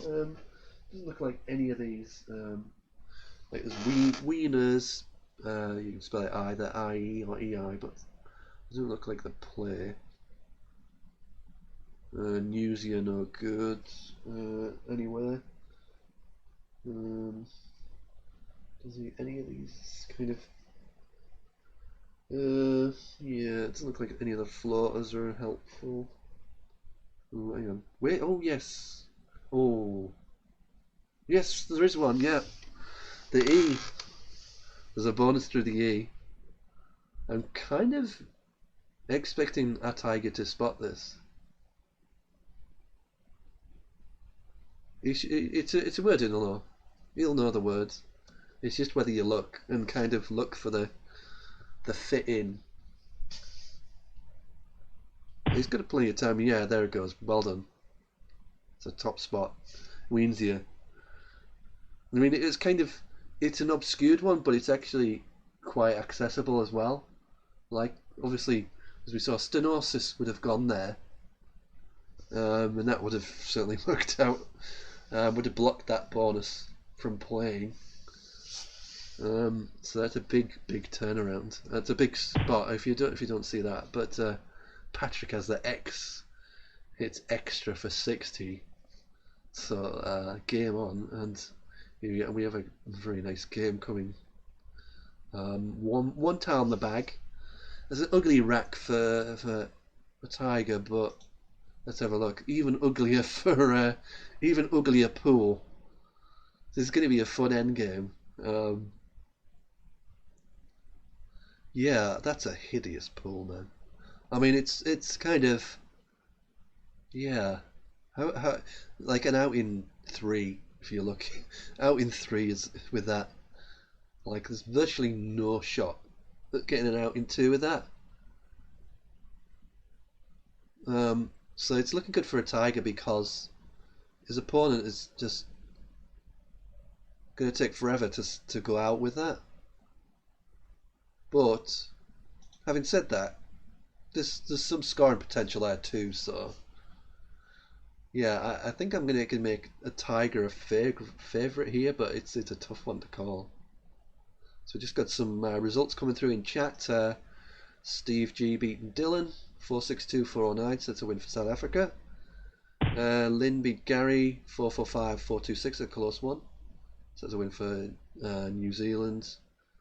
And another new win for New Zealand, Minex 470, Sol 409. Not Sol. So let's update the score. So that makes it 42. Ooh, wow. We've got a load of...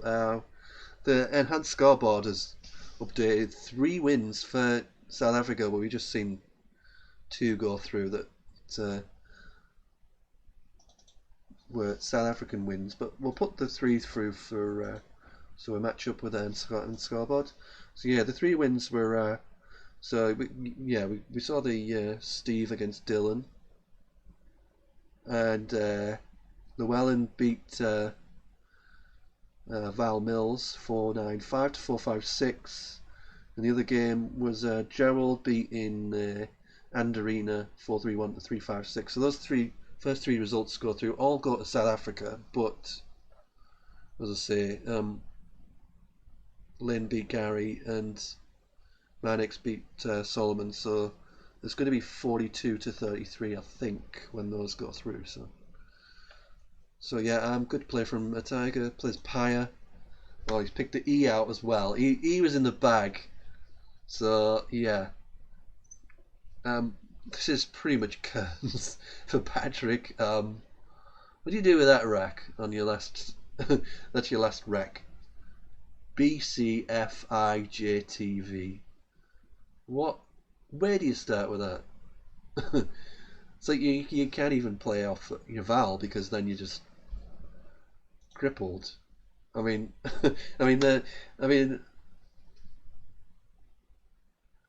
so yeah, wasn't it? It was another Val in the bag.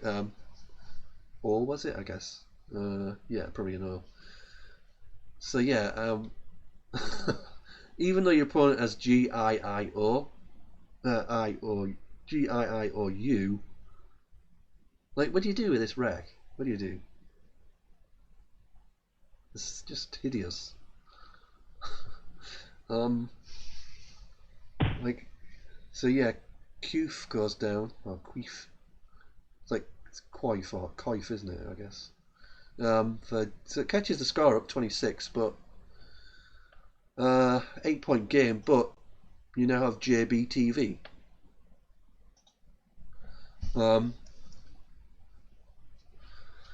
Yeah, what do you do? So I mean, the Tiger should be able to milk this a little bit, but yeah, he's got like a Dewey in a couple of places to kind of leave Geo, but then does Geo go anywhere? Not really. So he's played Igloo, lefty leaving IO, so it's pretty safe, isn't it? Got IO at the top right, I would guess. He's got to go 14. So yeah, IO goes down, and that's a win for South Africa. 437 to 394. So yeah, 43-point game in the end. But it was pretty tight for a moment there. Just kind of the hideous rags at the end. So yeah, that would make it 42 to 34. I make the latest score, but I'm going to wait till the enhanced scoreboard kind of updates. Yep, a few in a game against Patrick. Yeah, yeah. Yeah, it was a good spot with Windsor. Windsor was the game winner. I think if he doesn't see that, he loses. Pretty much 100% almost loses if he doesn't say Windsor.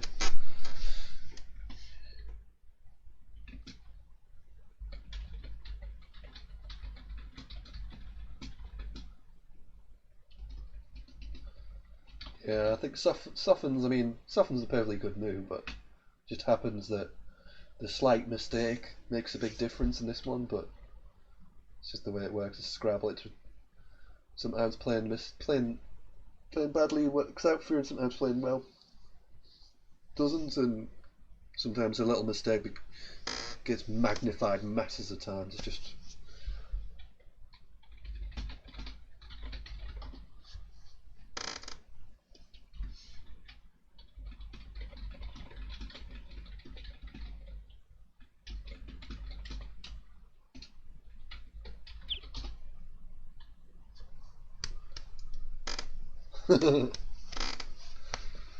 yeah, very easy to miss that one.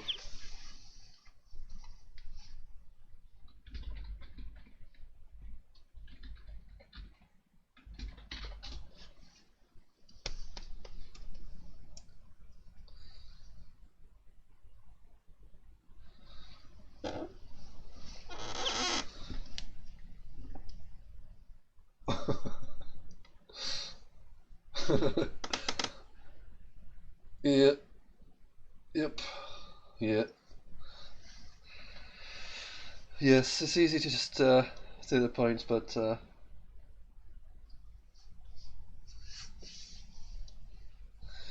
yeah, easily done. You kind of like just take the points, play a Wii or something, and uh, then extra would have come down, and it was pretty game over basically. But yeah, Scrabble. Let's have a catch up with. See if we can find a game in the latter stages. This is an interesting one. Ooh, change the flags over.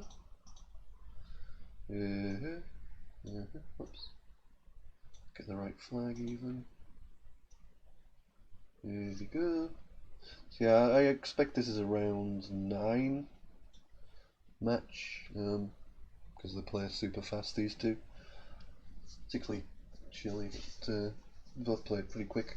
Let me have a look on the standings, see if I can figure it out. Oh no, this is round 8. So yeah, this is round 8, so we'll watch this. Perfect. Ooh, Chile's getting a big play. It's a good result for South Africa. Ooh, we've got some more results in. We've got an update. It's now 42 to 35. So yeah, a couple of games each way. Only keeps the seven game gap, but this one's looking good for South Africa. Yeah, this is looking good. Just 149 leads. Seaquake's a nice spot with Q's are blank. Always difficult to see stuff like that. So yeah, very nice. Howie just chucks down the Z, gets a nice score with it, but still 95 down. Chile has a nice play wide out here. It's quite a tough word to know though. If you don't, it's a football position, I guess that means American football. Or never heard of it in proper football anyway. So yeah, wide out would do everything you want really. Shuts down the triple, scores well, clears out the crappy rack, gets the game, gets 6 tiles off. So you're basically your 100% win after wide out, I would think, or virtually 100% win. But it's a tough word. Yeah, nice play, Chile, nice play.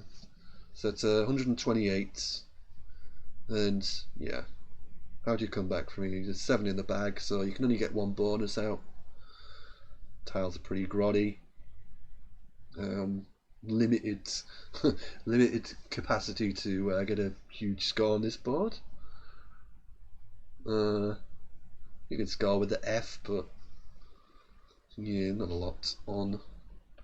There's the bonus lanes are just double words. So yeah, tough one. Even that one's hard to hit. This bonus word. There's potential to score there, but yeah. There's probably some miracle overlap that would score well, but yeah, the F is the less pointy tile with a V, so you're not even going to score that much. So yeah, I'm pretty much calling this one for South Africa, so that would make it 42-36.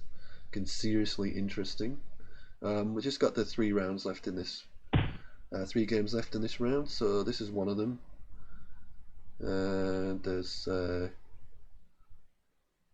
Blue Thor 1 against Plutos. Is that finished? It has. It's a win for South Africa.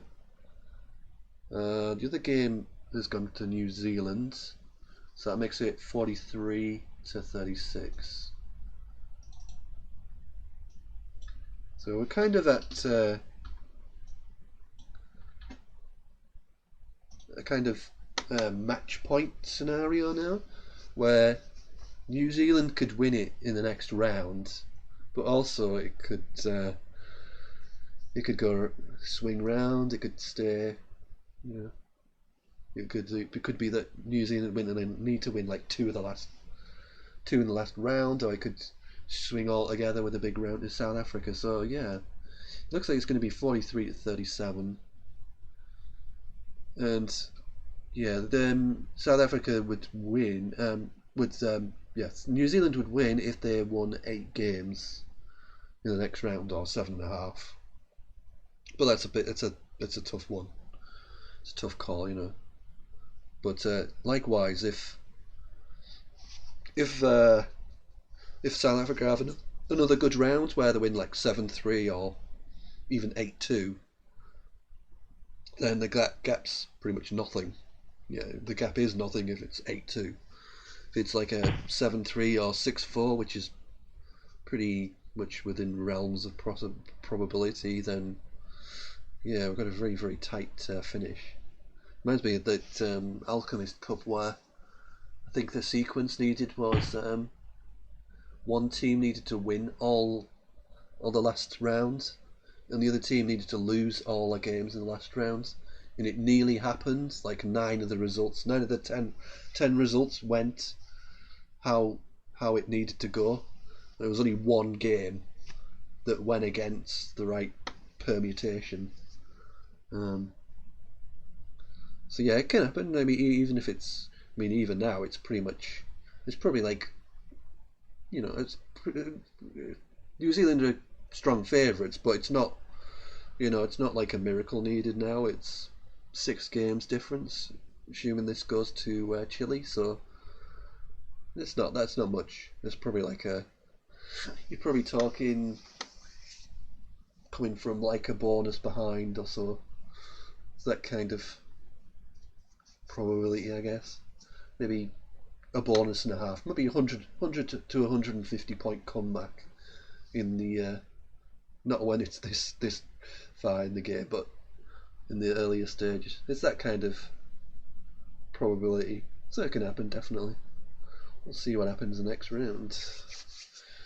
Is everybody waiting? Oh, they all started the next game. Yeah, they'll kind of start the next game.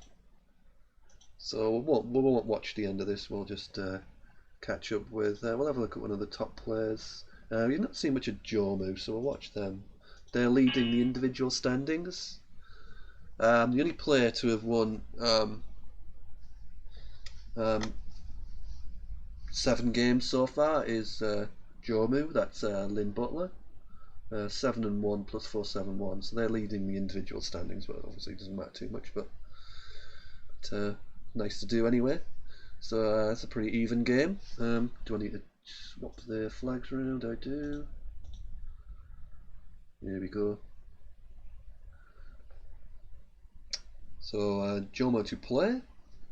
The Taverns down early bonus. But seen Gerald get back with Winsome and then balls from Jomo. So 6 points behind is Gerald, but sitting with a nice rack there.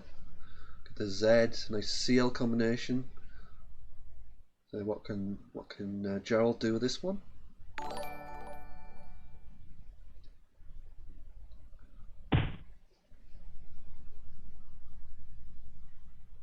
Looking, yeah, kept the Z back. Interesting choice. Just kept the Z back for score next turn. Gone for Clift for 30. Gives him 24 point lead. Ooh, Jomu has Riot Eyes. We have a bonus. I think this is, yeah, and Riot Trees. Yeah. So down goes that for 77. I think playing the Z last turn was the right move, but yeah, that's a 53 point lead now for Jomu. But the Z's still going to score well, but she probably should have done it last turn.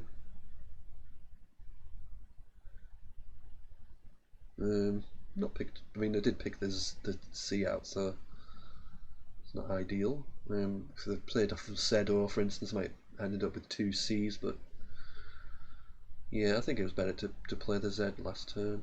Could have reached Zedo, keep a very strong leave of Cleat, I think, or Clyte.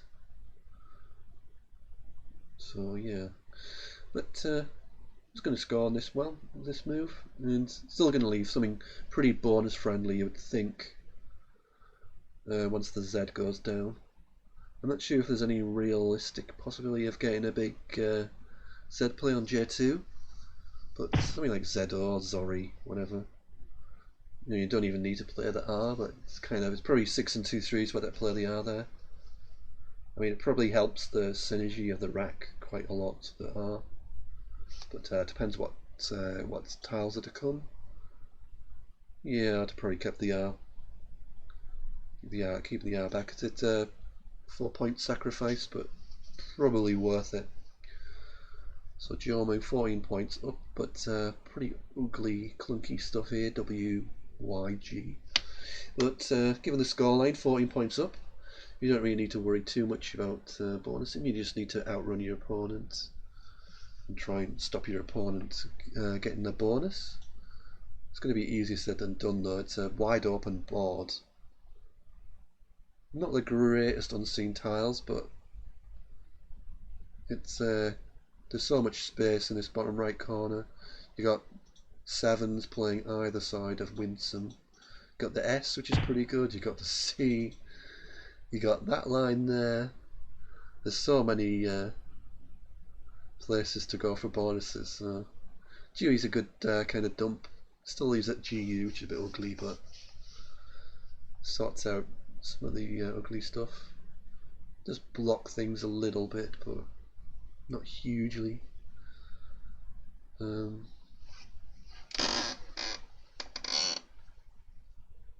Nothing too fantastic with this wreck, unless there's Rondash doesn't quite fit anywhere. That was the only kind of 7. So Aknerd goes down, leaves the H behind. It's a pretty good score, and keeps Gerald within 3, so anybody's game.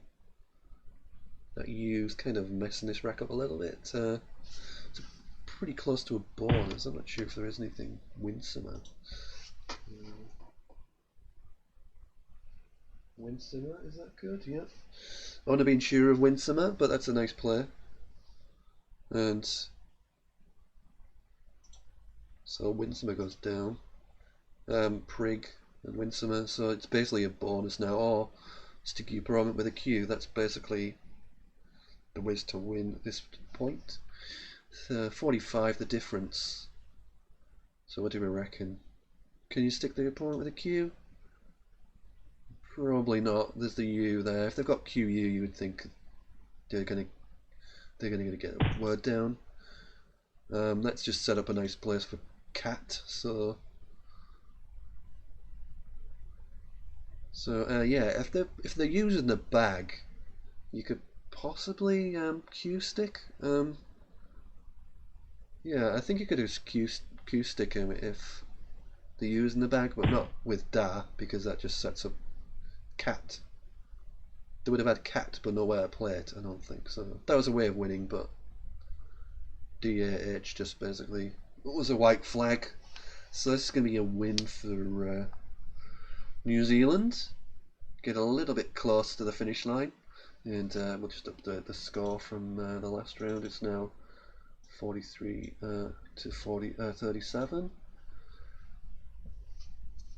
No results in for this round. It was just the last game from the last round. Interestingly, the top player Jomu 7 wins. We're watching now Lynn Butler. It's New Zealand, but the next 3 are actually South African players. So it's Plutos Tiger and Gerald 1955 who we're watching here as well. So it's interesting that New Zealand are winning by 6 games, despite having only one of the top 4 players, but it's just kind of statistical anomaly, I guess. I mean, the bottom 3 players are also South African, so it's kind of been a bit. I guess the New Zealand players have been a bit more consistent throughout the squad, but it's still anywhere. They can still go anywhere this. And even with this one, it's going to be 44-37, but still need another 6.5 wins for New Zealand to clinch this. So there's still plenty of time left for a comeback. Let's have a look elsewhere. I mean, this one's done and dusted, realistically. So let's have a look at the number 2 performed player. This should be a good matchup. Plutos and Sicily. Need to swap the flags again. There we go. Just shift it over. There we go. So Plutos 195, Sicily 159, 36 the difference. And Plutos to go. Pretty promising wreck. A little bit clunky. The G, a little bit awkward. A bit vowel heavy, but yeah, very close to a bonus. Is not quite the right tiles in the right place. F's in the wrong place for faggeries. Yeah, it kind of looks like a AGE or GIE kind of dump play. Because I play Age and alongside Yum. I've gone for Gay the other side. Age, we would have scored 8, another couple of points. But it is more of an accessible, and Plutos is ahead, so he's no reason to make like a super accessible bonus opening, I guess, even though he's leaving Sire, but I don't know. Depends how you want to play it, I guess. He's got the S, so he doesn't really need to open bonus lanes, I suppose, because, I mean, the trouble is, his bonuses aren't going to play if the ending S. There needs to be S in the middle somewhere, or start with an S, or like fit alongside Hin and O in Tompion, or so there is a value there to creating a bonus lane with Age. But it could also backfire as well, so and it's only another 2 points, that's fairly trivial really. So picked out got double A combination, picked out C double A, as you can see on the left. So it doesn't look like he's got any bonuses. Say 34-point gain.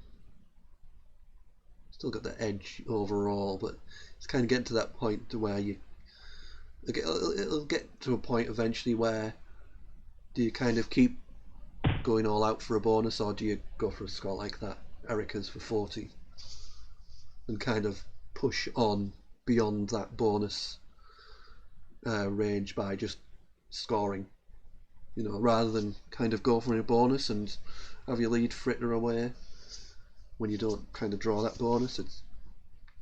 Erica's seemed like a good player, 40 points. Erica's, I think, is a plant or something like that. Yeah, it's a shrub of the Heath family, says Zizipher. Knows everything, Zizipher. So it's a 74-point game. Sicily, kind of blocky move of Cord, I'm not sure why go with that. The game we were watching's come in. Jomu 427, Gerald 370. So we'll put that up. Makes the score 44-37. New Zealand inching closer to victory.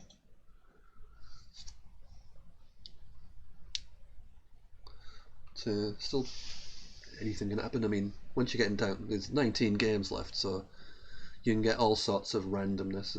It's like if you assume the two are evenly matched. I mean, if you flip a coin 19 times, you'll get all sorts. You won't get like 10-9, 8-11. You'll get all sorts of things like 14-5 and 13-6. All these sorts of sequences. So it's quite a volatile situation to even at this stage. So Plutos plays Zillas 42. Again, kind of opened up a big juicy triple, but it does score 42 points. Kind of, it's almost like the reverse roles where Sicily's played a blocky move with Cord, and then Plutos has opened up again with Zillas. But you certainly want to you don't want to play to the scoreline too much in Scrabble, because particularly with a board that's fairly well open. I mean, this one isn't particularly now. I mean, Zilla's kind of obscures some 7 lanes and creates an 8 lane, so it's probably going to help somebody bonus more than it's going to hinder them anyway. But it does score 42. Push that lead to 98. So now a bonus doesn't really catch you up altogether. You're still going to be behind after the bonus. So. And 28 tiles, so we start running out of tiles. There's not much, no blanks to come. KO goes down for 24 for Sicily. 74 points the difference. Got some scoring potential here, Plutos with X, and so down goes Fix, 51. And yeah, X is extending that lead to 125. Looks like we should be seeing a bonus here with Sicily, but even a bonus scores 70 points. The Fix scored 51, so only actually catching up 19 points across the 2 moves, across the your moves with your opponent. So it's not all about bonuses; it's also about hitting those good 40s and 50s as well, which is Plutos has done consistently over the last 3 turns. Got 40, 42, 51. Linus goes down 69, but still a bonus behind, more or less. And now it's probably reaching the time when you start to block. 56 points the difference. Big juicy S sitting there. Not a lot else going on this board.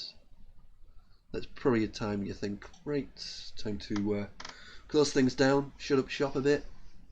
That would be my thinking anyway, but we shall see. You don't want to play off the L in leanest and open up triples. You don't want to play underneath here and create this lane. You really want to kind of, I think Vor is the play. Oh, we've got another result in. Ooh, a little bit of an upset. Kind of top seed losing by 10 points to Solomon there. So that's a win for South Africa. So it pulls it back to 6, 44-38.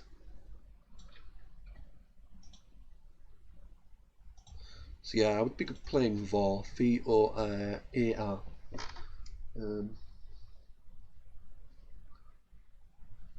Vor, V-O-A-R. It means the Orkney word spring, basically. Spring seed time. It's gone a bit longer with Parvos, but Vor does the same principle. I prefer Vor a little bit more because it also takes out this triple double combination. I mean, there's nothing major that's going to play there, but it just stops like them playing something like water or whatever for like 30 odd, and then you're forced to kind of play around there. Or they could do something that doesn't have any sort of parallel opening way to kill it, kind of thing, like something ending in a C. No C's left, but something awkward to block basically. So I prefer Vor, but it doesn't really matter. It's the same difference. Plutos with 3 R's now. I've got another result in.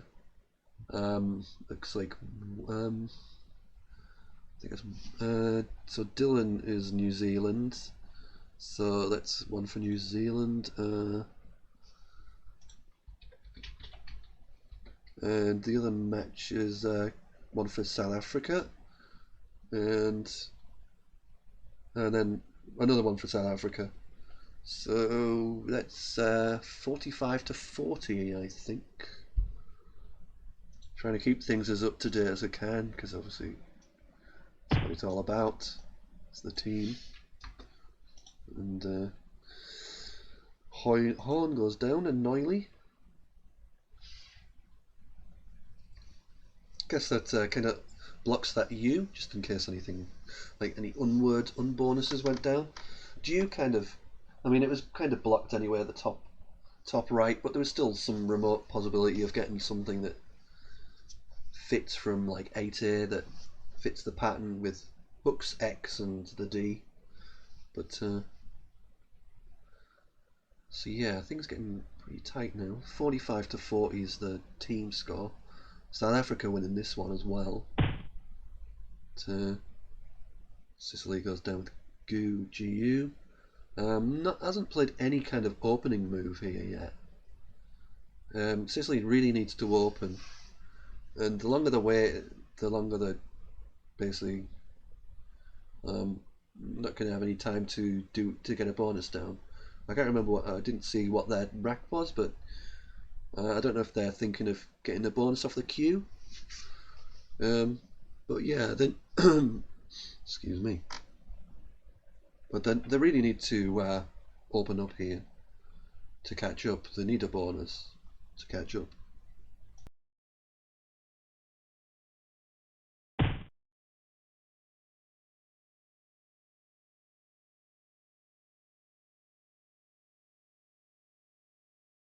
So yeah, probably thinking about that, Plutos has blocked the queue off.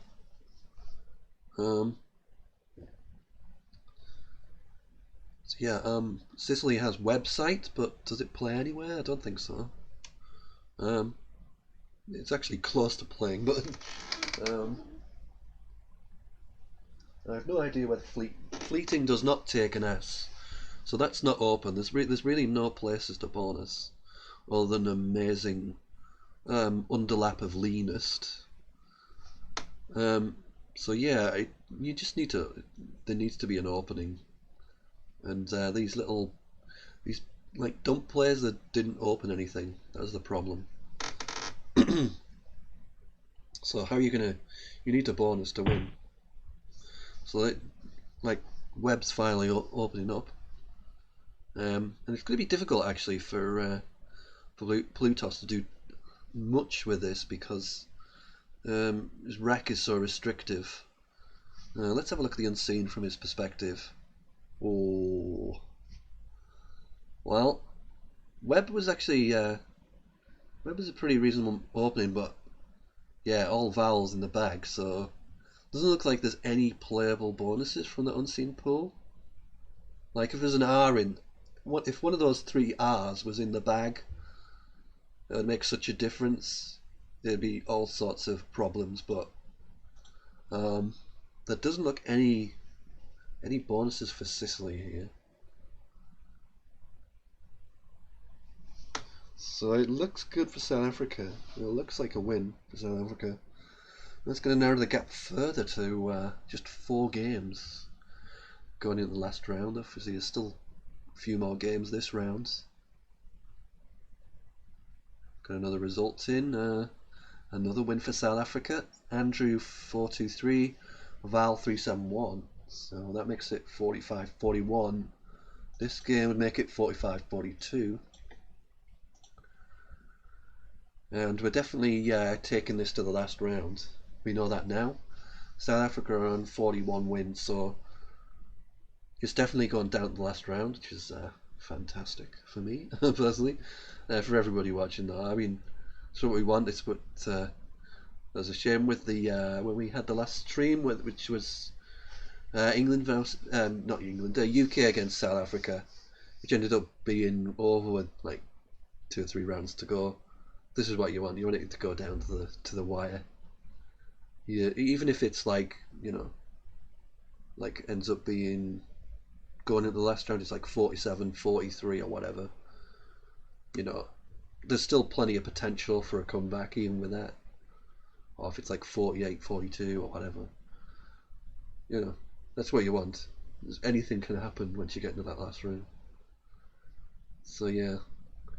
On the face of it, it's looked worrying, but I don't see any bonuses available for Sicily, so that ST with like 3 nice vowels, but all vowels in the bag, so obviously they don't know that, but we do.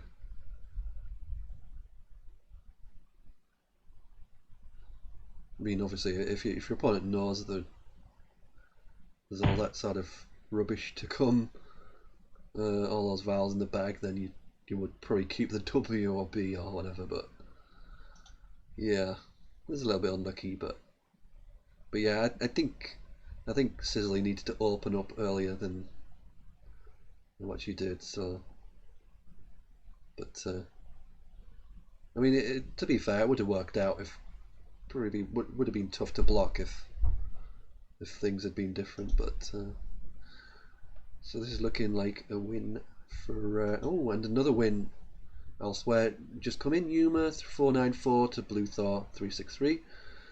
That's another win for South Africa. Oh, that's 45-42. This game's going to make it 45-43. Yeah, there's two other matches to come in. Hopefully I haven't missed them somewhere. It's very possible. But yeah, this is looking super tight.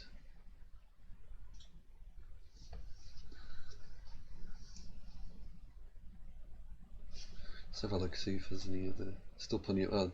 A lot of people have already started last round, which is a little bit of a shame. Shame it can't all start at the same time on the last round, but I realise that some people will be stuck around waiting for 25 minutes for a while other games go on. So.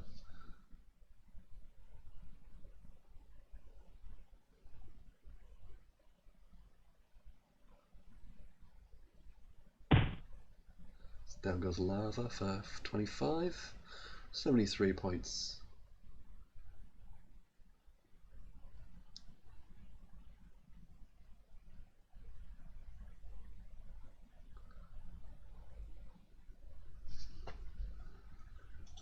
And Run left behind. Should go out with that next turn. Got Horniest here. I'm not sure if there's anything, any outs anywhere I can see.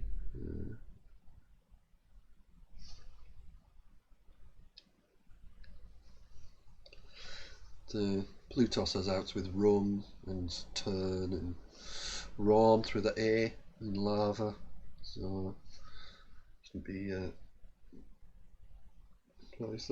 Earn as well, URN from the G. So yeah, plenty of outs for Plutos once this move goes down.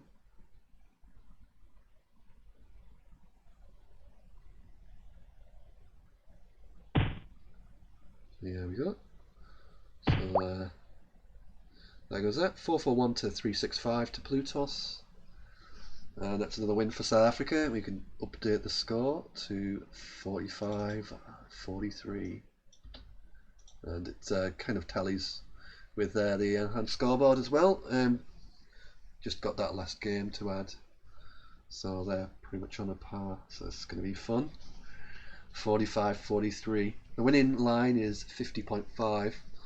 I'll have to look at see what the spread situation is. Let me have a look. So the team totals. The spreads. The spread was plus 70 after round 8, when it was 43 to 37. Literally, spread was plus 70. So you would think that the spread situation is going to favour South Africa if it goes down to 50-50, because South Africa are going to win most of the games, most of the games to catch up. So you would think the spread would be in their favour. So this is going to be fun. So it's just the two games. So we've got the Plutos one. We've got Howie against Steve, and so we'll watch this one.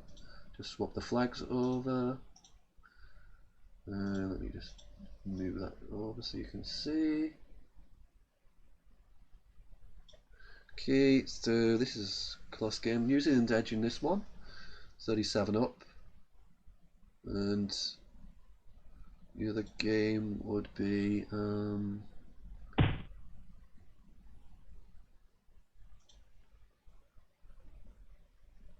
Patrick. Did we look at Patrick? Yeah, it's Patrick.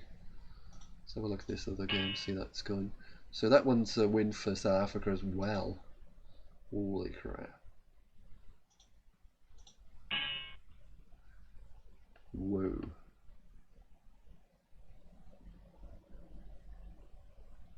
So this is, yeah, like, so this is going to go to all down to this game. If Steve actually came back here, this would be 45-45 going into the last round. But it looks like it's going to be 46-44 to New Zealand. Wow. Who'd have thought it, eh? 12 game difference at the half time. And we're going to go into the last round with everything to play for. Everything. Every game could matter. Who wants to be that hero or villain?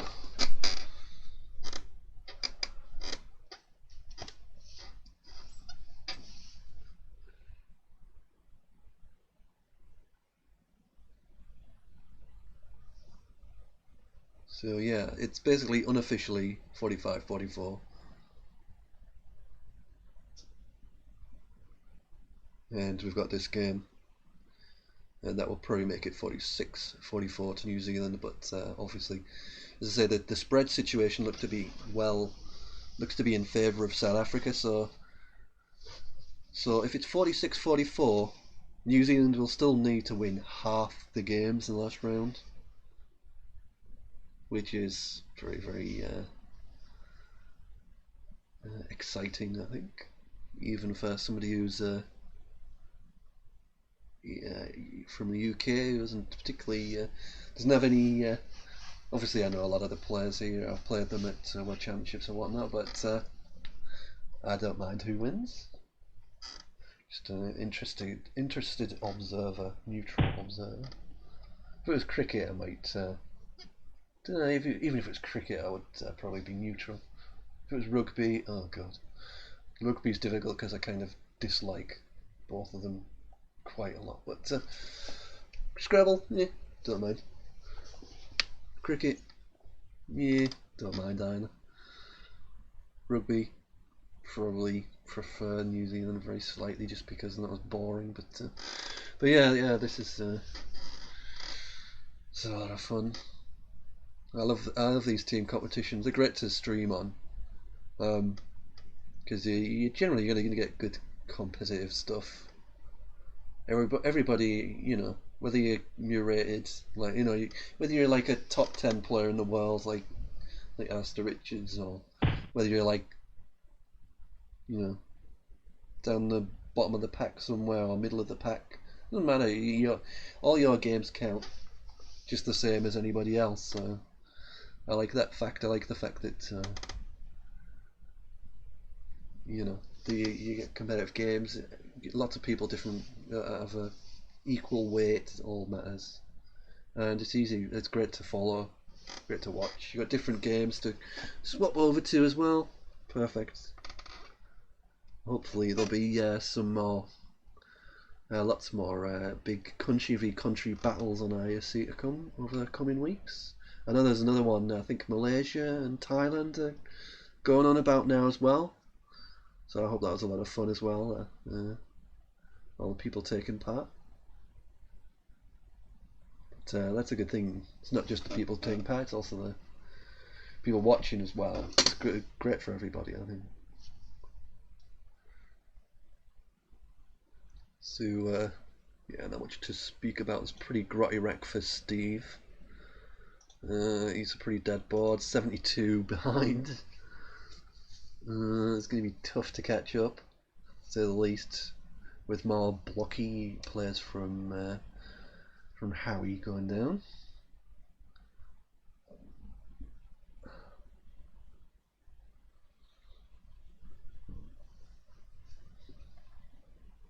So looks like pretty much the last round. There's lots of players starting. Howie with history. It doesn't look like he plays anywhere.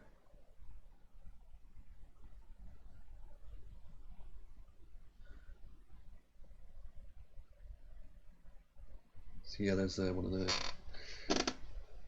last round 9 games coming in. I'll just update the scores for people.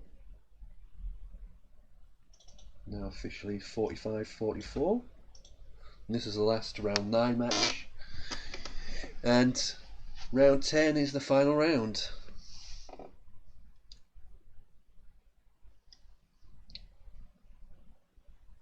So yeah, I'm going to swap to one of the other games, I think.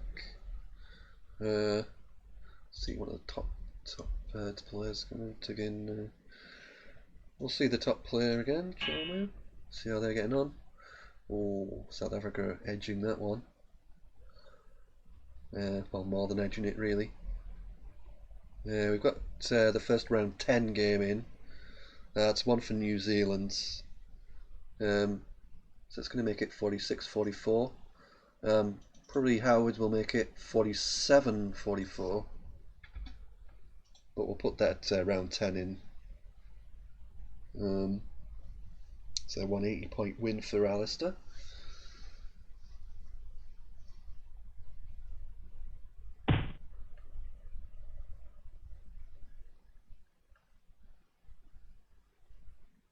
So, oh, nice play of Crubine. Is that a pig's trotter or something? Let me have it. Vaguely rings a bell. It's something to do with a pig. Yeah, it's an Irish word. Pig's trotter. Yay! Give myself a pat on the back for remembering a word, what it actually means. So 102 the difference, but Jono has got the blank. So she's not in too bad a shape.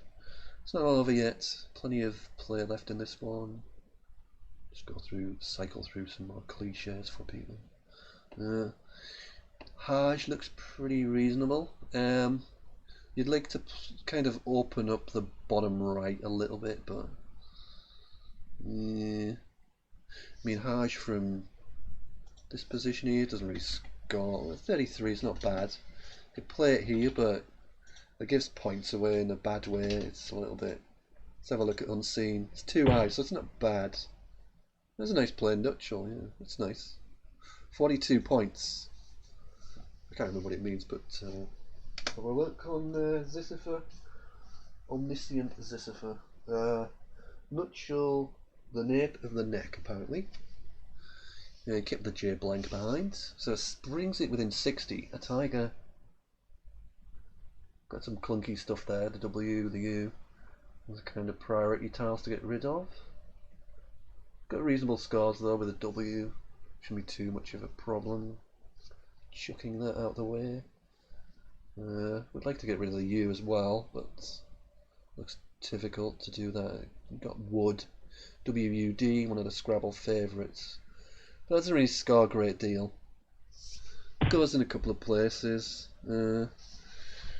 Could have played it up here for like 19, but pawned for 30. Gone for a bit more turnover. And kind of obstruct the right side of the board a little bit.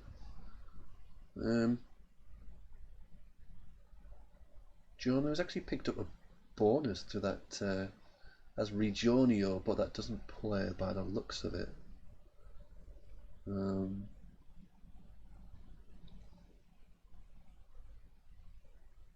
Yeah, but I should be able to score with a J at least. Trouble is, it's going to be leaving a lot of vowels behind, so that's the tricky part. Like, how do you play off the J and play off some vowels is the tricky bit.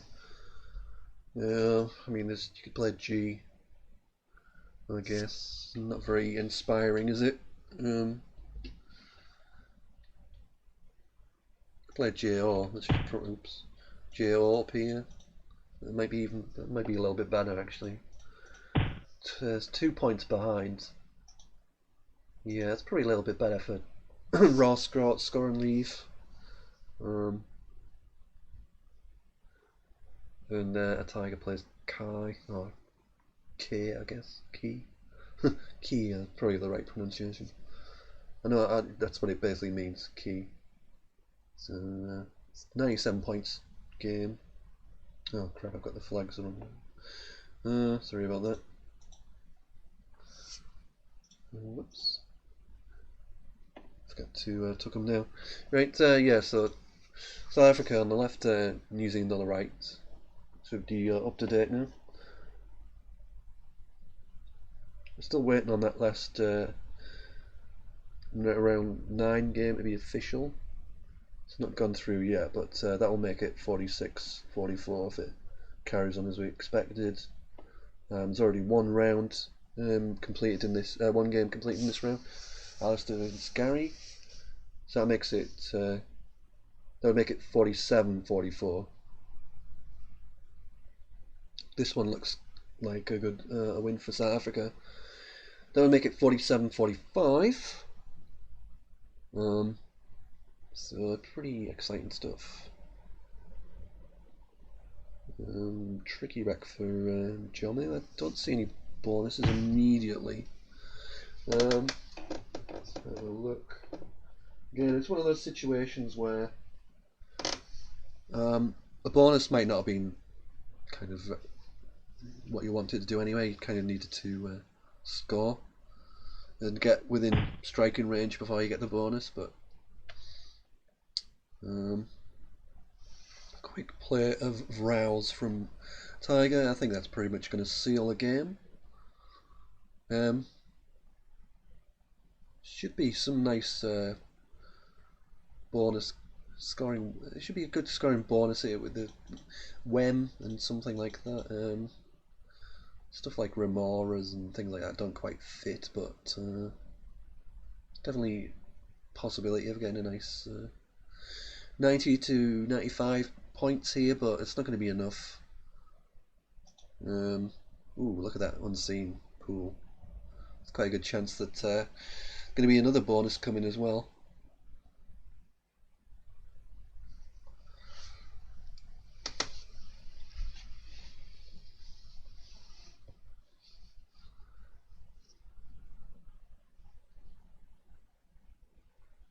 So yeah, it'd be fun if it came down to the last match, wouldn't it? So yeah, provisionally I think it's going to be given probable results, it's like 47 to 45. This is one of those probable results, and the other one was end around 9. Let's just have a check to see if it's gone through yet. Nope. Although it's history on ISC's always dodgy, it lags sometimes. Doesn't show new games, it's really annoying.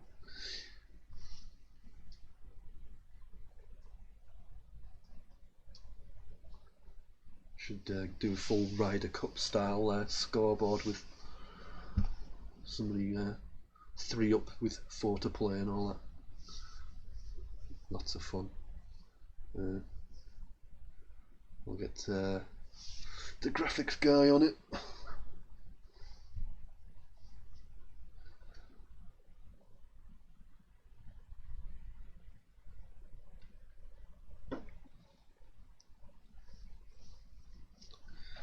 Yeah, let's have a look. While we're waiting for this, I mean, it's pretty much maroon that goes down. This is pretty much over.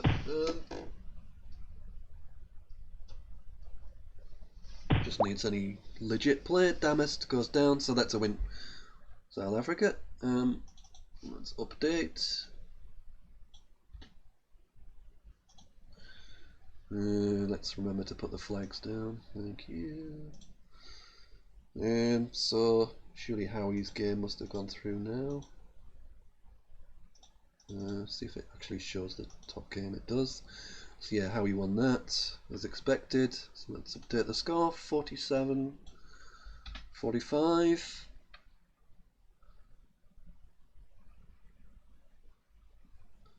Right. So let's see what's going on this one. That's just started.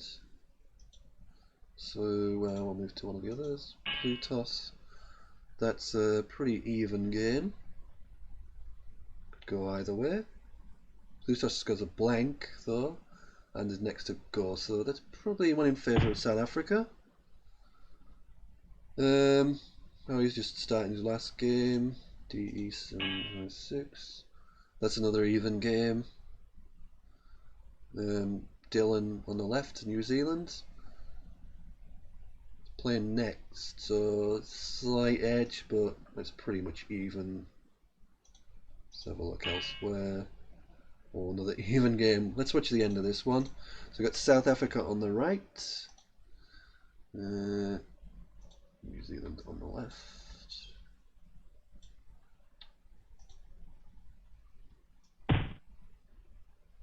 So Gerald plays Verl, 16. That gives him a 24-point lead. Sorry, I misread. It's got LN left. Ville's probably a little bit better, I guess, but I suppose it matters. So it's 24. What can my next do here? The W. Let's have a look. He's leaving Lin, so that makes sense, yeah. Although you could have, if you played Ville, you've got RN, you've got Rin and Earn, but they should be fine anyway, because with LN, you got Lun, then you got Lin, so you got 2 outs. So this is going to be a narrow win for South Africa, and you got a result in Tiger Jomu. That's the one we just watched. So that's a win for South Africa. So that's another point on the boards. 4-4-4 to Gerald and 4-2-5 to Minix. Okay, so let's catch another game. We've seen a bit of everything, haven't we? We're not seeing much of this one. That's looking good for Chile against Andrina. So that's another good score for South Africa that they're ahead of. I think pretty much looked over most of them. Excuse me. Let's try and find one that's nearing a conclusion, so we'll just skip through. So let's stick with this one. Ooh, Scrab fan's got the blank. Ooh, this could be important. Could be a turnaround here. So get the flags up. So it's a South African player on the left, and on the right, a New Zealand Kiwi player. So 31 points down, but as a blank, got quite a lot of bonuses they could play. We don't know what Plutos has. Let's just have a look at the list moves so we can get the context. The list. So the last player was on the top right, which doesn't suggest. Doesn't suggest that they've got a bad rack. There is a blank unseen. Did Plutos have a blank last time we checked? I can't remember. I think that might be true. But anyway. So anyway, well, it looks like we're going to see a blank bonus going down here. VoIP takes an S. In takes an S. There's like Luridist through the L. The bottom left corner. So there's loads of options. So Trusted goes down. Plutos does have the blank, but I'm not sure they have anything, any bonuses with it, unless there's some sort of something onto that D, possibly, but probably not. It's a bit awkward. But yeah, this could be a crucial game. 47 the difference. Plutos with the blank. Scrab fans just bonused. Random 7 tiles. Could have anything. Could even have another bonus. There's pretty good tiles though. But some pretty. Even the bad tiles aren't that bad. I mean, there's a U and a Y. I mean, yeah. They're pretty good tiles. So what's the play here? Do you try and open if you're Plutos? I mean, they've still got core hook. It's a little bit tough to hit. Can you bonus through that, or even No, doesn't look like it. So yeah, what's the play here? Do you just take the points? Even hitting, I mean, even this is quite hard to. I mean, there's Vice, but leaving two ends of a blank, that's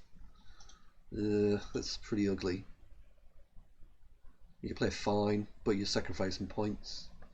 This is a tough spot. Do you try and open more?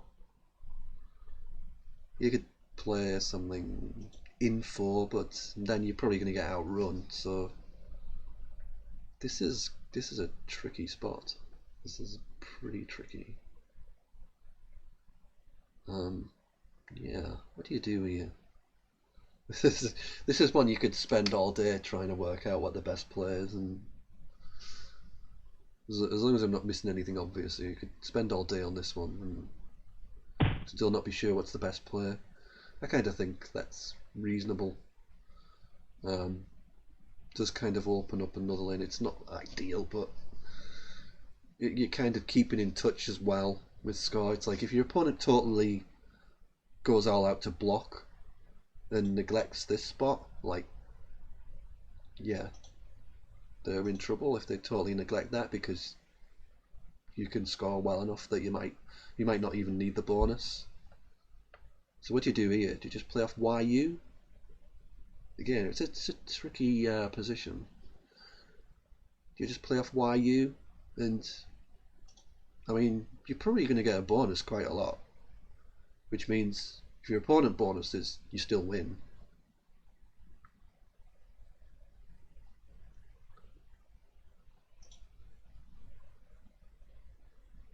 So what do you do here?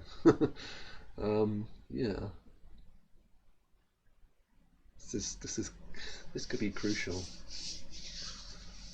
This could be very important towards how this turns out.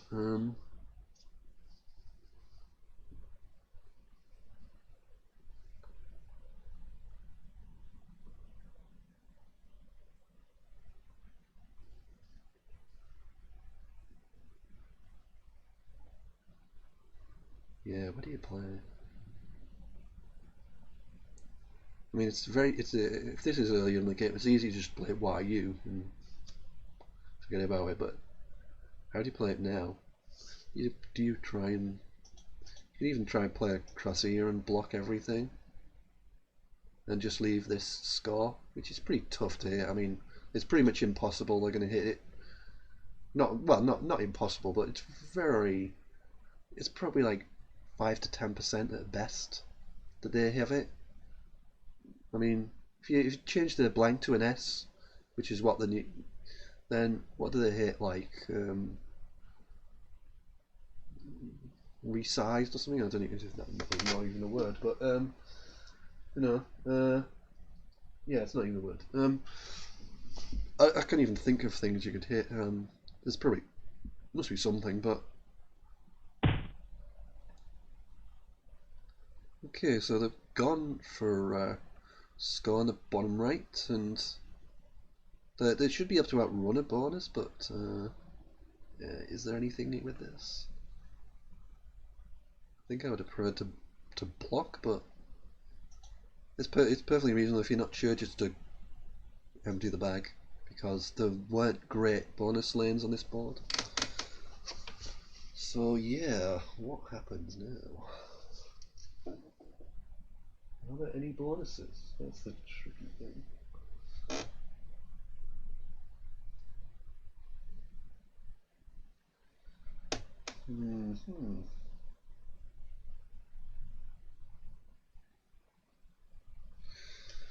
Yeah, let's have a look at the unseen.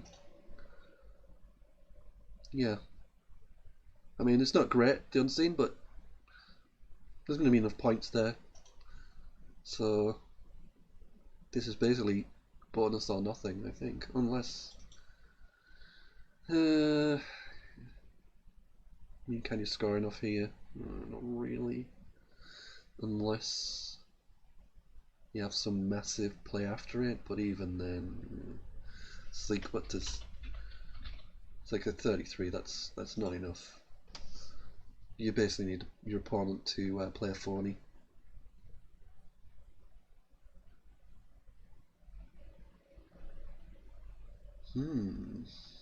Tricky. There's just nowhere to score enough to catch up without a bonus. And I can't see any bonuses. So it looks like this is going to be a little bit of an upset, and New Zealand are going to pinch this one, it looks like. Just tile's not quite falling right. It's a Plutos yet. Good stuff, but it's not quite falling right. Just slightly awkward with the letters. Double N's and the F and the C, and yeah. And not having kind of any like nice players that just fit with what you have. You just have nice letters, but they just don't quite make anything. That's kind of how I describe the ranks from what I've seen, but yeah, well done to Scrab fan. I think they're going to pinch this. You have a result in. That's one for 497325 to Dylan. Dylan represent New Zealand, so that's another point to New Zealand. Brings them a step close to victory. And yeah, Pluto's going to go over on time, but it doesn't really matter. You've got to look everywhere for a bonus. Try and find something. Look through every possible 9 disconnected letters. Give it everything to try and find it. I can't find anything on Zisifer though, so I think this is going to be a win for New Zealand as well. It's going to bring them to 49, and yeah, seed goes down. He gives up on trying to find a bonus, though I don't think there was one. A little bit unlucky, but well played to Scrab fans, or Scrab FANZ. I don't know however that's going to be pronounced, but yeah, we'll just make sure the play. As long as they don't play phony, that would be pretty bad. I think they might actually probably, yeah, the phony would probably lose. Actually, it might not. Yeah, it would. It would lose to Sen. So just play something, just a legitimate play of MI or something like that. That'd do. Just play off the S there. Mince, leaving or minus, leaving the complete crap. Any of those kind of things. We'll seal it for New Zealand. So that'll make it 49-46. New Zealand still need to get to 51 to win because of the spread situation. They're likely going to lose if it goes to 50-50. So let's just confirm that with the teams. Yeah, the spread is in favour of South Africa. Not by much, but by enough. Going into this round, South Africa were 44-46 with a plus 326 spread. So yeah, sort of desperation challenge just in case. The only way I can win is challenge a word off. So that's 4-2-3 to 3-8-7 to New Zealand in that one. And that brings them a step closer to victory. So well played. So let's swap to one of the other games. Try and find while it's in the later stages. It's very possible some of the games already had a result. That one's, well, 500 to yeah, that's going to be a win for New Zealand, so that's going to make them 50. So we need one more win. As I say, one of the games might have already gone through without me noticing. It's very possible.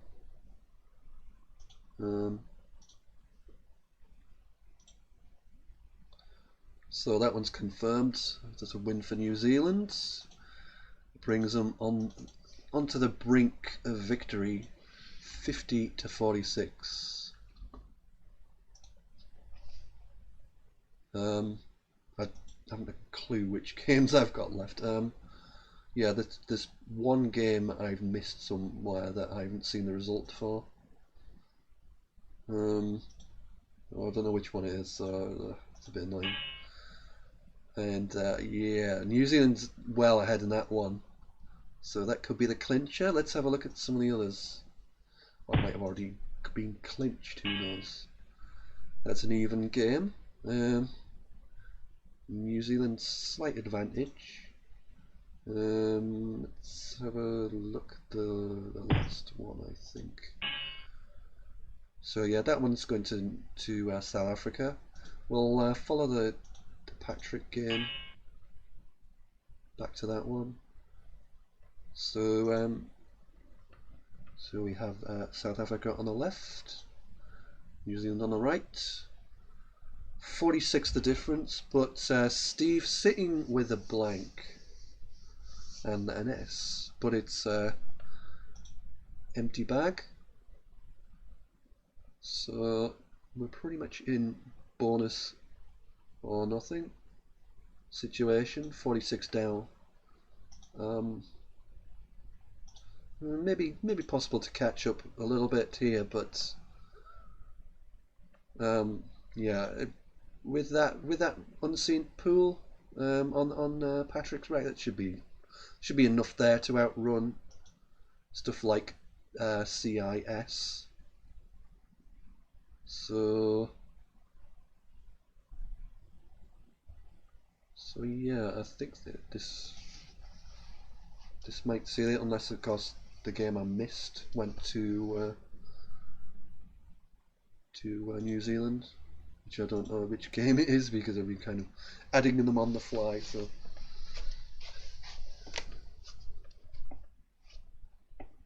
but yeah, this could seal it for New Zealand. I mean, we're pretty sure they're going to win, but it'd be nice to just have the game happen and see it happening and finishing. Of course, Steve could take the whole 7.5 minutes, which is perfectly entitled to try and find a winning move, and there may be one. Let's have a look. But yeah, PIS goes down 31. So that leaves CUI blank. It's going to be tricky to score much with. So yeah, this one looks like it's going to go to New Zealand.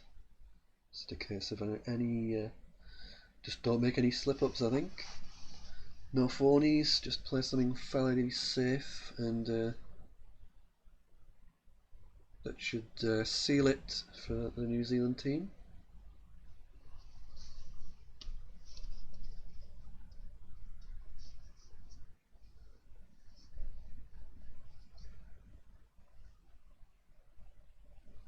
Hope everybody's been enjoying the coverage and everything else. I know that I've seen the odd message gone checked, but yeah, glad everybody's enjoying it. I can't really. It's hard to track what's going on Facebook. Let me have a look on the multi-stream. Yeah, there's not much going on Facebook from what the multi-stream says, but I might not get all the messages. But I hope everybody's enjoying it. Enjoyed it. The Zarties go down. That should seal it beyond any doubt for New Zealand team.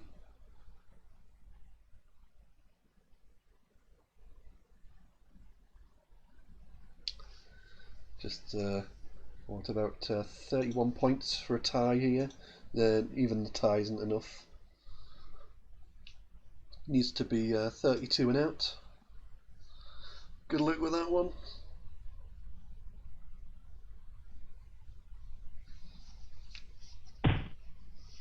There it goes. Queuing goes down. 9 points. Just need to accept the play. We can't challenge it off anyway. And there it is. So New Zealand win that one. 389, 367. And that's going to put them on 51 wins. And that's the title of the champions of this match. 51 to 46. just the 3 games left to finish to bring you the full final score. But well done to the New Zealand team. And congratulations to South Africa. They made it very tight in the end. Great fight back from the South African team. But New Zealand have taken this one out, 51-46. So that's 3 games to add, and we'll go and watch some of those now. There's only 1 game left being played, so it looks like a pretty big win for New Zealand as well. Let's just get the flags right. Here we go, so you can see the score. That helps, doesn't it? Thanks everybody for watching and following and all the rest of it, likes, and as I said, we'll have a speed tournament later on. So just coming up to 1 PM UK time. Speed tournament's going to be 8 PM. If anybody wants to play, it's 2 minutes ISC games. You're more than welcome. Just leave me a message. I'm going to invite you to a particular group, a lockdown Scrabble group, so you can see everything on there. Just had another result in. That's a one for South Africa. Chile winning 4-4-5 to 3-3-6.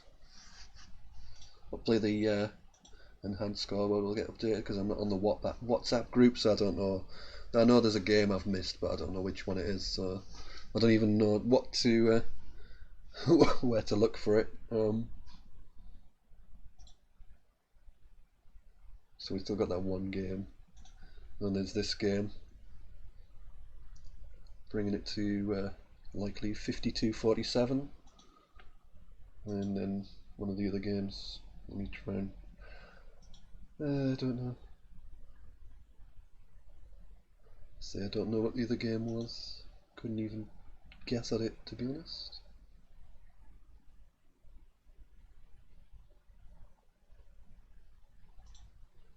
Okay, so gold goes down. That's nothing much to write home about with this wreck, but 2 in the bag. So don't open any triples, which I know how we want, but and take the nice win. There goes Vom. He does like to block, does from the games we've seen so far today. Does like a good blocking move, does Howie. Midas touch, sitting there with the whaler plus an extra A.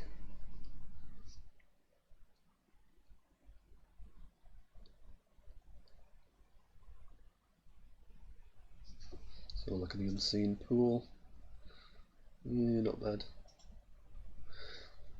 439258, 181 points. Bit of a blowout. That's what you get. Top the. If anybody knows what the actual most up to date scores are, let me know. And as I say, there's 1 game I've missed somewhere, which I don't think got reported on the chat channel. So do let me know, just so I can update it.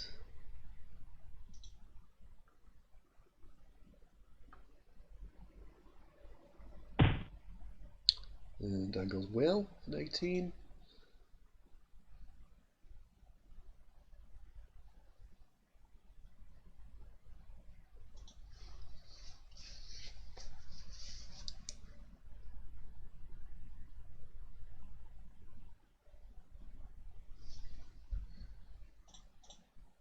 It's pretty good wreck. We've got ARE, so you'd think it would go out next turn, something like ear down here. You'd mess that up with Wedeln or something like that. Welted, yeah. It's welted a verb, probably. I'm too lazy to look it up.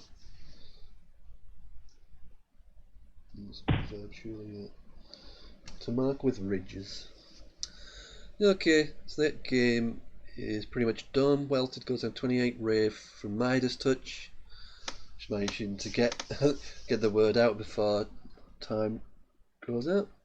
Yeah, thanks everybody in the chat. Got Semi Hobo and Dylan Early All the rest of it, Seto card. Thanks everybody. Hope everybody's enjoying it.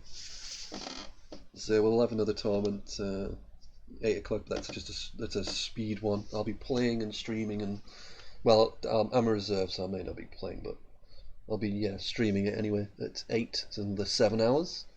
Gives me time to have a nap or something.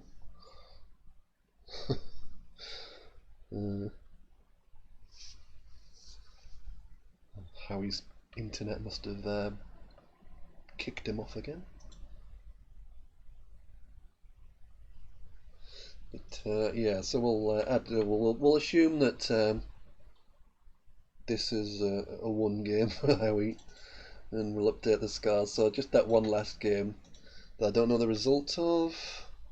I'll keep an eye on the enhanced scoreboard. Oh, finally, there it goes. There's the result come through. Just let me have a look, see if there are any of the. I'll have a read through the round 9 individual standings while waiting for that. So, say round 9 standings individually. On 8 wins and only 1 loss is Lynn Butler. On 7 wins, 2 South African players. I got Jade Page and Harry Wiggins on 7 and 2. 6 and 3, just 1 player on 6 and 3 was Howard Warner, which we've just watched. And Hull forced on 5 and 4 and 4 and 5. So it's pretty tight stuff. Nobody's kind of run away with won all the games or lost all the games. Everybody's like won at least 2. So it's pretty good stuff. Nice and competitive. That's what we want.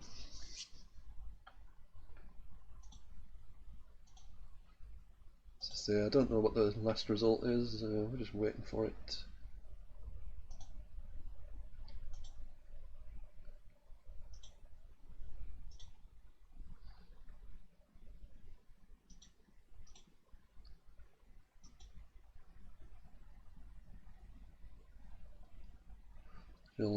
I'll swap over to the enhanced scoreboard so you can have a look at that.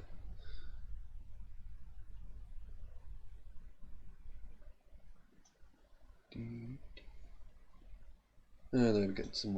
Oh no, we're not. Yeah, we're getting some results in now. So I went to 50-48. So I guess South Africa won the other game. Is that right? Yeah, that would make sense, wouldn't it?